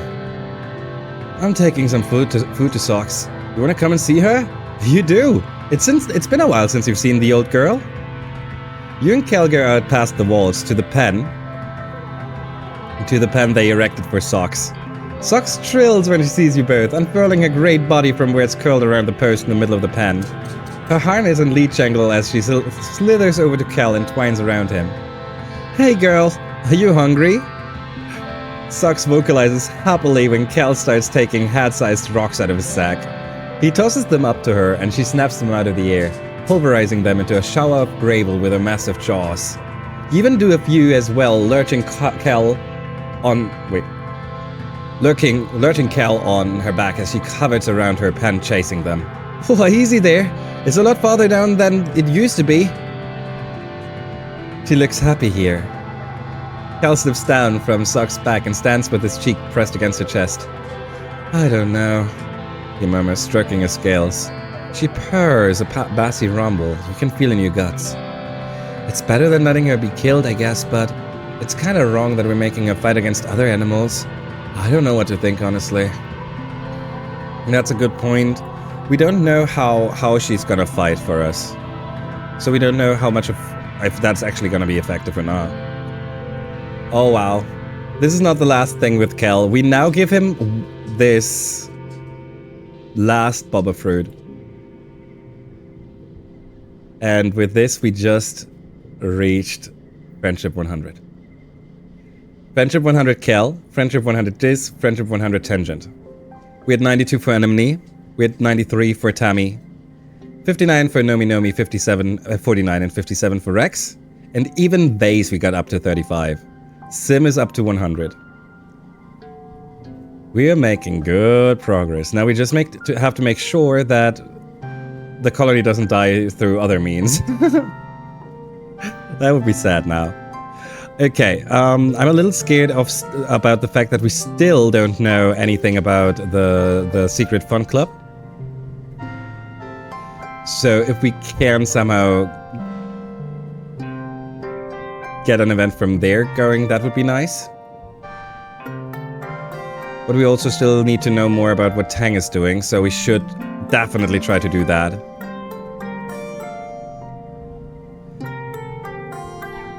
Engineering it is. First we do a talking session, like always.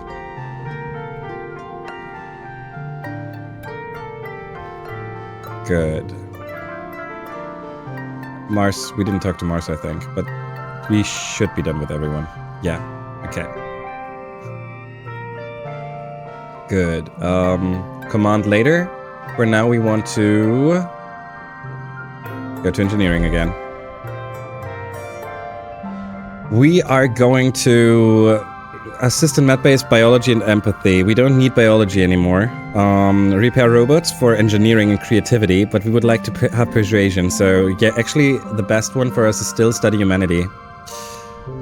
Repair robots has another side effect that we would love to see, but I think we need to do something that has one friendship with Tangent, like here. So maybe we want to get reasoning. Reasoning is already up at 50. Creativity, empathy. Actually, most of our stuff is up already over the 50 threshold, which was our goal. Creativity and persuasion would be the ones that still need a little more.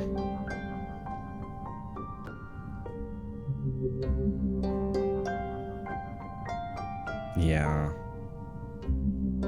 To the children would be reasoning and empathy. We could also go for reasoning. No. Humanities. It's humanities. Let's go. You're doing creative writing in teams and you're paired with Mars. You wish it was Tang. She always does so well on these. The theme is Earth's natural environment. Mars takes the topic at face value and wants to write about how beautiful everything was on Earth.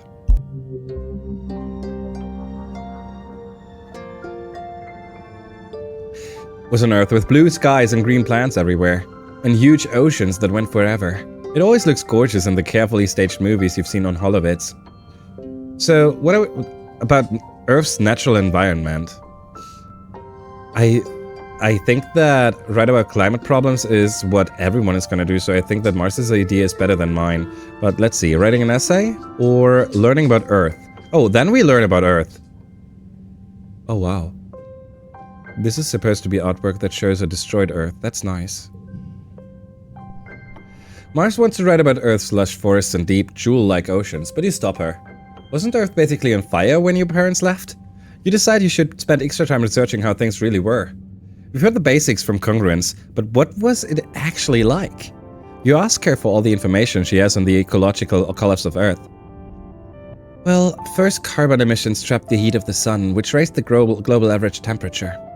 You ask her to stop so you can look up carbon emissions, then she continues. So the polar ice melted and the oceans rose and became too warm to sustain life. Mass weather disruptions caused grassland to become desert, then the bees died and so did everything they used to pollinate. Food instability caused wars to break out. By the time your parents left Earth, everything was essentially either underwater, on fire most of the year, or irradiated. Learning all this stresses you out. All of that just because people wanted to drive in cars and own lots of stuff made in faraway places, and have big families and keep their big houses the same temperature all year, and all by burning dirty mud they dug out of the ground. Could that happen here too? You're too bummed to present your findings, but Mars steps up. She's an excellent orator, though she does get some of the facts messed up. You don't get an amazing grade. Mars accepts this with grace, but still thinks you would have done better if you'd gone with her idea. You know what, that's fair, but I still wanted to learn more about Earth, so I'm not sad about this outcome. 4, 5, 6, and 9, so we can just throw this here for a super goal. Yes, perfect. Creativity up. Plus 5 creativity, plus 2 persuasion, plus 10 stress, plus 2 kudos. Still no Tang event. I'm getting actually scared a little. Not gonna lie, this is where I start worrying. How do we learn from the frickin' shit that she's planning? Not long now, thank goodness. It feels like I've been pregnant forever. I don't even know when it's gonna happen. Why should I care for nature? The only thing nature has ever done is kill my people. I refuse to be held hostage by a planet that doesn't want us here. If nature wants to kill us, well, it's only fair we try to kill it right back. Mars. I dislike this, your way of thinking here. Here's your freaking crystal, be happy. Hey Rex. Not so sure about this war. Seems a little bit like a bunch of big dick soldiers got in their heads to start killing things just because they don't look human enough. I'm more human than they are, and I'm part dog. Yeah, you are. You are. He had a mushroom log. And give us a hug. Rex folds you into his arm, banding his whole body to you. He smells warm and a little spicy, like clean sweat and sunshine. Alrighty, let's get to... We have 2 events here. Let's do the Mars one first. Oh, wow. Oh, wait, this is where she starts setting up, the museum, blah, blah, blah, for artists and such.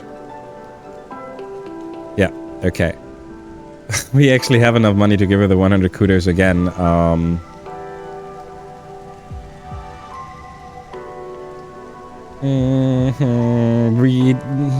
We could buy cakes again, though. Let's see how she reacts to 10 kudos. Still good. Okay. It's not much, but it's a start. Okay, I take it. I take the plus 2. Rex! Hey, Ima. You spot Rex sitting on the 2nd floor of an unfinished building, his feet tangling over the edge. He says, shooting you a tight smile before looking back over the rest of the colony. From here, you can see the garrison soldiers marching around in formation, with Waze at the head. Rex watches them with an uneasy expression. Why the hangdog expression? That's a good one. You always know how to brighten my day. You have one more surprise up your sleeve, though. You open up your bag and pull out the dust melon you've lugged over from the canteen. Rex brightens and makes grabby motions with his hands. Yes! My hero!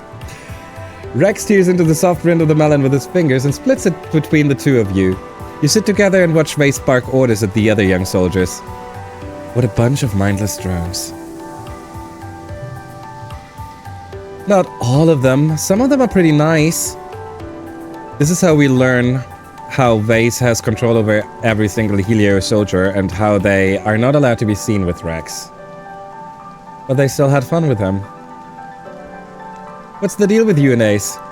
It's kind of a long story and not a fun one. He says avoiding your gaze. I'd rather not drag it up again, honestly. The short version is that Vase isn't really the hero he tells everyone he is. He's just a bully. Everyone acts like they like him, but is just afraid of what he'll do if they step out of line. That's the same impression that I get. Yeah, it sucks. It's just, Vase wasn't always like this. He used to be kind of like me, a small weird kid with a chip on his shoulder who just really wanted people to respect him. Well, he got it. I wish it was different. I wish he was different. We could have been friends, maybe. Thanks for listening, Ima. I'm gonna figure this out one day. I'm gonna figure out what happened one day. So, Tammy's pregnant and it's kind of a secret, but I think it might be mine and not one of the samples from Earth. Don't tell anyone, okay? Cal! So Tag was right! Tag was right, people! Cal, they did not need any kind of frickin' donor sperm or anything. They were doing it the old-fashioned way. Yo! I think Vase hurt him. We know that Vase hurt Rex. That definitely. 100%. I just want to know, like if what Rex just said, right, about him, he once was different, right? Then what happened at that time? Did he just? I thought he had a augment that would have affected him. But if Rex is right and it happened later, as in he was a good kid until something, right? Then it can't be the augment. Then there has to be something else, unless you can unless you add the augment later. We know that Vase has a troublesome parent. Had a troublesome dad. That's basically all we know. We still need to learn more about what made him go so wrong. We don't need anyone we don't need one anymore, right? We maxed him out. Yeah. Hey, Dad. Your dad doesn't have time to chat, but he waves hello. Okay. Your mom is hard at work. Are you even surprised anymore? No, not really.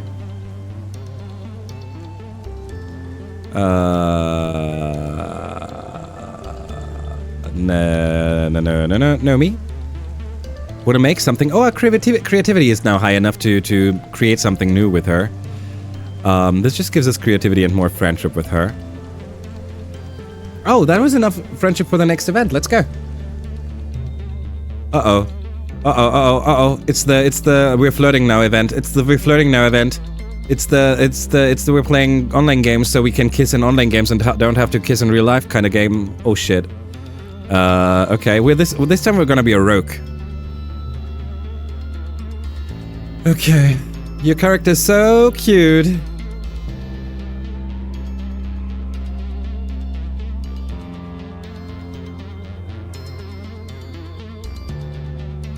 Rebellion. Adventurous. Wild. Save then flirt. We can save then flirt. No, me.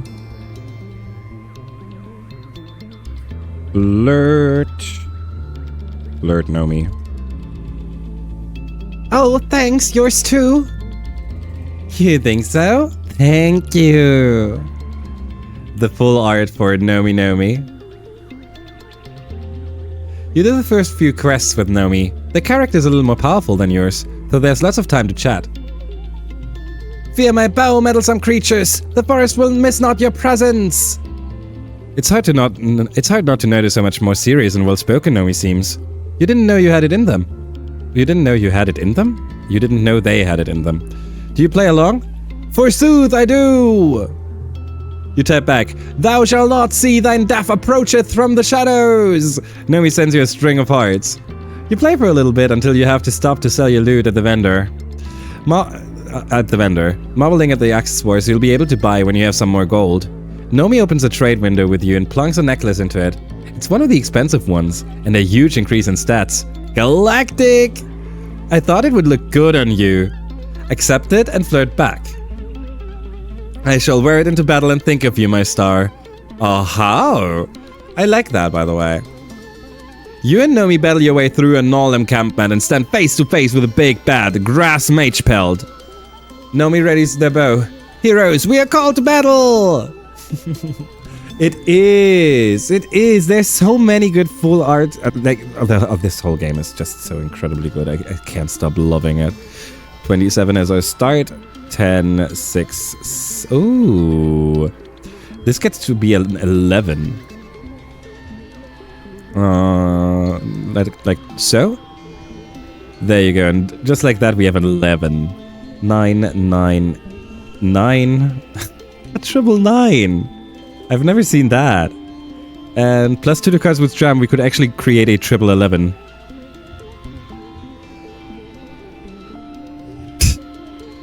A triple 11. I've never seen that. We get a 56 in a single hand. I think we've never reached that kind of number without any kind of items. And that's not even a like we still have more room to upgrade this. So this is an incredible number here. And that is our sock. The 11 card is our sock. You stand victorious over Grass Mage Pelt. When you click out of the loot window, you have a message waiting from Nomi. Our bond is greater than any evil that may befall this land. The power of true love conquers all. Nomi sends you a kissing emoji, then a string of question marks. Yes, it's perfect for our characters. Yeah, oh my god, I'm happy you get it. You wait a few minutes while Nomi composes their message. Finally, they send you. Midrai's tree whisper turns and embraces Ima in their strong arms. My love, by your side I would hazard any foe. Nothing frightens me more than the prospect of a life without you. The fiery-haired archer bends to press their lips on Ima's, sealing their love with a kiss. You log off the game and open a chat window with Nomi. What do you say? Okay. So, keeping this in the digital world, okay, all fine. Now bringing it back to the real world, no. So wanna meet up and do that in person? Okay, but what we do, no, because if we reload, we have to do the whole thing again. That was really fun. Oh my god, thank you! I had so much fun too! Maybe I will use it for inspiration for my manga. I shouldn't like anyone like that, oh my god. Sometimes I feel like everyone's just a big ball of hormones here. Like all of a sudden everyone cares about who's doing smutty stuff and I'm just sitting here like, yuck! Think you might be interested someday? I think I'd really have to like someone first, you know? Like Rex? Ima, it's complicated! Okay, so, I know a few people who would react like that. I really like Rex, but he's so Rex. I don't think I could, keep up, if you know what I mean. But yeah, Nuaz, thank you for playing with me. Sometimes it's easier to talk about this stuff when I get to pretend to be someone else, you know? Nomi is precious. Yeah, I know. We're gonna make this happen. No worries, Stark. Draw an extra card at the start of the challenge effects. At the start of the challenge. We got... What did we get? Combat? No, combat? Yes, it was combat. Okay.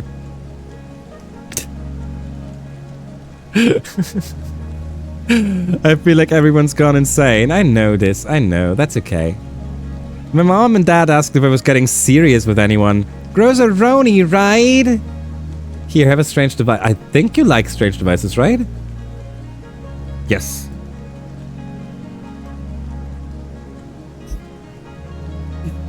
For me? Really?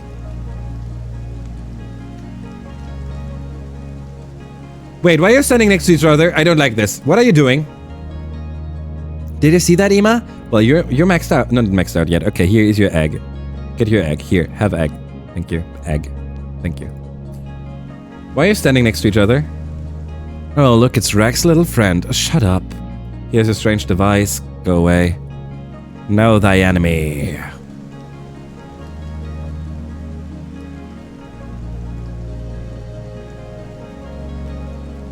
Okay, they're not in a relationship. Ayolaru, how you doing? Hope you get a wonderful start into your weekend. Or, I don't even know what time it is for you, so I hope you have a wonderful day, weekend, whatever it is. Haven't you forever, but just started chatting. Appreciate you, Laru. I appreciate you. I don't want to assume that anyone is here, right? But I am not surprised to hear this. Thank you so much. Your support means a lot. You're a heart. It's like midnight for me. Okay, I can work with that. I hope that your weekend starts impressively good then, friendo. No time, but. Oh, you're making my heart burn. No, you're making my heart burn? That's not how this works. You're making me blush. Oh, just a moment, Ima. I'm trying to write in my journal every day. There. Now the little one will know what it was like here before they were born. Wait, we maxed out Tammy as well, right? No, Tammy's not maxed out. Okay. Tammy gets a present. Here you go. Get your yellow flower. I need to think of sleep. It's almost midnight for me too, and I need to wake up at 6 for work at 7:30. Oof, I hate that for you, Stark. I hate that. Ugh. Yeah. Getting yourself some good rest. Doesn't hurt at all. Wait, that's so sad. Sorry.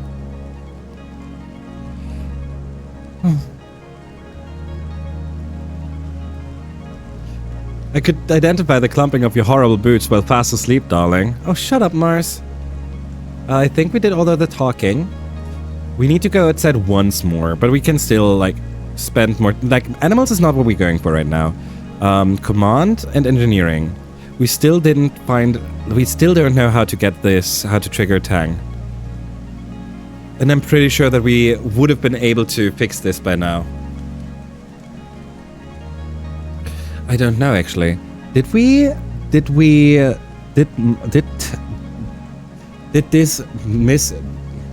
this leave us? In which year did he leave us? I think that was in year 18. How to trigger Tang? Tell her she's human and she'll always be. Oh, that's just mean. Maybe we managed. Maybe we got the info at 18. Maybe it's time gated. I don't remember. I don't remember when we learned about that. Okay, we're gonna go up here to command. Because we still need to work in the depot. What were the new items we can buy? Oh wow, 15 to all skills. 30 to engineering. All cards of use become wild. That's not so good. Extra card, nice, but too expensive. Plus 10 to combat, no. 10 to reasoning, No, the only other thing we would be interested in is this one in the emoji proji. We could buy a cake. We could buy a cake. Okay, there you go. Okay, work in the depot for organizing and persuasion. We take the organizing. Persuasion is actually what we're looking for. An event. But it's not the one we're looking for. You pass the construction yard on your way to work at the depot. Rex waves you over. Hey, come look at this. Isn't this wild? It's like our two ships are actually becoming one. He throws his arm around your shoulder. It's like a metaphor, get it? The colony and us from the Helio, learning how to work together, how we build our environment affects how we live, you know? You should come by and help me. It's really fun. You get to build things, and the construction crew is really nice. And you get to hang out with me. Wait, why not start right now? No time like the present, right? Zeke says we always need more workers here. Yeah, let's work hard, I guess. Unlock construction and command. Okay, we unlocked something new, but it's still not what we're looking for. 39. This is gonna be a little Heart, I think.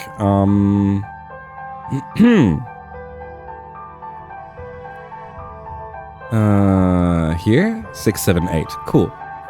We don't have a 5. So we go for full color and still get the super goal. 5 organizing and 2 persuasion, 18 kudos, 5 stress, friendship with Mars. If we go out in glow, then our last chance to go outside is now. Prior to glow. We should do that. One time. Wait, who was mid-wet? Wasn't that Mr. Vase, Mr. Frick Face? Yeah, there you go. Alright, here's your frickin' cake, you son of a frickin' whatever you are. Here you are. There you go. We have him up to 40. The next event, let's see how this plays out. You're walking through the garrison when a wall of trophies catches your eye. When you take a closer look, you notice that all of the awards are for various combat skills competitions. Vase's name features regularly on them. You hear Vase's heavy bootsteps clang behind you. Heliopause a stop roller. Every year since they let me start competing. That one, I had a bet that if I won, I could give away anything on the duty roster for 1 month for every opponent I knocked out. I didn't see a potato peeler for a year. They stopped betting against me after that. Vase crosses his arms and looks up at the wall of trophies. Do you want to hear about the first fight I ever won?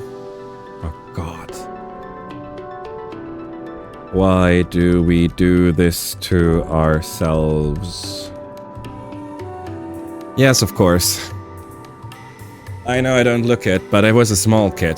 Wimpy, scrawny. I was always getting pushed around by the older kids. Well, one day, those older kids decided that if I was gonna play soldier, they were going to haze me like one. It was 4-1, all of them bigger and stronger than me, but they underestimated me. It doesn't take a lot of strength to break a man's arm. He continues. He shoots you a look, holding your eye. He cried like a little bitch about it too. Boo-hoo, boo-hoo-hoo. And you know what? It felt great. Oh, let's frickin'... Wow, you're so cool. Hell yeah, I am. Ugh. It worked though. That kid whose arm I broke, no one gives a shit about him anymore. He dropped out of the combat program and everyone started including me in training exercises instead. And then, when I hit my growth spurt, did they ever eat shit? He's not talking about Rex, is he?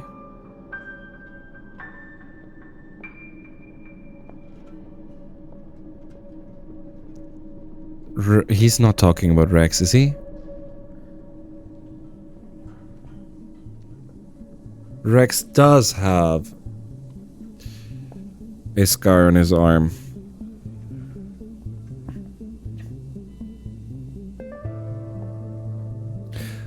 Was Rex once a soldier? I don't think so. You are a monster.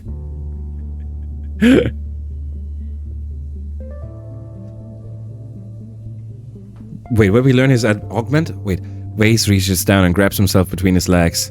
He winks at you. And thanks to Daddy... Wait, is he... what?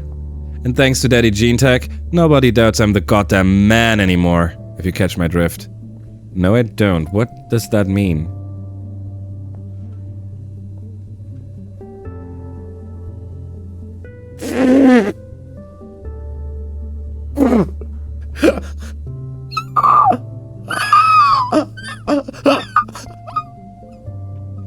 I'm dying! No! No!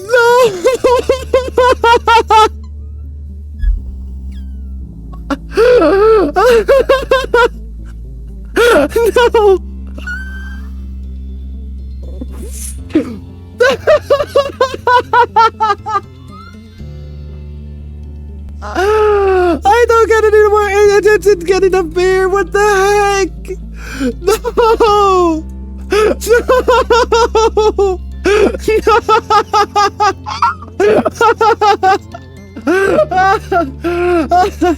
I'm sorry. I'm so sorry. Here, I was thinking his freaking augment was that he can't not be confident, that he has to be arrogant. I thought his freaking, I thought...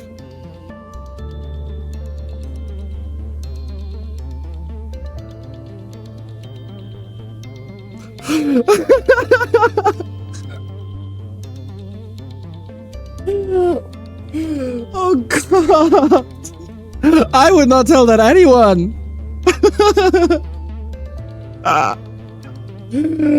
Oh shit! What a waste of an augment, right? Sorry. Sorry. I fully agree. Oh God. Hey, Power! I'm going to castrate face for hurting my boy Rex. Hell yeah. Hell yeah, you got this. How you doing, Power? Hope you're having a wonderful day. Oh God. Sorry, we just learned something about this guy that we all hate, and yeah. And thanks to Daddy Gene Tech, nobody knows doubts I'm the goddamn man anymore. I can't. Hey, big boy, how you doing? How you doing? You need some attention. You need some attention, I know. Sorry, frienders, my dog is currently a little looking for attention, apparently. Hey, how you doing? Okay, so frienders, we now know. We now know the augment. Echo needs all the attention, and we need an Ico break. Give me Ico break. You can have an Ico break. Wait a second. Frienders. Alrighty, let's do that. Ooh. I'm gonna switch you over real quick, everyone. Here you go. Here you go. Oh, he's sitting here. And I'm gonna... No, don't do that next to the table. It hurts. Big boy, you're an idiot. It hurts him, not me, obviously.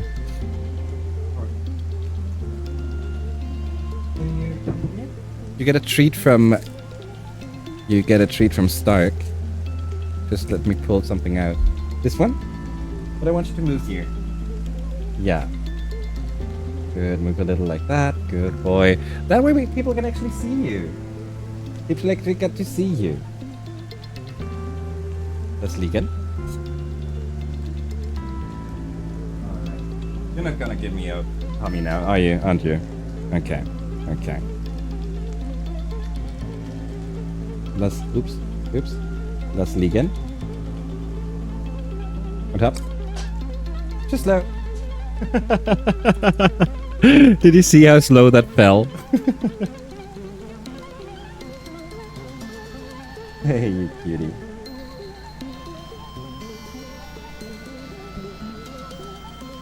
Hey, you cutie.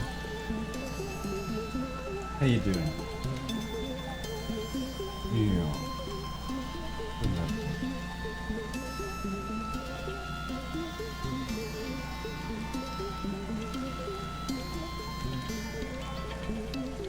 What are you looking for? Oh, okay. I think he's in a playing mood. I'm pretty sure that he's gonna bring us a toy in a second. Oh, no. No, he's lost focus. He has no clue anymore. Okay, he's back. Hey, big boy. Hey, big boy.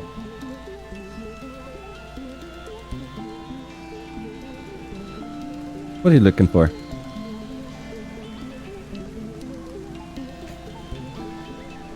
I don't know what you're looking at, big boy. Okay, so now time to get a toy. Okay.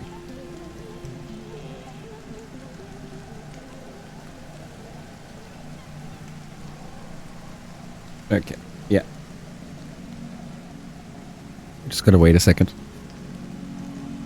Hi, big boy. Thank you, big boy. I appreciate you. Thank you. Thank you. No? No? You can keep it. I don't mind.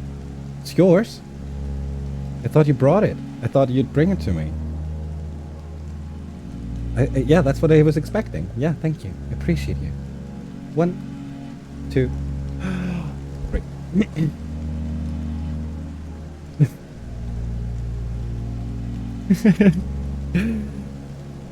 Alex, I know you're muted. Wait. Here.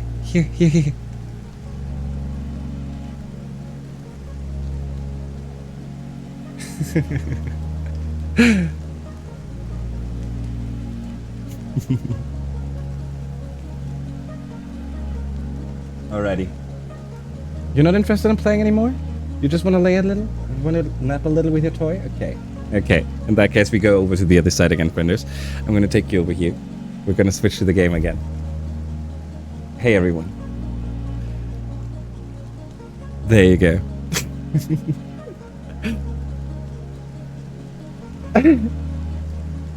Look how everyone immediately wants to show Alex stuff because we all like Alex is like we all need to do that.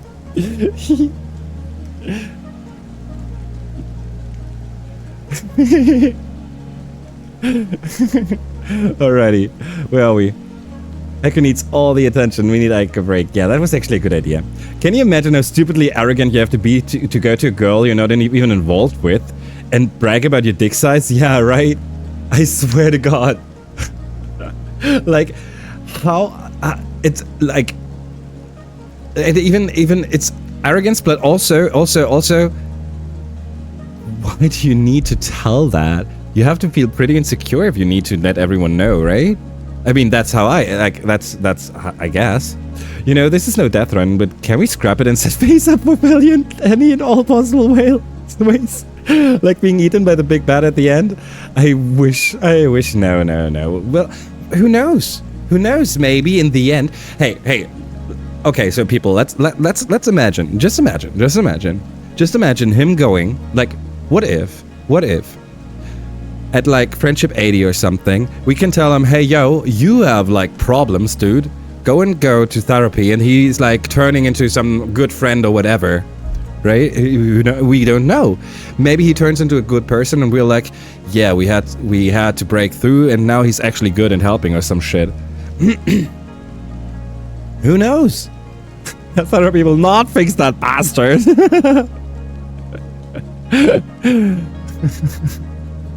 We all will catch up with you. Go back to sleep, Alex. Thank you so much for being here. Thank you so much. Let Nocta whoever eat him. I love that. Hey, Tammy. Wait, we did all the talking, right? We ended on Anemone and Blaze. We were done, so we can go and go outside now. We were just not sure where we go. We're not going to go in the swamps. So the Rich has a boss event, but no collectibles. All events have respawned. So there. Oh yeah, we get those during Glow. All good. We could just go to Survey the Riches and go for the boss event. Yes, Survey the Riches boss event. Oh, it's so cool to have a freaking Unisaur.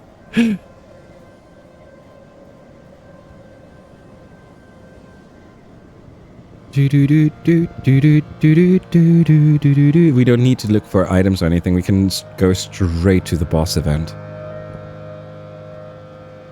Like, obviously, if I knew where the boss event was, that would be nice. But we're just gonna guess until we're there. Yep, this is where we came from. This is the starting area. Sleep well, Rainbow Unicorn. Oh, I love this. Aww.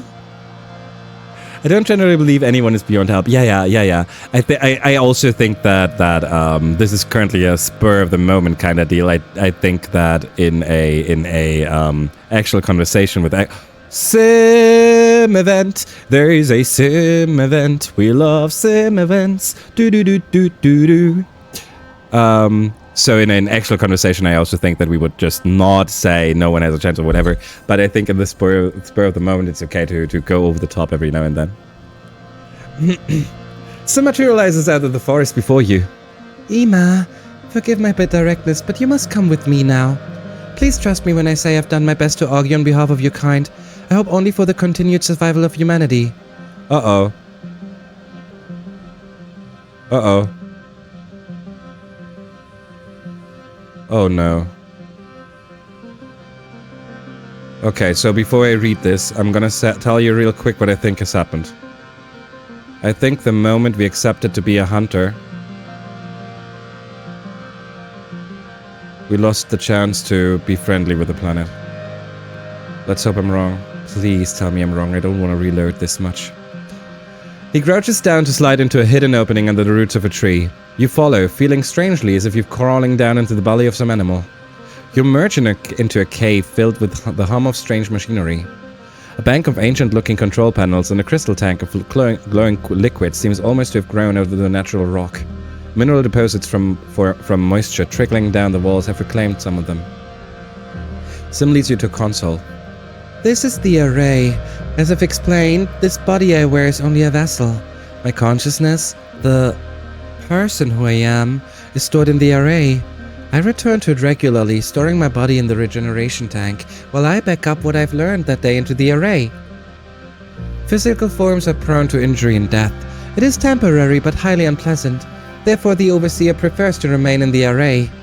Please, take hold of these interface handles. You cautiously touch the handles and say, I'm with the Overseers. Bodies are icky. So the Overseer is a computer? I don't know how I feel about this.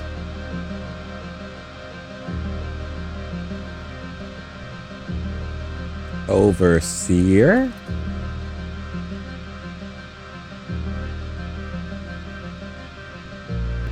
I'm just gonna say bodies are icky and see how he reacts. No, not icky. So the Overseer is a computer? No, it's way more than that. I don't know how I feel about this. The word software would be more accurate. A strange presence speaks in your head. Should I say decentralized synthetic intelligence next time? Holy shit! Play it cool. Oh, we play it cool. No shot. We're cool. You can feel the Overseer pause, then a sensation in your mind that reminds you of someone clearing the throat. I am the Overseer. I speak for the gardeners. We will now show you what we are. I'm ready. You have the oddest feelings of memories being inserted into your mind. First a trickle, then a flood. A civilization called the Convergent Domain once existed on this planet over 20,000 years ago. In your mind you see their dominion stretch from pole to pole, their farms and solar arrays glittering on the surface with their massive cities tunneled below. I already know about the domain. We are aware of that. We know most everything that happens on this planet. The Convergent Domain created the gardeners as the ecological control system, a vast network of artificial intelligence stored deep underground in a digital array. Self-propagating control towers and cloning stations were seeded alone, allowing a gardener program to take biological form, downloading a copy of its consciousness into a host body created to suit the task at hand. You think of Sim, his body created to suit the task of befriending you? Under the direction of the Convergent Domain, the gardeners controlled the weather, the acidity of the soil, the cultivated species in their farms, and the rapidly shrinking wild areas of the planet. The Overseer doesn't quite sigh, but you get the impression it would. Over time, the Domain nearly destroyed this planet. They didn't respect nature? There were too many of them? I think it's both. Correct. They saw the natural world as an unending buffet of resources. The exhaust from their factories blanketed the planet, choking out sunlight and oxygen. They consumed too much, destroyed the planet's ecosystem, then fought bitterly over the remaining resources. So wait a second. So the Overseer, the gardeners, those are the AI. This is what happens if AI decides that the human, the current civilization, is bad for the survival of the planet. Is that what's happening here? This is an incredibly common trope. And if they are going that way, I will still applaud them. Honestly. Because keeping me so invested, keeping me so deep into it, and like having to play it through it twice to get an idea of everything and blah blah. They still did a very good job, even if it's a common trope. And that's just from this sentence right now. We don't have a clue. This is just me throwing shit like talking out of my ass again. The last directive the gardeners were given by the domain was to repair the planet's destroyed ecosystem. The gardeners tried, but it was too late. When the crops failed and the atmosphere became too thick for sunlight to pierce, the convergent domain perished by the billions. The last survivors took to the sky in colony ships and never returned. Okay, I had this theory during the first playthrough and sometime during the second playthrough as well. What if we were on Vertumna? We were on Vertumna. We were the thingy that we were those guys. And sitting in a colony ship and driving over to Earth. Colonizing Earth. Doing that for 20,000 years. And when Earth was depleted, we just left for Vertumna again. And basically creating a frickin' loop. So basically we're just looking at that would mean we would be looking at our own ruins, which doesn't make any sense because we know that they are a little bit that they are more fungal structured and such, and we don't have that as humans. But still, I'm not completely giving up on that theory. You try to imagine a tragedy on this scale, but it's just too enormous, too abstract to wrap your head around. The Overseer continues relentlessly, new thoughts flooding into your mind. Over the millennia, the gardeners took their task seriously. It takes little effort to render a planet inhospitable, but significant dedication to restore it. Under the guidance of the gardeners and the final directive of the convergent domain, nature at last reclaimed the barren planet. The garden existed in perfect balance. And now, your species has invaded it. Yeah, we make this place less boring. We had nowhere else to go. If we say we had nowhere else to go, they're gonna be like, well, then maybe you deserve to die. And if we say, yeah, we make this place less boring, he's gonna say, who said we don't want it, who said we don't want boring? History does repeat itself, right? Could theoretically be possible. Vertumna is Earth and the colony ship was not keeping track of time properly. I mean, it could also just be that the wormhole is basically just a time shenanigans. No one, like we start by going through a wormhole. We don't know what happened.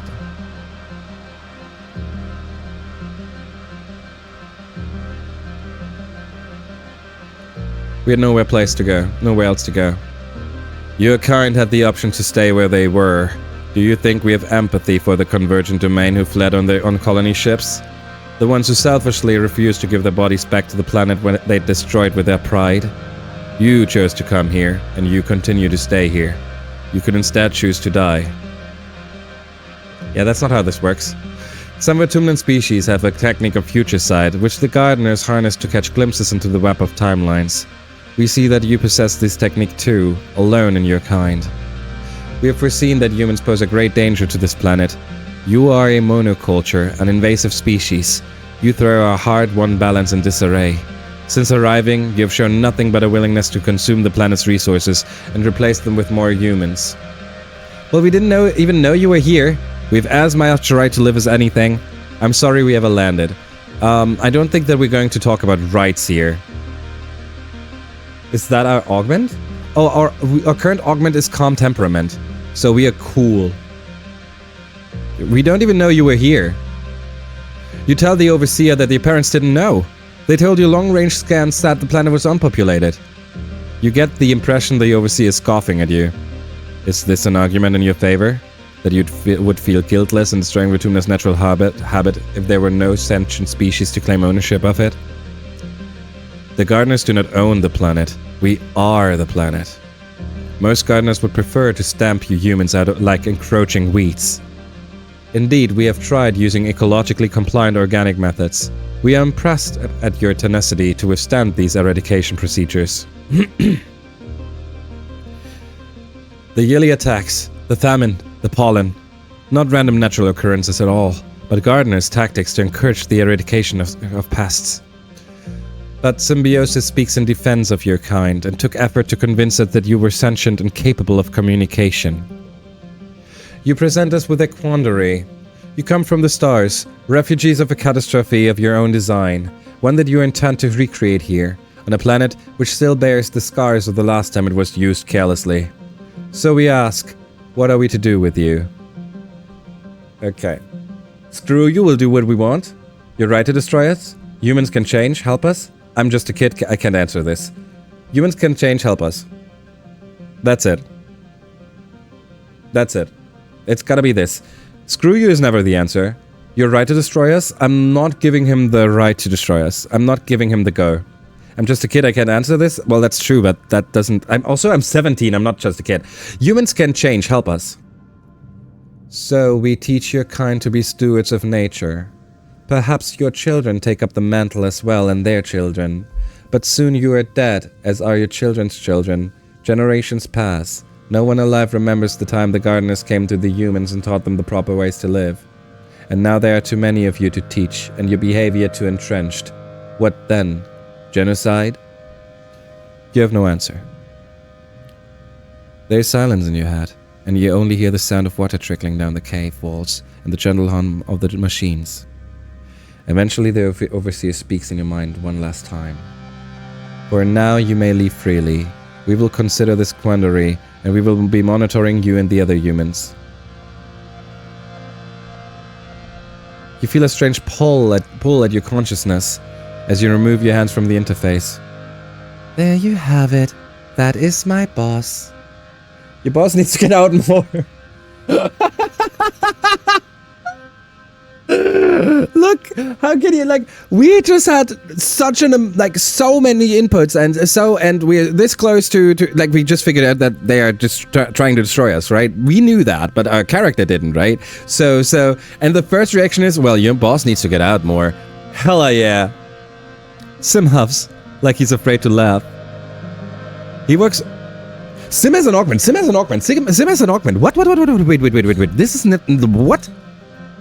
He walks over and runs his hand over the consoles. And now you know how to connect to the array.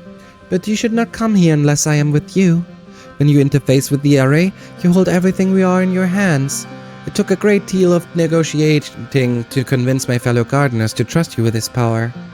Please, do not prove this trust mistaken. Hey, you Hellion! Oh, we're so big. Augment is AI construct. Sim is a freaking AI construct. Hey, Hellion!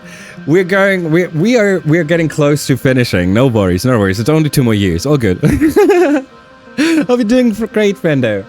Humanity's greatest strength is adaptability. Yes, you're very right. And I mean that, and I think that we actually have a chance now. This conversation was very, very... It gave me hope. Only 2 more years. Yeah. That is unsurprising. I'm good. Seems like you're doing good too. I am having such a blast. I swear to God. This game is so good, and we are learning so much. We had so many wonderful scenes. We had so many beautiful memories. I can't even. It's awesome.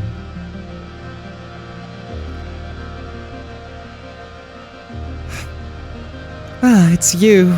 It's a relief to not have to hide my movements from you anymore. I know. So, now that we've gotten closer, can you now accept gifts? I think you had better hold onto this, Ima. You may need it later. Okay, I got you.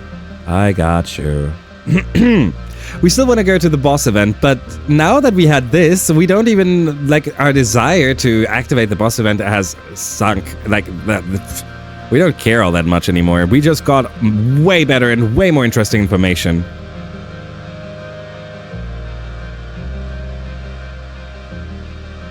I can't wait to go outside the next time and get more. Oh, God!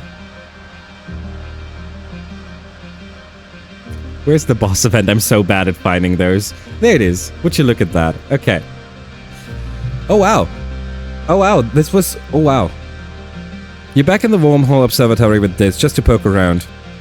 You bravely try all the elevators. Some are broken, one gets stuck for an hour and you think you're gonna die in there, then it chugs to life. Then you find the orrery.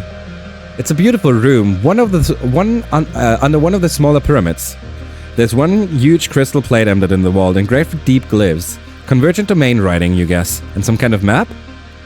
The crystal is cut up into shards like it can move around, but it's still and dark and probably has been for thousands of years. You run your hands around the panel, looking for a way to turn it on. Your hands encounter a slot. You rummage in your bags for... the device you picked up in the monitoring station with this. It's a perfect match. You slot the glowing pick device into the slot. The crystal panes on the wall come to life, the glyphs on them glowing. They start to move in an unnervingly organic way, like melting into water and sliding over the surface, rearranging themselves. It's not just writing. The very surface of the panel raises and lowers, like braille.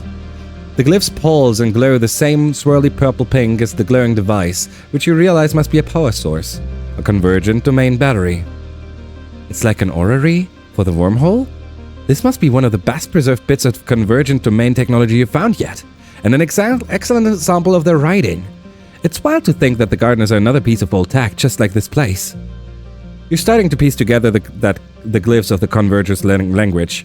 You can recognize the symbols for Vertumna, the wormhole, converger, and basic verbs like being and going, and one that seems to mean bending or twisting that is used all over the place.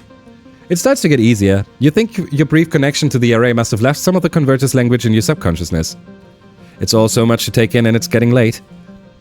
Better bring all your recordings back and let Congruence and the rest of the archaeology team crunch away at it for a bit. They'll be thrilled. Ads, friendos, ads. That's why I was trying to do this so quickly. Ads are starting any second now.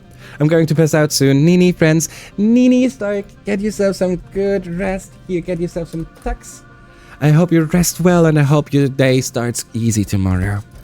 Thank you so much for hanging out. Thank you so much for coming by after work and all that. You're a heart. Get yourself some good rest. And the ads start any second, frienders. Like always, you don't miss anything. You will not miss anything. We are switching to the break screen. Just like so. Look at that beautiful boy. And that beautiful boy is going to be your companion for the next 3 minutes, for the ad break. I'm gonna set up real quick, like always, and then I'll be back, like always. You know the drill by now. I'll be back. I'll hurry.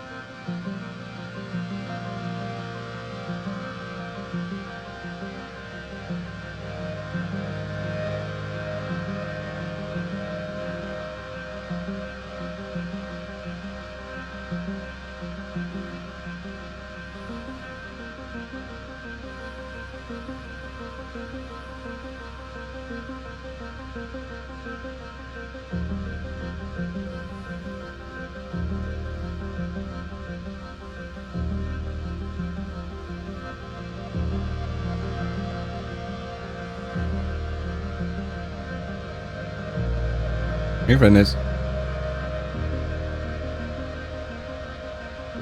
Crazy stuff. Holy shit.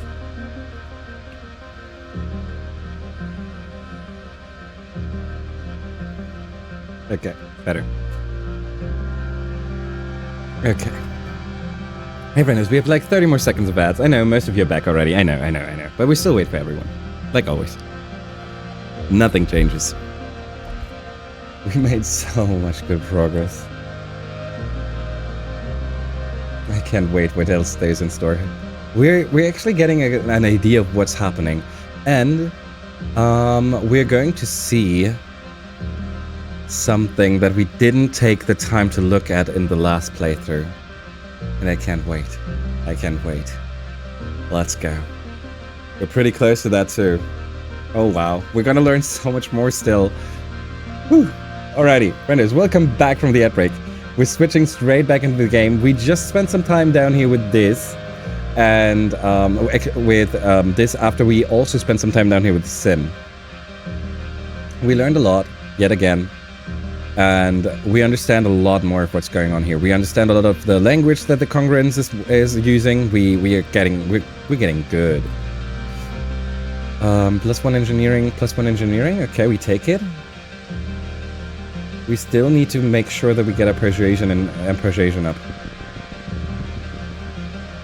We can do the events that are still lying around here, but I don't think that we would actually get something out of them. And now that I think about it, we did those events. We did try to do those events. We did skip out on them.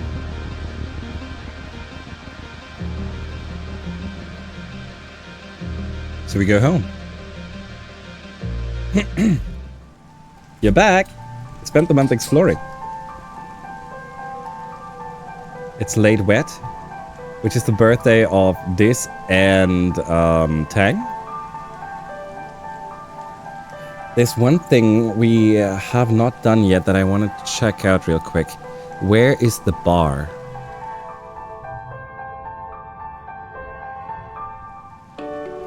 How can we spend time in the bar? There's gotta be, like, Rex has finished the bar, so there's gotta be a way to spend time there, right? I'm not making this up. Nope.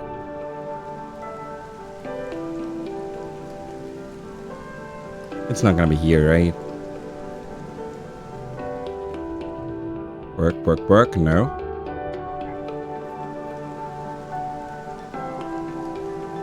It's also not in Japonics.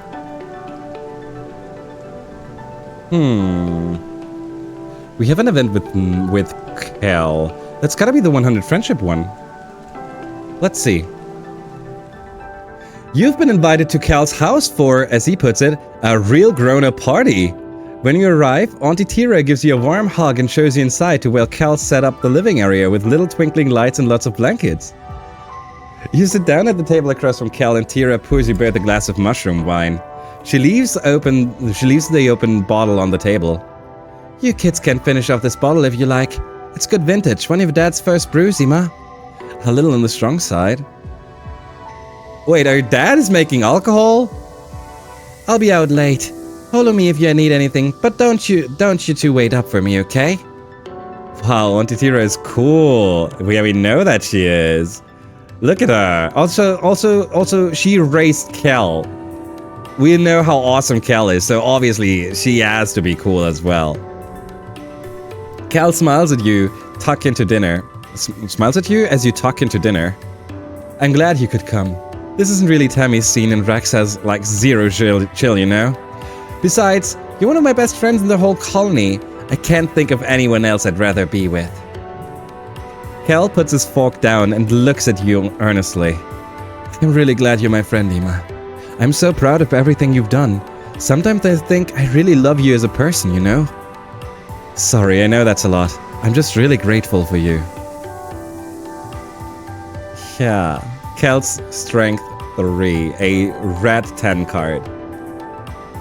You and Kel share a wonderful dinner and polish off the bottle of wine. Afterwards, you settle into a big pile of blankets to lie back and look at the stars through the big skylight in his living room. And so that's why I think we should domesticate more Unisaur. It just makes sense. Kel finishes and you laugh. He's right. Who doesn't want to ride a unicorn? You deserve a unicorn. You've been laughing a lot. Everything is just so funny and also so pretty. The stars look like they're swimming in a big dark ocean, and the little twinkly lights Cal put up look like stars you can touch. You can reach out to grab one and come up hilariously short, and Cal giggles at you. Cal is warm and cozy against your side, and the blankets are soft. Everything is wonderful. You talk the rest of the night away, sharing your thoughts about everything and nothing. It's so nice to share this simple intimacy with a good friend. Eventually, you're both yawning too much to continue talking. Cal pulls a blanket over the both of you, cocooning you in comfort and warmth. I'm so glad we're friends, Cal mumbles. You sound sleepy, and you realize your eyes are getting heavy as well. As you tip backwards into sleep, all you feel is love. You both sleep deeply. Morning arrives unceremoniously, pouring you through the skylight directly onto your face. You grumble as you turn your head away, burrowing into something that's soft and smells sleepy sweet. Oh, it's Cal, and your face is smushed into the soft skin of his armpit. His arm is curled around your shoulders protectively, your legs tangled together under the blankets. Cal shifts underneath you and blinks his bloodshot eyes open, squinting into the merciless sunrise. Oh, Dip, that's so much. He laughs as you peel off of him, sticky from drool and sweat. Gross, bruh, he says, and you smack him on the shoulder. Before long, his mom pokes her head into the living area. Hey kids, ready for some breakfast? Breakfast sounds incredible. You've never been more excited at the prospect of breakfast in your life. You share breakfast of roasted tripe and eggs with Cal, his mom, and her 3 partners. Even though the rest of the colony is in chaos, you feel somehow healed having taken the night to let yourself bask in their love.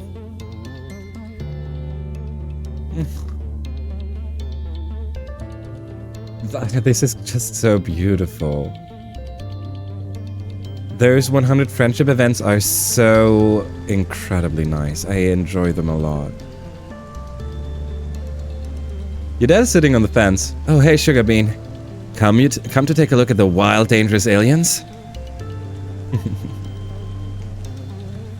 Are you eating enough? Drinking enough water? It's hotter here than you're used to. You have to take care of your body if you want it to take care of you. Oh, a bubble fruit. We take it.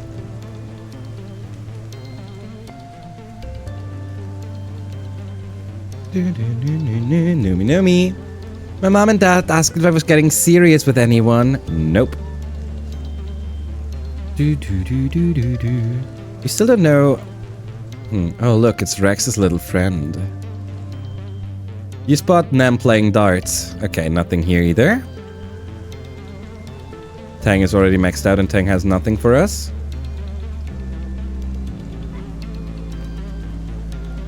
Tammy? Oh, hello, Ima. Did you know back on Earth they used to color code their babies? Blue for boys, pink for girls. I can't think of anything more ridiculous. Did you know back on Earth they used to color code their babies? What a nice way of putting it. Okay. Okay, I get the idea. I don't really care for aliens. Why would I? Hey, is it just me or is everyone here just like light speed hot? Rex, where's your freaking bar? I can't find it.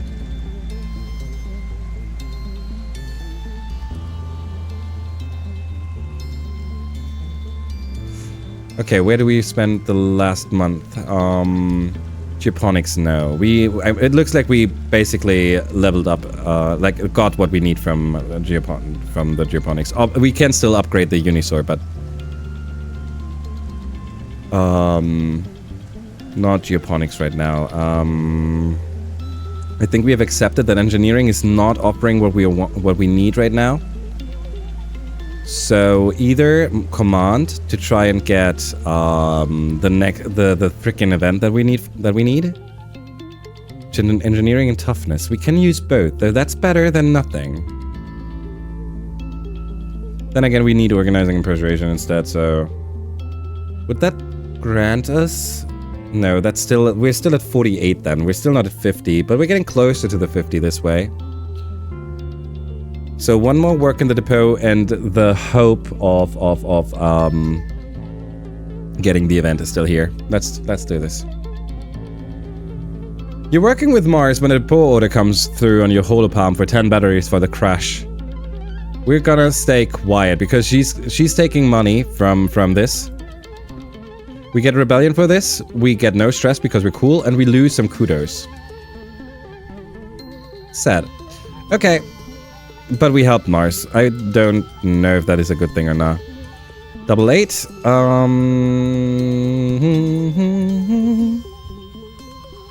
Double 8. Now it's an 8 and a 10. A double 8 like so.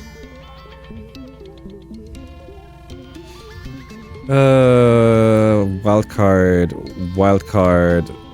Plus 2 plus... Okay, look at that. A 59. We take it. Good. 5 organizing, 2 persuasion, 10 kudos, 5 stress, plus 1 friendship with Mars. We take this. 48. Step by step. Time for glow. Time for glow. Glow 17. Okay. We find a crystal cluster. For this glow, we have a goal in mind. A very specific goal that should not be hard for us to fulfill. We have a Diz here. We have a Kel here. Do you hear that? Usually all the critters make more noise than this. I wonder what's going on. Mom? Tell her what you learned today. We can finally do the first event with Mom. You've been so busy lately, the only way you're able to get all your work done is to multitask. Studying while you're eating, brushing your teeth in the shower, listening to horror novels while you're about to fall asleep. You have to double up everything. You kind of expect your mom to tell you to take it easy, but she just laughs and claps you on the back. You're my daughter, alright? Just too much damn work, not enough hours in the day. I know how you feel. Oh, Mom. Okay, we need organizing 80 for the last Mom event. Hey, Gooseberry. Have you ever paid attention to the planet during glow? Dude, I think I have paid more attention to this planet during glow than any of all of you. Any of the other people here. Vase. Strange device. No, the enemy. Did you see that, Ima? Here is your... What did you like? Why is it so hard for me to remember red Xeno eggs? What did she not like? Crystal clusters, okay. If we just throw her a...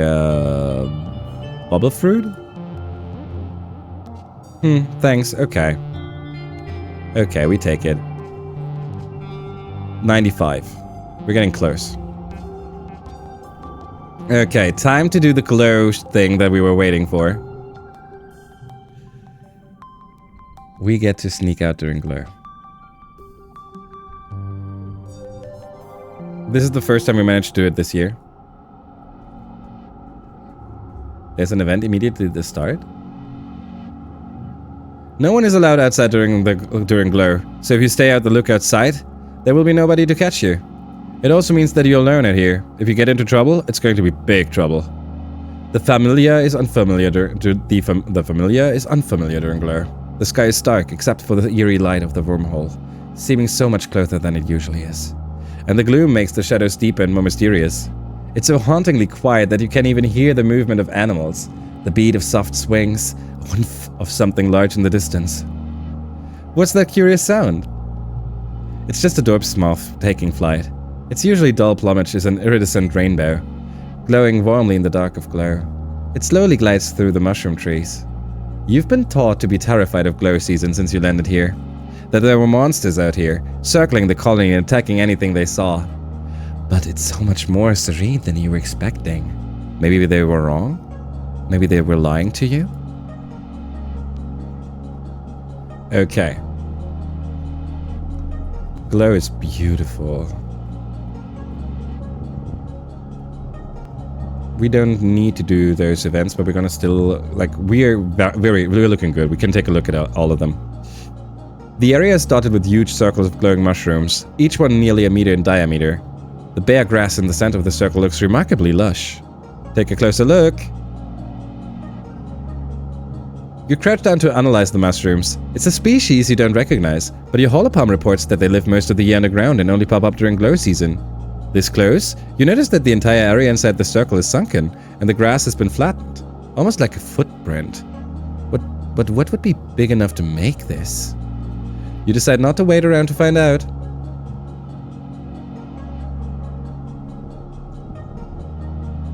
You're amazed at how peaceful it is out here. It's not what you expected. We can gaze up at the wormhole for 8.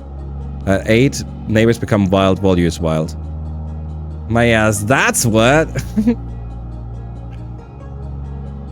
Admire the flora in detail, watch where you walk in. We're gonna go gaze up, but that cost us a lot more stress, but that's okay. I still trust in us to reach the end.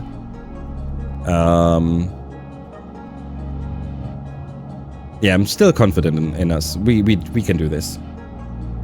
You come to a dense part of the path where the knollwood surrounds you and blocks out the sky and the wormhole above. You'll have to go through these. Take a closer look. Push through them. The strands are sticky like a spider's web. So sticky thick, in fact, that you would be caught if you tried to push your way through it. We did already, and we did never manage to beat this. We always ran away because we never had enough combat, so I want to see what happens. Your skill with a blast cutter comes in handy as you're able to cut an ema-sized hole through the sticky hairs without accidentally getting them all over yourself. Seriously, this stuff is like super glue, and the strands are extremely tough. You get a small piece on your pants, and I'm pretty sure it's never ever coming off. Okay. You come across a strange glowing river in the sky floating just over the mushroom-capped treetops. It reminds you of old Earth vids about the Milky Way or the Northern Lights. It undulates away to the left and right, a river of luminous mist. Beneath it, a curtain of tiny glowing particles slowly rains down into the forest below. Follow it, avoid it, cross through it. I guess we crossed through it. As you ford beneath the shining sky river, you're surprised to see Nem run past you. Wait, what? Hey, Slowpoke, you're gonna miss the game, come on! Hell, wow! We're seeing... Wait, what? You're drawn into a game of sports ball with your friends. Even Tammy's here, handing out cookies and juice. It's a beautiful day. The heat of the sun's on the back of your neck, balanced by a pleasant breeze. Adults begin to gather in the shade of the stratospheric to watch the game. Everything feels perfect. What do you call this? A memory? Okay, good one. Very good. And wrong. It starts with a nagging feeling as you pass the ball to Mars. Something about this isn't quite right. You shake your head, returning from your fantasy to find yourself standing in a thicket, trying to bounce a mushroom like it's a sports ball. It's a relief to find yourself back in reality, though you're a little sad for your lost youth. The strange river in the sky seems to have dissipated. You only received a little exposure to it, just a small dusting of those tiny glowing particles. You wonder what would have happened if you'd caught a heavier dose. I feel like this would be an incredible... Like, this would be a drug. This would 100%... Mars was playing... Actually, Mars was always the guy... The girl and that guy shooting the goal, so she was actually active. The stranger river in the sky. I bet this would turn out to be a drug. Hey, Sim. Shadows upon shadows move against each other in glow, wavering under the gloaming of the mush trees like ghosts. The forest is as still as creature breathing its last breath. You don't see Sim until you're practically on top of him. Hi, Sugarbug. Miss me? You nearly didn't there. I totally saw you there. Sim smiles. Of course you did. You're practically made for this place. Sim starts walking through the forest, his footsteps finding the path with ease. This is my favorite time of year, you know. I get the sense that you humans are afraid of it. Humans are naturally afraid of the dark now. Well, things do tend to attack us, yeah. That's true. Those attacks are not natural, as you might have guessed. Glow isn't dangerous at all. It's lovely. Glow is a time of healing, actually. A time for the creatures of this planet to go dormant and reflect on themselves, and to strengthen connection with other life forms. Of course, the planet repels you. You don't connect. You're like a burr lodged against its skin. I'm sure you have some questions for me as usual. Seriously, what's up with the wormhole? Just like that? You'd like me to unravel the mysteries of the universe for you? Suffice to say, I don't think you could fully understand it, even if I explained everything I know. Truthfully, the wormhole is older than even this planet. It operates on a level of space and time that are beyond even my comprehension. The universe is impossibly vast and unknowable. I'm sure you've already noticed that it's related to your foresight, yes? He asks and you nod. Your dreams, if that's what they are, always seem to get worse and wet and glow when the wormhole is so close to the planet. Many individuals such as yourself are sensitive to a wormhole's effect of time and space, fluctuations and eddies in the normal linear flow of reality. Think of it like an echo, only not your own. Think of it as if a version of yourself stood in the spot and shouted, then moved forward in time before hearing her own voice return. You can hear those echoes, choices that person made and events she experienced that may not come to pass for yourself. I'm not the only one? No, though you may be the only human. We gardeners have lived under this wormhole for thousands of years. Some of us have developed a sensitivity to it as well. We use it to guide us in tending to the planet. Well, that is enough for now. The trees have ears, you know. Alrighty, wait, you... Hello again, Sugarbug. You're getting pretty good at navigating in the dark. Mind the glowflies. Oh, we don't get to have the stress me down, don't stress me out kind of deal event thingy. Okay. Okay.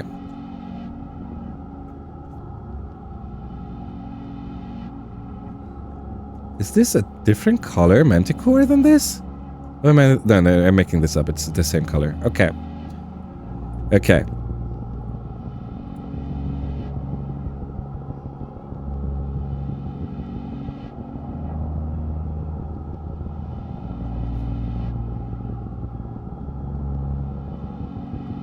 Time to do the night glow event. Something important will happen here, but not yet. Oh, frickin' shit. Okay. Okay, we're too soon. We can't do this yet. We have to do it next year. I didn't know that. In that case, it's time to take some samples. That is sad. That is so mean. What are we seeing here? You come across a sawmill that's been shut down for the season. The loggers won't be back for weeks, so this creature will surely die slowly and painfully. It looks worn out already, but still dangerous. Oh, we're gonna release it. You try to come near, but it bites at you ferociously, nearly taking your hand off. You don't see a way you can safely free it. No. Oh no, we already saw what happens, Elish. We already saw what happens. I just decided against it.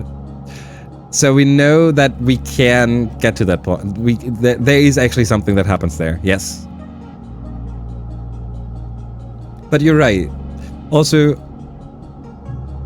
could have been a last ending of them all kind of deal. Actually, if we were really curious, if we were really curious, test.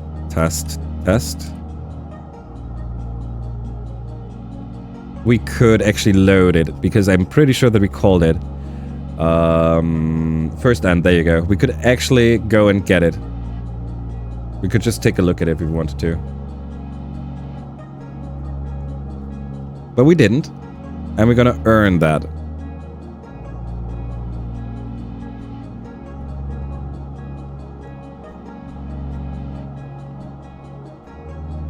Time to go back home.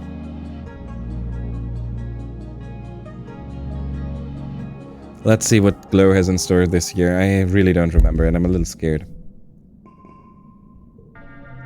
You're just putting your boots on to grab dinner in the lounge when you hear the colony sirens begin to wail. It's the yearly attack. Oh, they couldn't have waited until you ate dinner? Rude. Outside your window, you watch the colony defense begin to mobilize. Your holopalm chimes with the usual reminders for all civilian colonists to stay indoors. Well, that's not us. We joined the colony defense. Oh well. Oh well!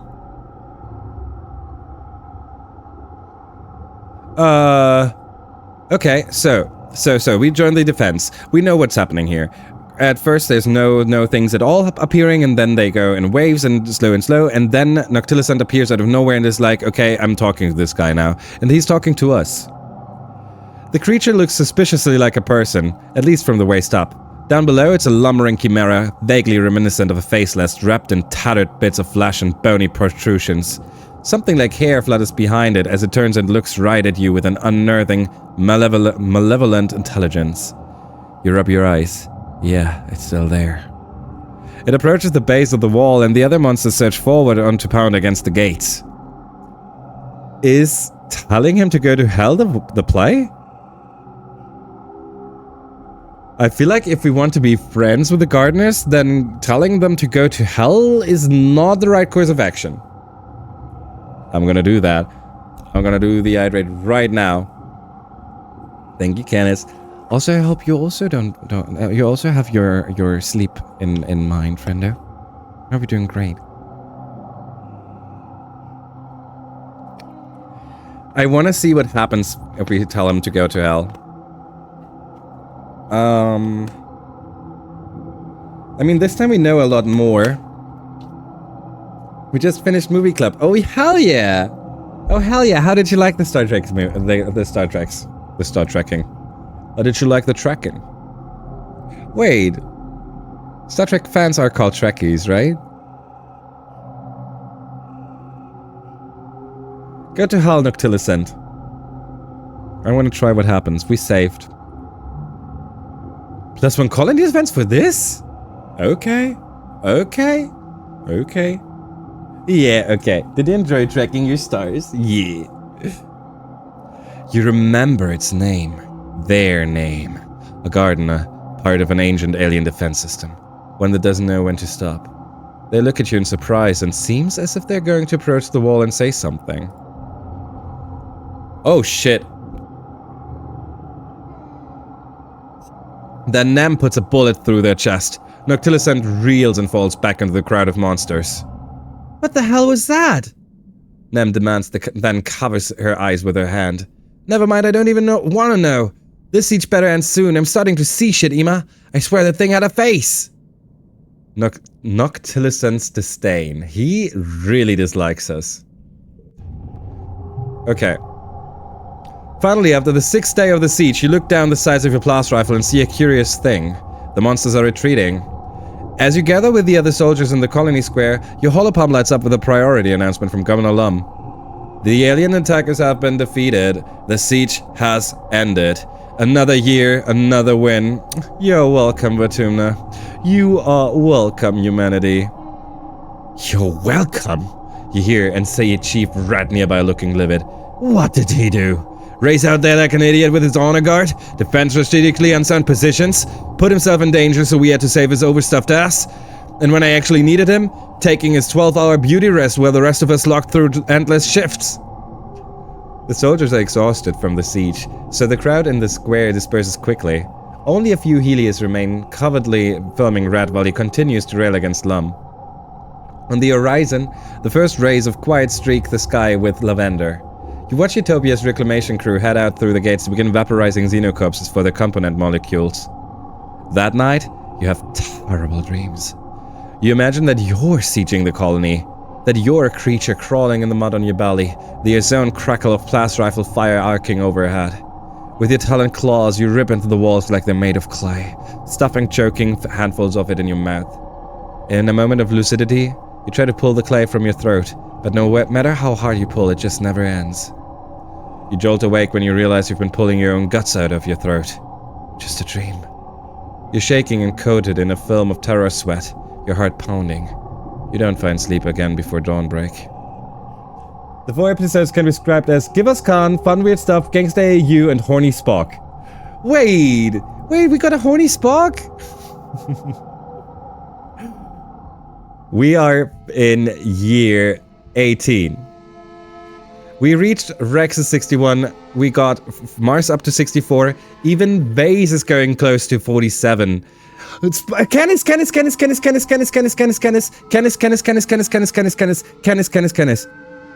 Canis, you should, like,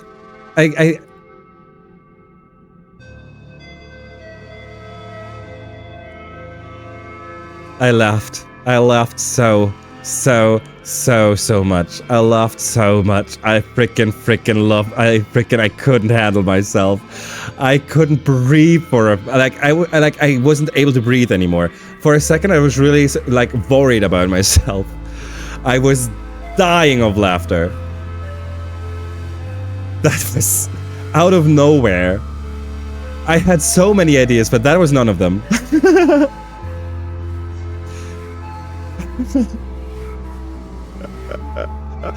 Yeah, exactly. I spoke.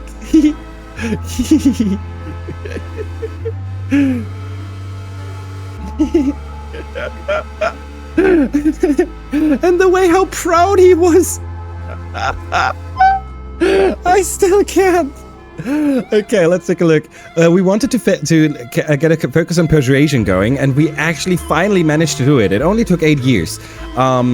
We're close to getting to the threshold we were waiting for.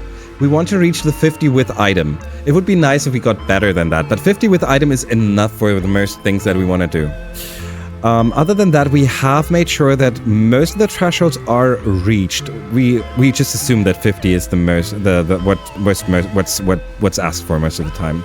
I know that there are 80 ones, but we can't assume that we can reach 80 with everything. So we're doing good. We're doing good. We managed to get the bar, and I still don't know how to spend time in the bar. So that's one thing we want to do. And other than that, maxing out the friendships. We're looking good. Start age 18. Okay. We start over here. Hi, Kel. Check it out. This one's called Crow Pose. Oh, he's doing yoga. Hey, it's my little genius. Savior of the colony. What do you need, love bug? I love that you call me that. 2 more years and I finally have a Merlin. What is it? Oh, did you get Merlin with 20 years? Don't you have something you should be doing right now, Ima? Don't you have something you should be doing right now? Like loving your daughter? No, she loves me, I know. All good. Hey, Diz. The soldiers keep trying to recruit me to hunt animals. They think the only reason anyone would go frontiering is to kill everything already there and put up a flag. Idiots. We could reduce our stress like this if we wanted to. I don't know how much. 20. It would reduce our stress by 20. We still need to find out where the frickin' bar is. Hey, Vase. You're pretty good friends with Rex, aren't you? I wouldn't go around telling everyone that. It might not work out great for you. Just a bit of friendly advice. And I have a bit of friendly advice for you. No one likes you. Get yourself... it would be... Here, have it. No one likes you. Anemone! 2 more years for you, and I finally have a Merlin to watch you with. 2 more years and I finally have a Merlin. 2 more years for you, and I finally have a Merlin to watch you with?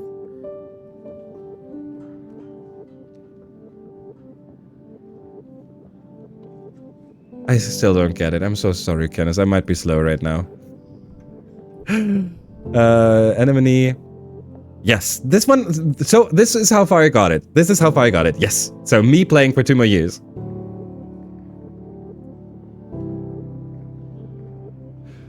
Oh, those are 2. Oh my god. This is not a do this and then. Oh god. Oh god. Oh god. Yes. Yes. Sorry, Kenneth. Oh god. Oh god. Oh god. Hi, Merlin. Lovely seeing you. Oh god. That was embarrassing, friendo.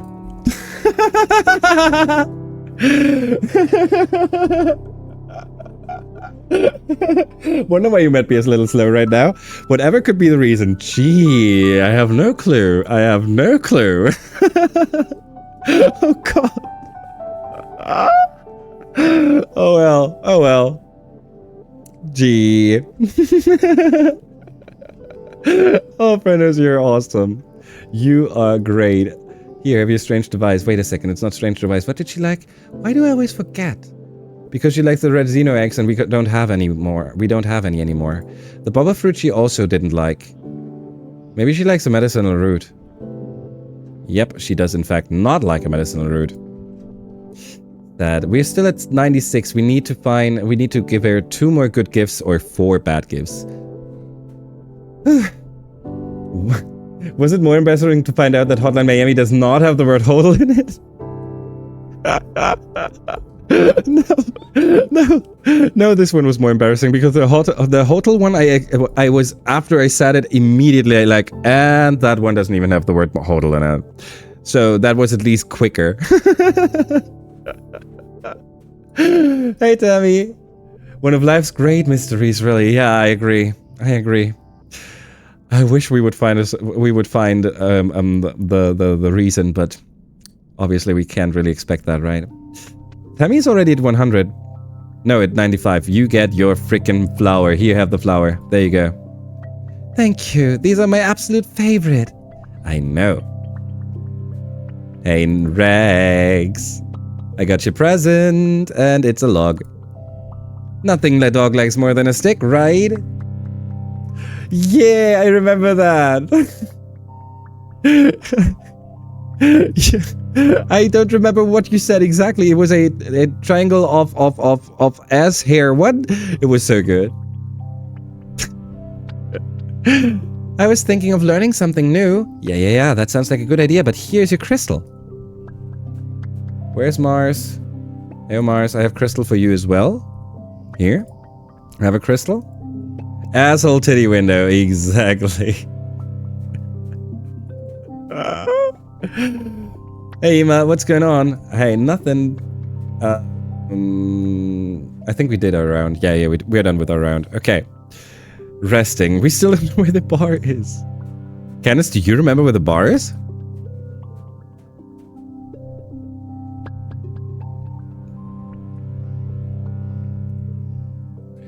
Searching for bar. No comment. Okay. So it's already been finished, by the way. It's finished. It's just that I don't know where it is. Tammy and Rex. Oh, this is the bar. Okay. This counts as the bar. Okay. I didn't know that. The new bar that Rex built is lovely at night, and during the day it's a nice quiet space to sit and work or study. You might meet Dr. Instance there. The stress in this colony is out of control. Every day more people come to Medbay just looking for someone to talk to about their anxiety or their bad day. I don't have time for this. I could be a counselor? The colony needs a counselor? Keep listening. I guess I'm the counselor now. Unlocked barista. Oh, cool. Don't I need training for that? So, what's your damage? What? Instance gives you a stony look. I'm afraid my secrets died with Basque. Focus on other people. It's a better use of your time. Who's Basque?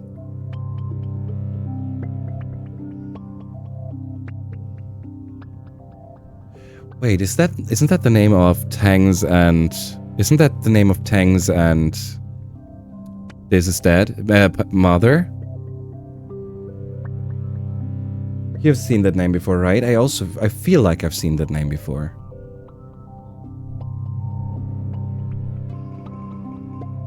Bravely helping to fight. Oh god, I remember this. We're not gonna get rid of that card. What? Oh! We have for the first time ever the option to only pick from past life. Okay. You roll out of bed at noon because you're allowed to, because it's your birthday, but also because you're exhausted. You barely slept at all last night. You've been having these nightmares since the siege, more and more every night, like they're trying to tell you something urgent. You can't make any sense of it. All the imagery is jumbled together, all these possibilities and timelines and things that might happen. Some nights you wake up in a cold sweat, a scream already in your throat. You sit on the edge of your bed, run a hand through your hair and check your holopalm. A few people wish you happy birthday, but that's all. You guess you're getting older. Birthdays aren't as important as they used to be. Oh, man, right. There's gonna be a surprise party waiting for you in the lounge. It wasn't one of your dreams. You remember it because it was one of the few ones that didn't involve people dying or the colony being destroyed. But you're so tired. Do you really have to do this? Yeah. No, yeah, pretend to be surprised, absolutely. Look, this surprise party is not only for you, for us, not only for me. This is for them. They also have a lot of joy in surprising someone. So this is a team effort. I have to appear or else they're gonna be like, aww. Right? So we can do that. As you enter the lounge, surprise! You do your very best to play along and act surprised. Woo! Streamers! Balloons! Great. All your friends are standing around wearing goofy hats and clapping. Nomi's holding a bunch of balloons larger than they are, and Rex is wearing a cute little waiter's outfit with a bow tie. Can we talk about the fact that that would be so cute? You accept their hugs and birthday wishes, trying to hide your exhaustion and demurring with a few pointed, "All this for me? Oh, you shouldn't have. No, really." Cal brings over a holo screen with a video call from Tammy. She looks exhausted and proud in her arms a tiny little red bottle of baby. Tammy has her baby. Tammy has her baby. Look, Ima. Ekinas. Oh God. Echina. Oh God. Ekinasi. Ekinasi. No, this sounds wrong. It's got to be a K sound. Iki? No, ekai. Ekinasi? Ekinasi? Ekinaisha. Ekinaisha. Ekinaisha. Ekin. Okay, I would never would I have seen this. Ekinaisha. Just missed your birthday by a day. Okay, what is... Okay, I need to look this word up as well because I need to know what this means. I need to know. I need to know. Oh, that's a sun. That's a specific type of flower. I didn't know this flower.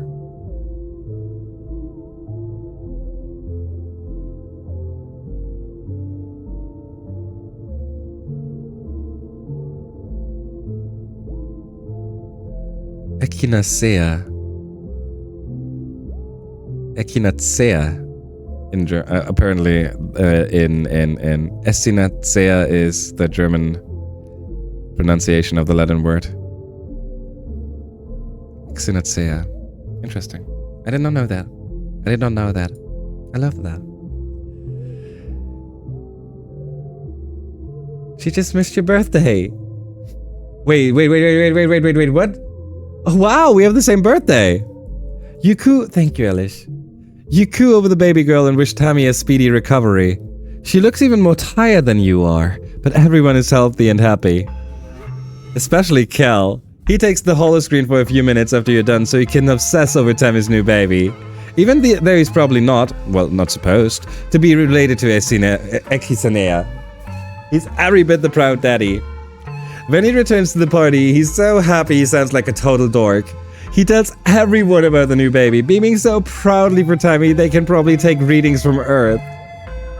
That's what being a dad should be like. Despite your exhaustion, you start to smile too. Your friends are so amazing, and they're all here because they care about you. Where is it? They're all here because they care about you. Here. Then, you get some unexpected guests. The lounge begins to fill with Helio kids, mostly ones you don't know.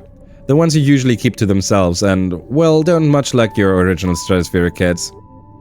Vase is there as well, grudgingly giving you a nod of acknowledgement before he turns back to his friends. Beside you, Nem bristles with discomfort. See, Nem is now not sitting next to Vase and being discomfort. She's now next to us. And I mean, she's still not feeling comfortable when he's around. That's fair there. Hey, who invited you guys? This is a private party. It's a public lounge. We can sit wherever we want. You guys think that's just because you fell out of the sky, you're the wormhole's gift to Vertumna, huh? We don't need you. We never needed you. All you do is make things worse. Like this party. You've rarely seen Cal so ready for a fight. He doesn't seem to care that the body language of the Helio kids has changed from cocky to dangerous. You're just a bunch of fascists, you and Lum. The lounge erupts, chairs screeching across the floor as the Helios jump to their feet yelling at Cal, calling the colony illegal and Cal a fugitive. They jostle around him, but Cal plants his feet and stands his ground. You hear bottle breaking and see someone advancing on Cal. He's not backing down. We can now go and say Nem make them stop. Nomi is awesome and having them is worth the rest of them. That's also true. But I know that I also call them Nem, but right now we would talk. All right. Oh, you mean because of oh yeah, Helios. Oh god, sorry. Yes, I agree. Well, yes, yeah. Hey, come on guys, cut it out. It's Ima's birthday, don't make it a big thing. They seem to respect her, so they back down. But not before a few parting libellous shots at Cal's parentage and alleged actions with animals. She turns to Cal and She turns to Cal and pokes a finger in his chest. You provoked them on purpose. I'm not your friend anymore. Don't ask me to stick up for you if you're being an asshole. Well, I didn't know that she would be so cold to him.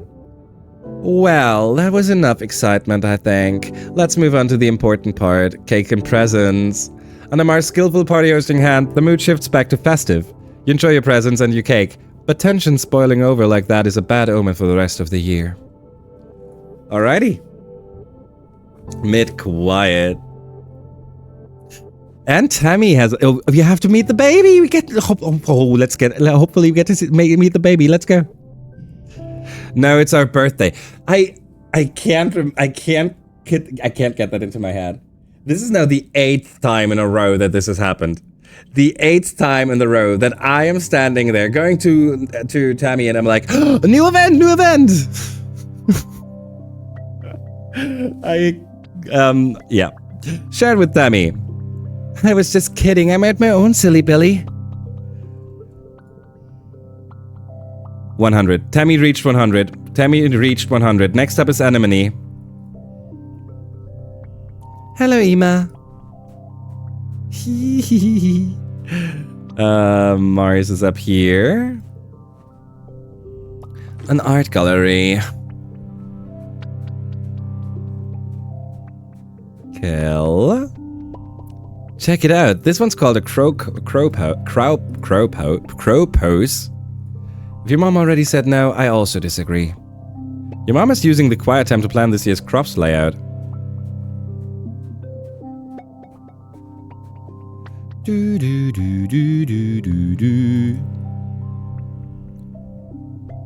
No one here understands. What no one here understands is that we're part of this planet.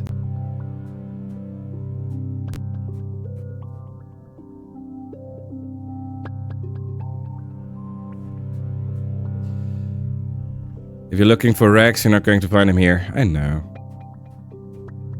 Nam was maxed out? No, 98. Tammy's kid is pretty cute, I guess. If you're into that sort of thing. Soon, Anemone. Soon you'll be our 100 friendship. Yes, I have seen the blessed child. Truly a miracle how an organic being could possibly exchange genetic material with another organic being, resulting in the creation of another organic being, a process organic beings have been undertaking since time immemorial. Yippee. Oh, Tang. This doesn't suit you. Could you at least, like, it's beautiful, okay? Enjoy it for a second. Or don't take it away from the others. Alright. Rex and Nomi.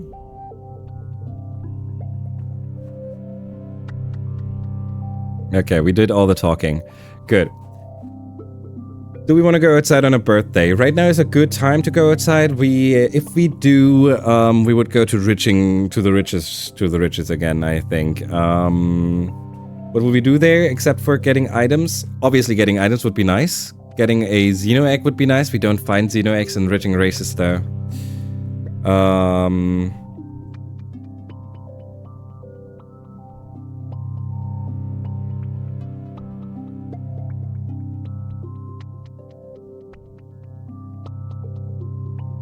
If we want to go for the eggs, we should go to the plains or nearby.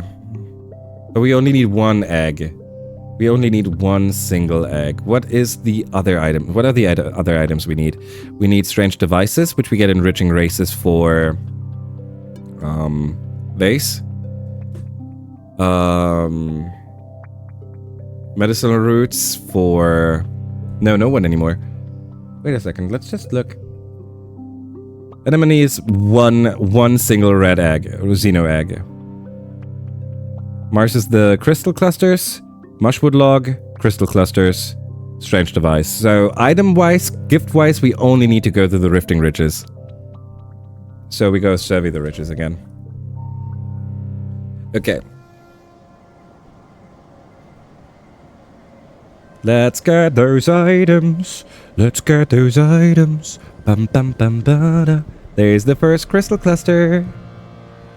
Our stress level is relatively low. We can just throw some events in there. A bravery. Wow. A bravery challenge. We haven't had one of those in a while. We need to reach 72. Let's do that real quick. That's a 5. That's a 5. That's a 5. This is a 4. This is a wild card and it's not a 4 anymore.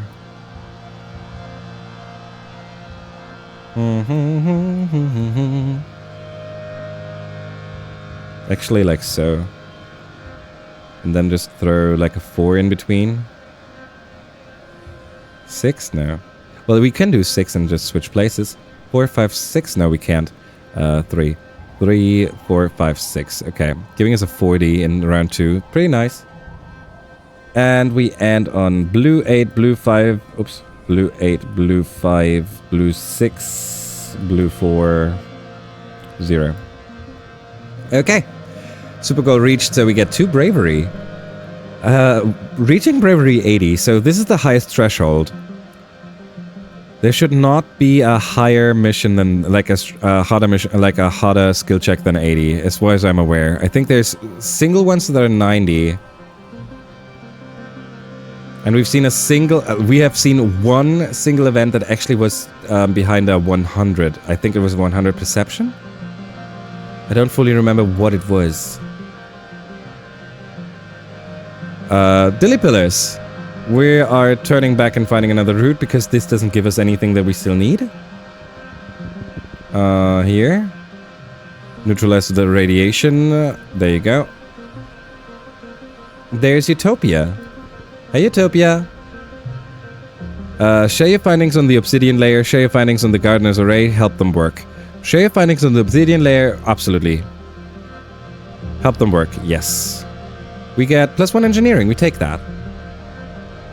Crystal.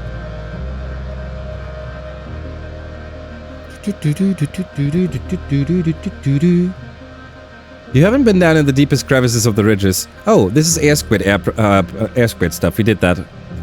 Just throw the cards in there.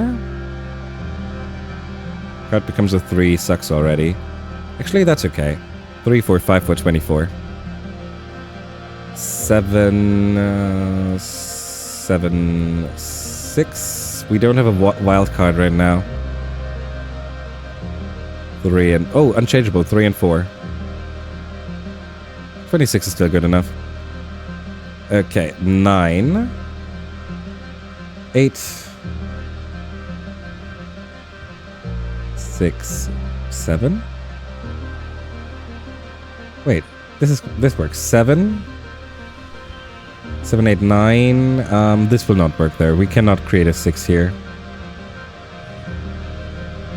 46 for the super goal. And this is a perception challenge. We don't need that. And we also get animals, which we also don't need. So, not one of those events we like to do.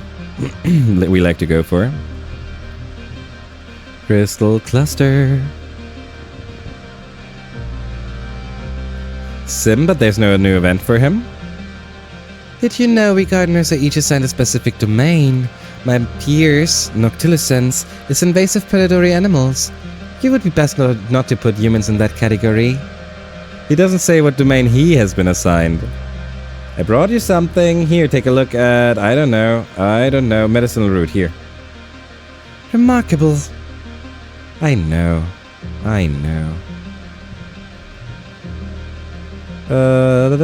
Let's do this event real quick.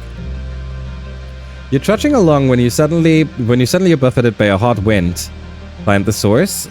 Turn around, because last time that just stressed us out and didn't give us anything that we didn't already have. We saw one more item here to the left, so let's go here real quick. Crystal and another crystal. We would like a few more strange devices, please. Get close to investigate. Film from a distance. We did already get close last time, so this time we film it.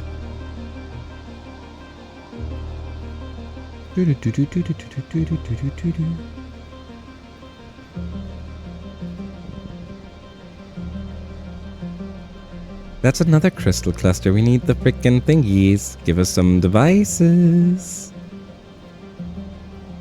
Well, this is where we need to go, so let's go to the left first to see if there's something there.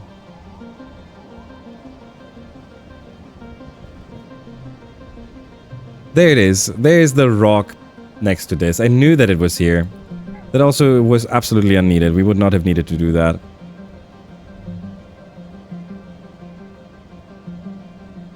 Here we go. Strange heat doesn't give us anything either, so we skip this as well. Yellow flower, we take it. Crystal, we need the strange devices though. Wait, what? Take a look at these alien solar panels. Okay, we didn't get to do anything, but we still got 5 kudos in engineering, so okay. A thumper? Check it out for some engineering. 70, let's go. 10. 4, 3. For 20, okay. 12. 14. 3 and another 3. Let's go. Oh, this turns into 5 then.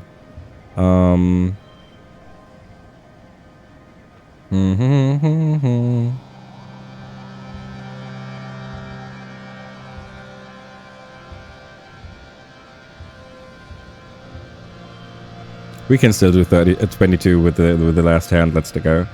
8, 6, 3, 6, and this one.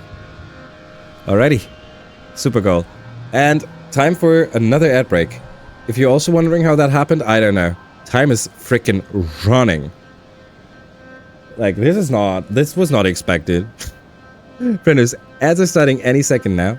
Perfect time for you to get yourself some snacks, some hydration, whatever you need to make your day a little easier. It's been a long while. Thank you so much for everyone hanging. Thank you so much for everyone lurking, for everyone chatting, for everyone hanging out.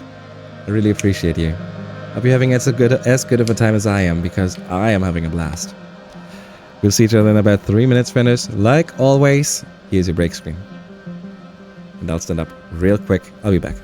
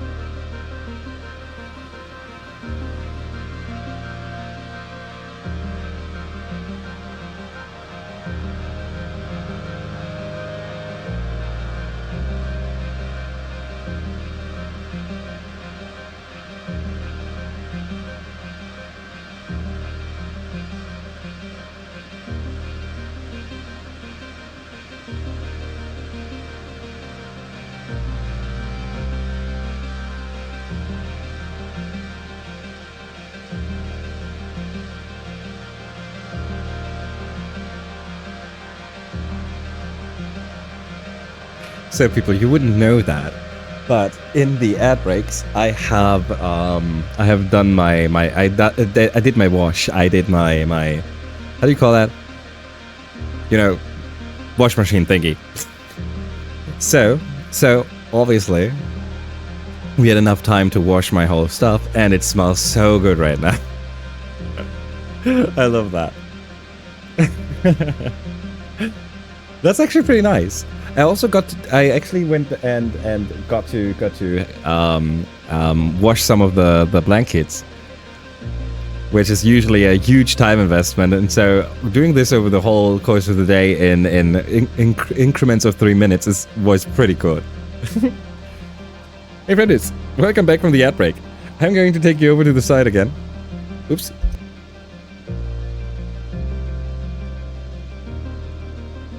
Hey yo. And we just got the laundry. Thank you. I often do laundry during stream breaks too. Yeah, right? It works so good. It works so well. And otherwise, it's such a chore. And this way, you can just throw it in. Oh, it's done. Do a little bit of this and a little bit of that. You find more scraps of convergent domain writing and technology. You document everything to bring back to Utopia. Okay. Strange device, thank you. We need at least... Oh, we would like to have around 10. I think we have 4. We have 3. Ugh. That's even less. Well, at least we have 12 crystals, I guess. Wait, that is not... Did we do this already? There were no boss events.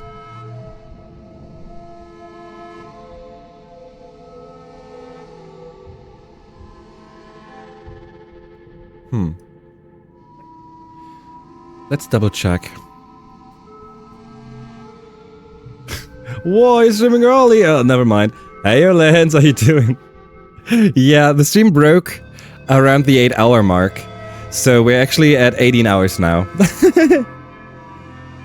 Okay, there is no boss event in Rich. It was not me messing up, but there is none.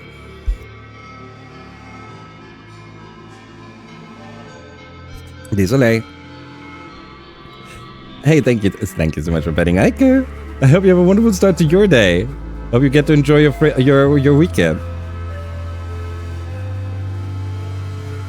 Oh, look, it's Rex's little friend. Yeah. I know. Sorry, Ima. Late night, early morning. You know how it is.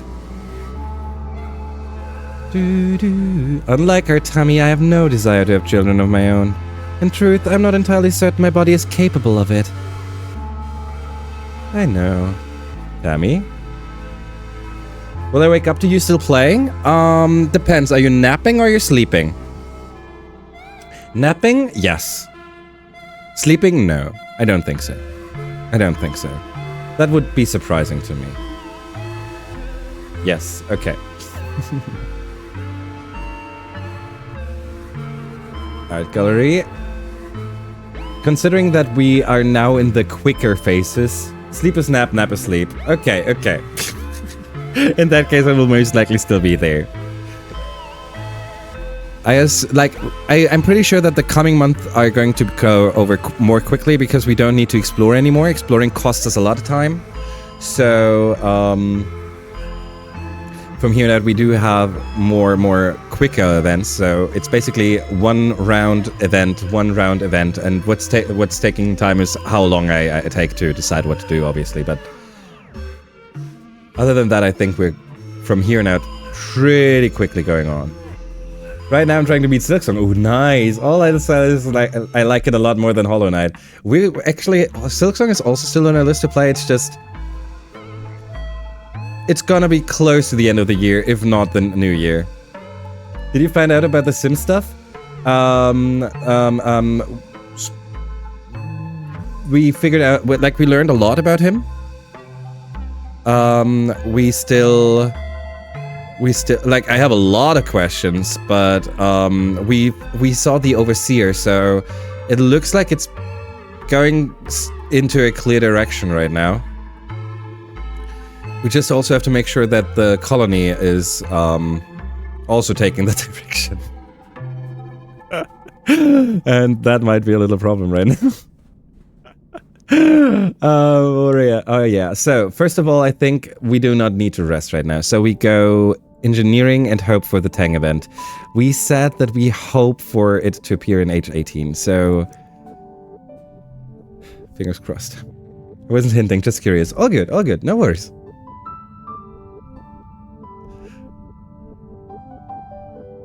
Engineering and creativity? No, we always go for creativity persuasion for the 50. Yes, that will finally get us up to the 50. Good. In both, actually. Perfect. Study humanities. Hydrate. Doing that immediately. Still nothing. Still nothing. Do you know what time it is, people? Correct. Time to hydrate. This is the official reminder for everyone in chat to hydrate, people. Does the icon in the top left mean your strength? Top left. Okay, so no pressure, but someone would really love it if you got yourself a snack right now.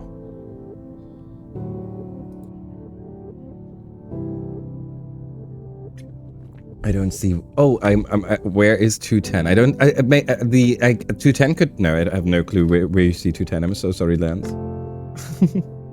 But no, our strength is currently basically this here. Those are all our skills.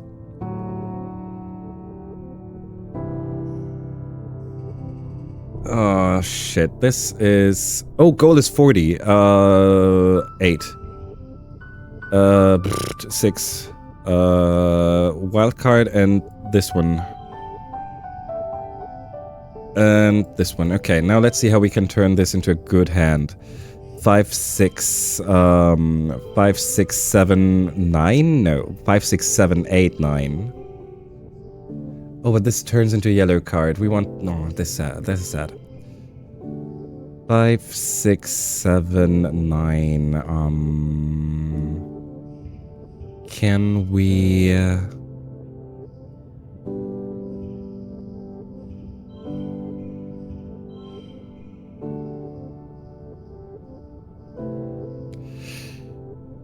We could. No, we could not. How do we turn this into a 9?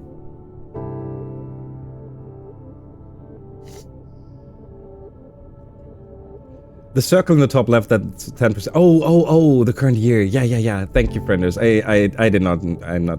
I'm not looking, but I love you. So do I, Jolty. So do I. Hope you're doing fantastic, friendo. You have a wonderful day. Thank you so much. Oh, you gotta be kidding. My landlord just arrived at 7 a.m. Why is he here already?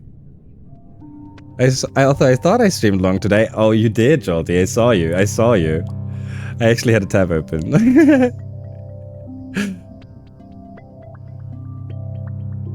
What if you move this all by 1? 6, 7, 8, 9. 6, 7, 8, 9. There we go. Okay, now we should just be able to throw whatever we want here. Like 4? Super goal. There you go. That's what we want to see. Creativity for the 5. There you go. Threshold 50 reached. Threshold 50 reached. That was our goal. That is our goal. Perfect.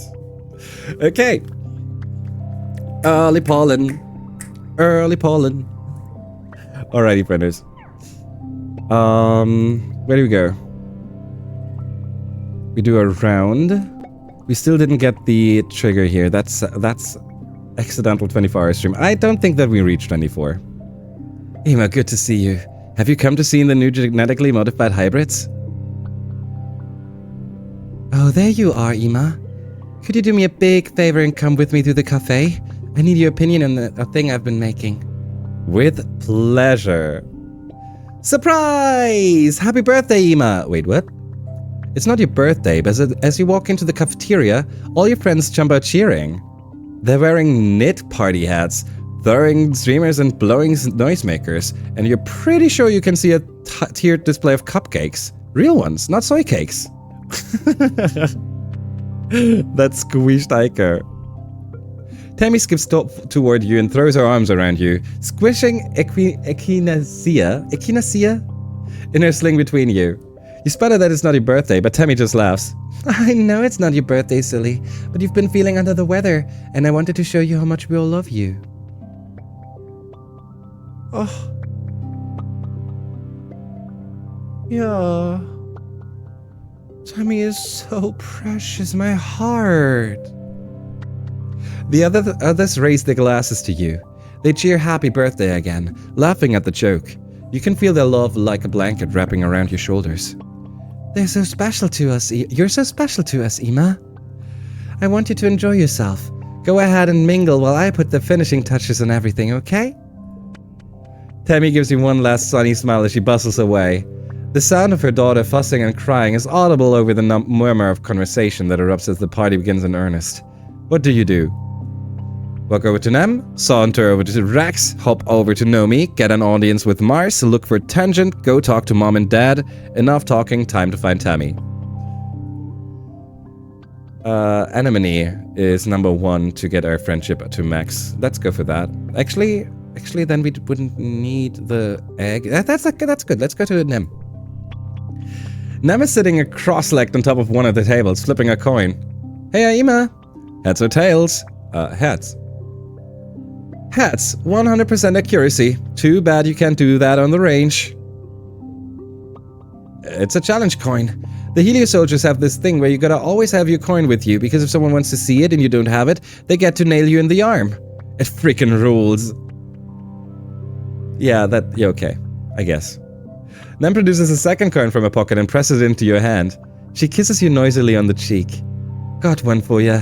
Happy birthday, friendo. You're the best. Oh. Saunter over to Rex. It's easy to find Rex. He's the loudest one in the room, and he's absolutely covered in children. Like a golem made out of smaller golems. They're climbing all over him and tugging on his ears, but he's taking it in stride. Everyone say hi to Ima, Rex says, and the children all yell at you before releasing Rex and scattering like stink roaches. Rex laughs and takes the chance to stretch, swinging his arms over his head. Thanks, I was done for. Considering a career change? Rex lolls his head to the side. I do make a pretty good climbing gem. It's one of my many talents. Tammy had to bring all the kids she babysits here so that she could set up the party, so I figured I could give her a break. Rex's ears twitch as an ear-piercing squawk from the daughter through the air. Oof. Some things I can't help with, though. What do you do now? We hop over to Nomi. Nomi is playing a game on their holopalm, which is helping to entertain some of the children from the crash. When they see you, Nomi jumps to their feet and waves so enthusiastically that their holo fizzes out. Ima, otan jubi omedetu. Oh god. Otan jubi omedetu. That has to be Japanese, right? And if it's Japanese, if I go and pronounce it German, it sounds right. It's not always the case, but sometimes that's actually fun. Nomi throws themselves into your arms and you spin them around. The children scatter, shrieking in delight. When you put Nomi back down, they bounce back on their heels and spark up their holopalm again. Let's take a photo. What frame do you want? The one with stars? Stars. We're in space. Are there enemies in this game? There are. Dependent on how you phrase enemy, there could be a lot of them, or there are just a few of them. Nomi scrunches up their nose. You always pick that one. You and Nomi throw up peace signs while their holo takes the picture. Nomi scribbles BFF on it with her finger, and seconds later their haptic input in your own holo pulses as you get a copy. Aww. As you wave goodbye to Nomi, you can overhear some of the other partygoers talking about how the daughter's been cranky because she can't nap with Tammy carrying her. What do you do now? We get ourselves an audience with Mars. Mars has set up court in the middle of the room, holo screen in front of her and glass of wine in hand. As you approach, she touches palms to transfer her files with someone you recognize from command, who skitters away into the crowd. Darling, happy birthday. It's marvelous what Tammy can do with a little determination, huh? A little rustic, but charming. I couldn't have asked for better. Mars puts both hands on your shoulders and fixes you with a pitying look. Your lack of imagination is tragic, but we can talk about that another day. She's such a bitch! Mars lets you try a sip of her wine. You're not sure what earth wine tastes like, but you hope it's better than this. Mars laughs at your face as you bravely swallow it. It's an acquired taste. You spot Tammy passing a tray of food to someone so she can change echinacea. What do you do now? We look for Tangent. You almost didn't expect to see Tangent here, but here she is, sitting quietly at a table near the edge of the room, sipping water and watching the party unfold. She gives you a small smile as you slide into a seat across from her. It's not your birthday. This is patently ridiculous. Oh, Tang, can't we just have a little fun for once? Parties are an important bonding ritual. Tangent's icy smile warms a little. I'm glad at least you recognize that this is an exercise in cognitive dissonance, or I'd have to wonder who you are and what you did with Ima. The corner of her mouth twitches up, teasing. You can hear Tammy singing a nonsense song now. What's next? We go and talk to Mom and Dad. Your mom and dad are chatting by themselves, but when they see you approach, your dad cheers and scoops you up in a big hug. Your mom laughs. My little gooseberry. I know it's not really your birthday, but your mom and I think you're great every day, so why wait? Your dad puts his hands on your shoulders and gives you a serious look. I know things have been hard for you lately. I just wanted you to know that, no matter what, your folks are here for you, all the way. Your mom nods. Your dad's right. We'll always be here for you. There's nothing you can't handle. A quavery cry wobbles through the air and you can see Tammy rocking from side to side. What do you do now? Enough talking. Time to find Tammy. You leave the party behind, seeking out Tammy. When she sees you, she makes a shooing motion. No. You go enjoy your party. She winces and patiently pries the baby's chubby, grasping hands from her hair. Seriously, goodness, don't waste your time here with me. Nowhere I'd rather be than with you.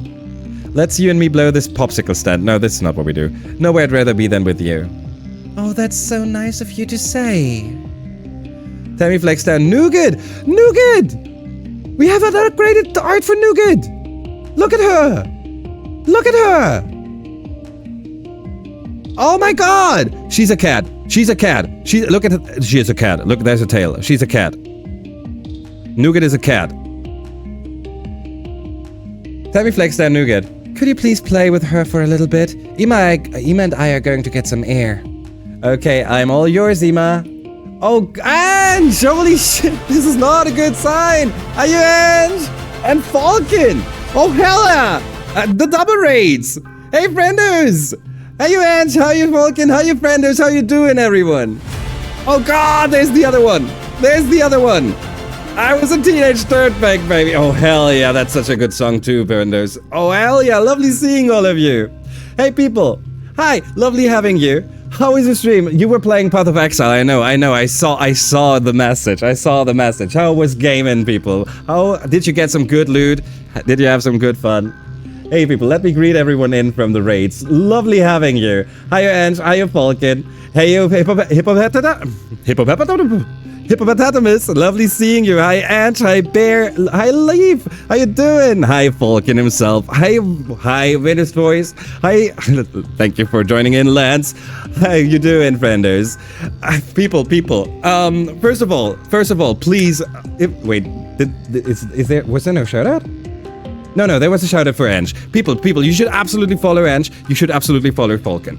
First of all, you all know Falcon. We all know Falcon. You know how much I praise them, right? So we're gonna take a minute. We're gonna take a second to talk about Ange, right? Ange is an amazing person that we love. Like, Ange is a friend of the stream that we really love. Part of the EG team. We're like, Ange is awesome. If you are interested about a lot of things around the gaming world, right? In topic news, and in how it works on the economical side and stuff like that, yeah, then you need to check out freaking Ange. Ange has so much input to offer. It is such an amazing time to just be there and get yourself some more information about games that you currently like. It's awesome, friends. People. You need to check out Ange. Follow, turn that heart full right now. Check them out. And yeah, people, thank you so much for joining us. We're currently playing I Was A Teenage Exocolonist, an incredible game.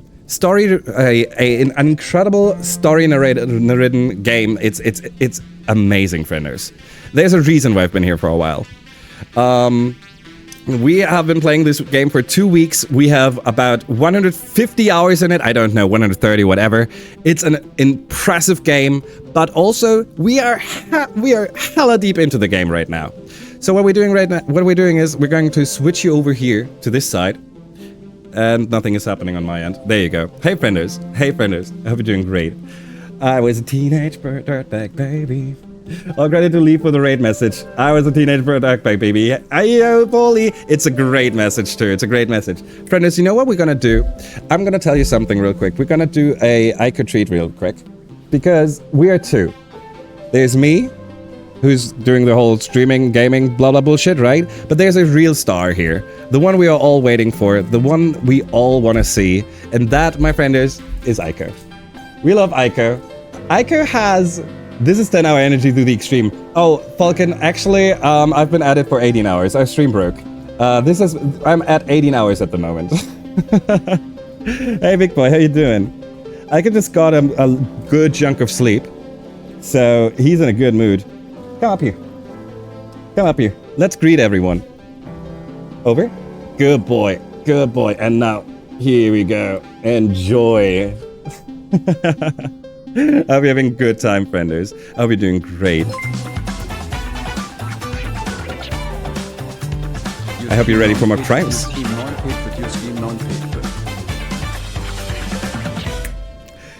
Polly, you're amazing. Thank you. There's the German coming out. Thank you so much. Thank you so much for your resub. I really appreciate that so much, my dear Polly. My heart goes out to you. I swear to God. Thank you.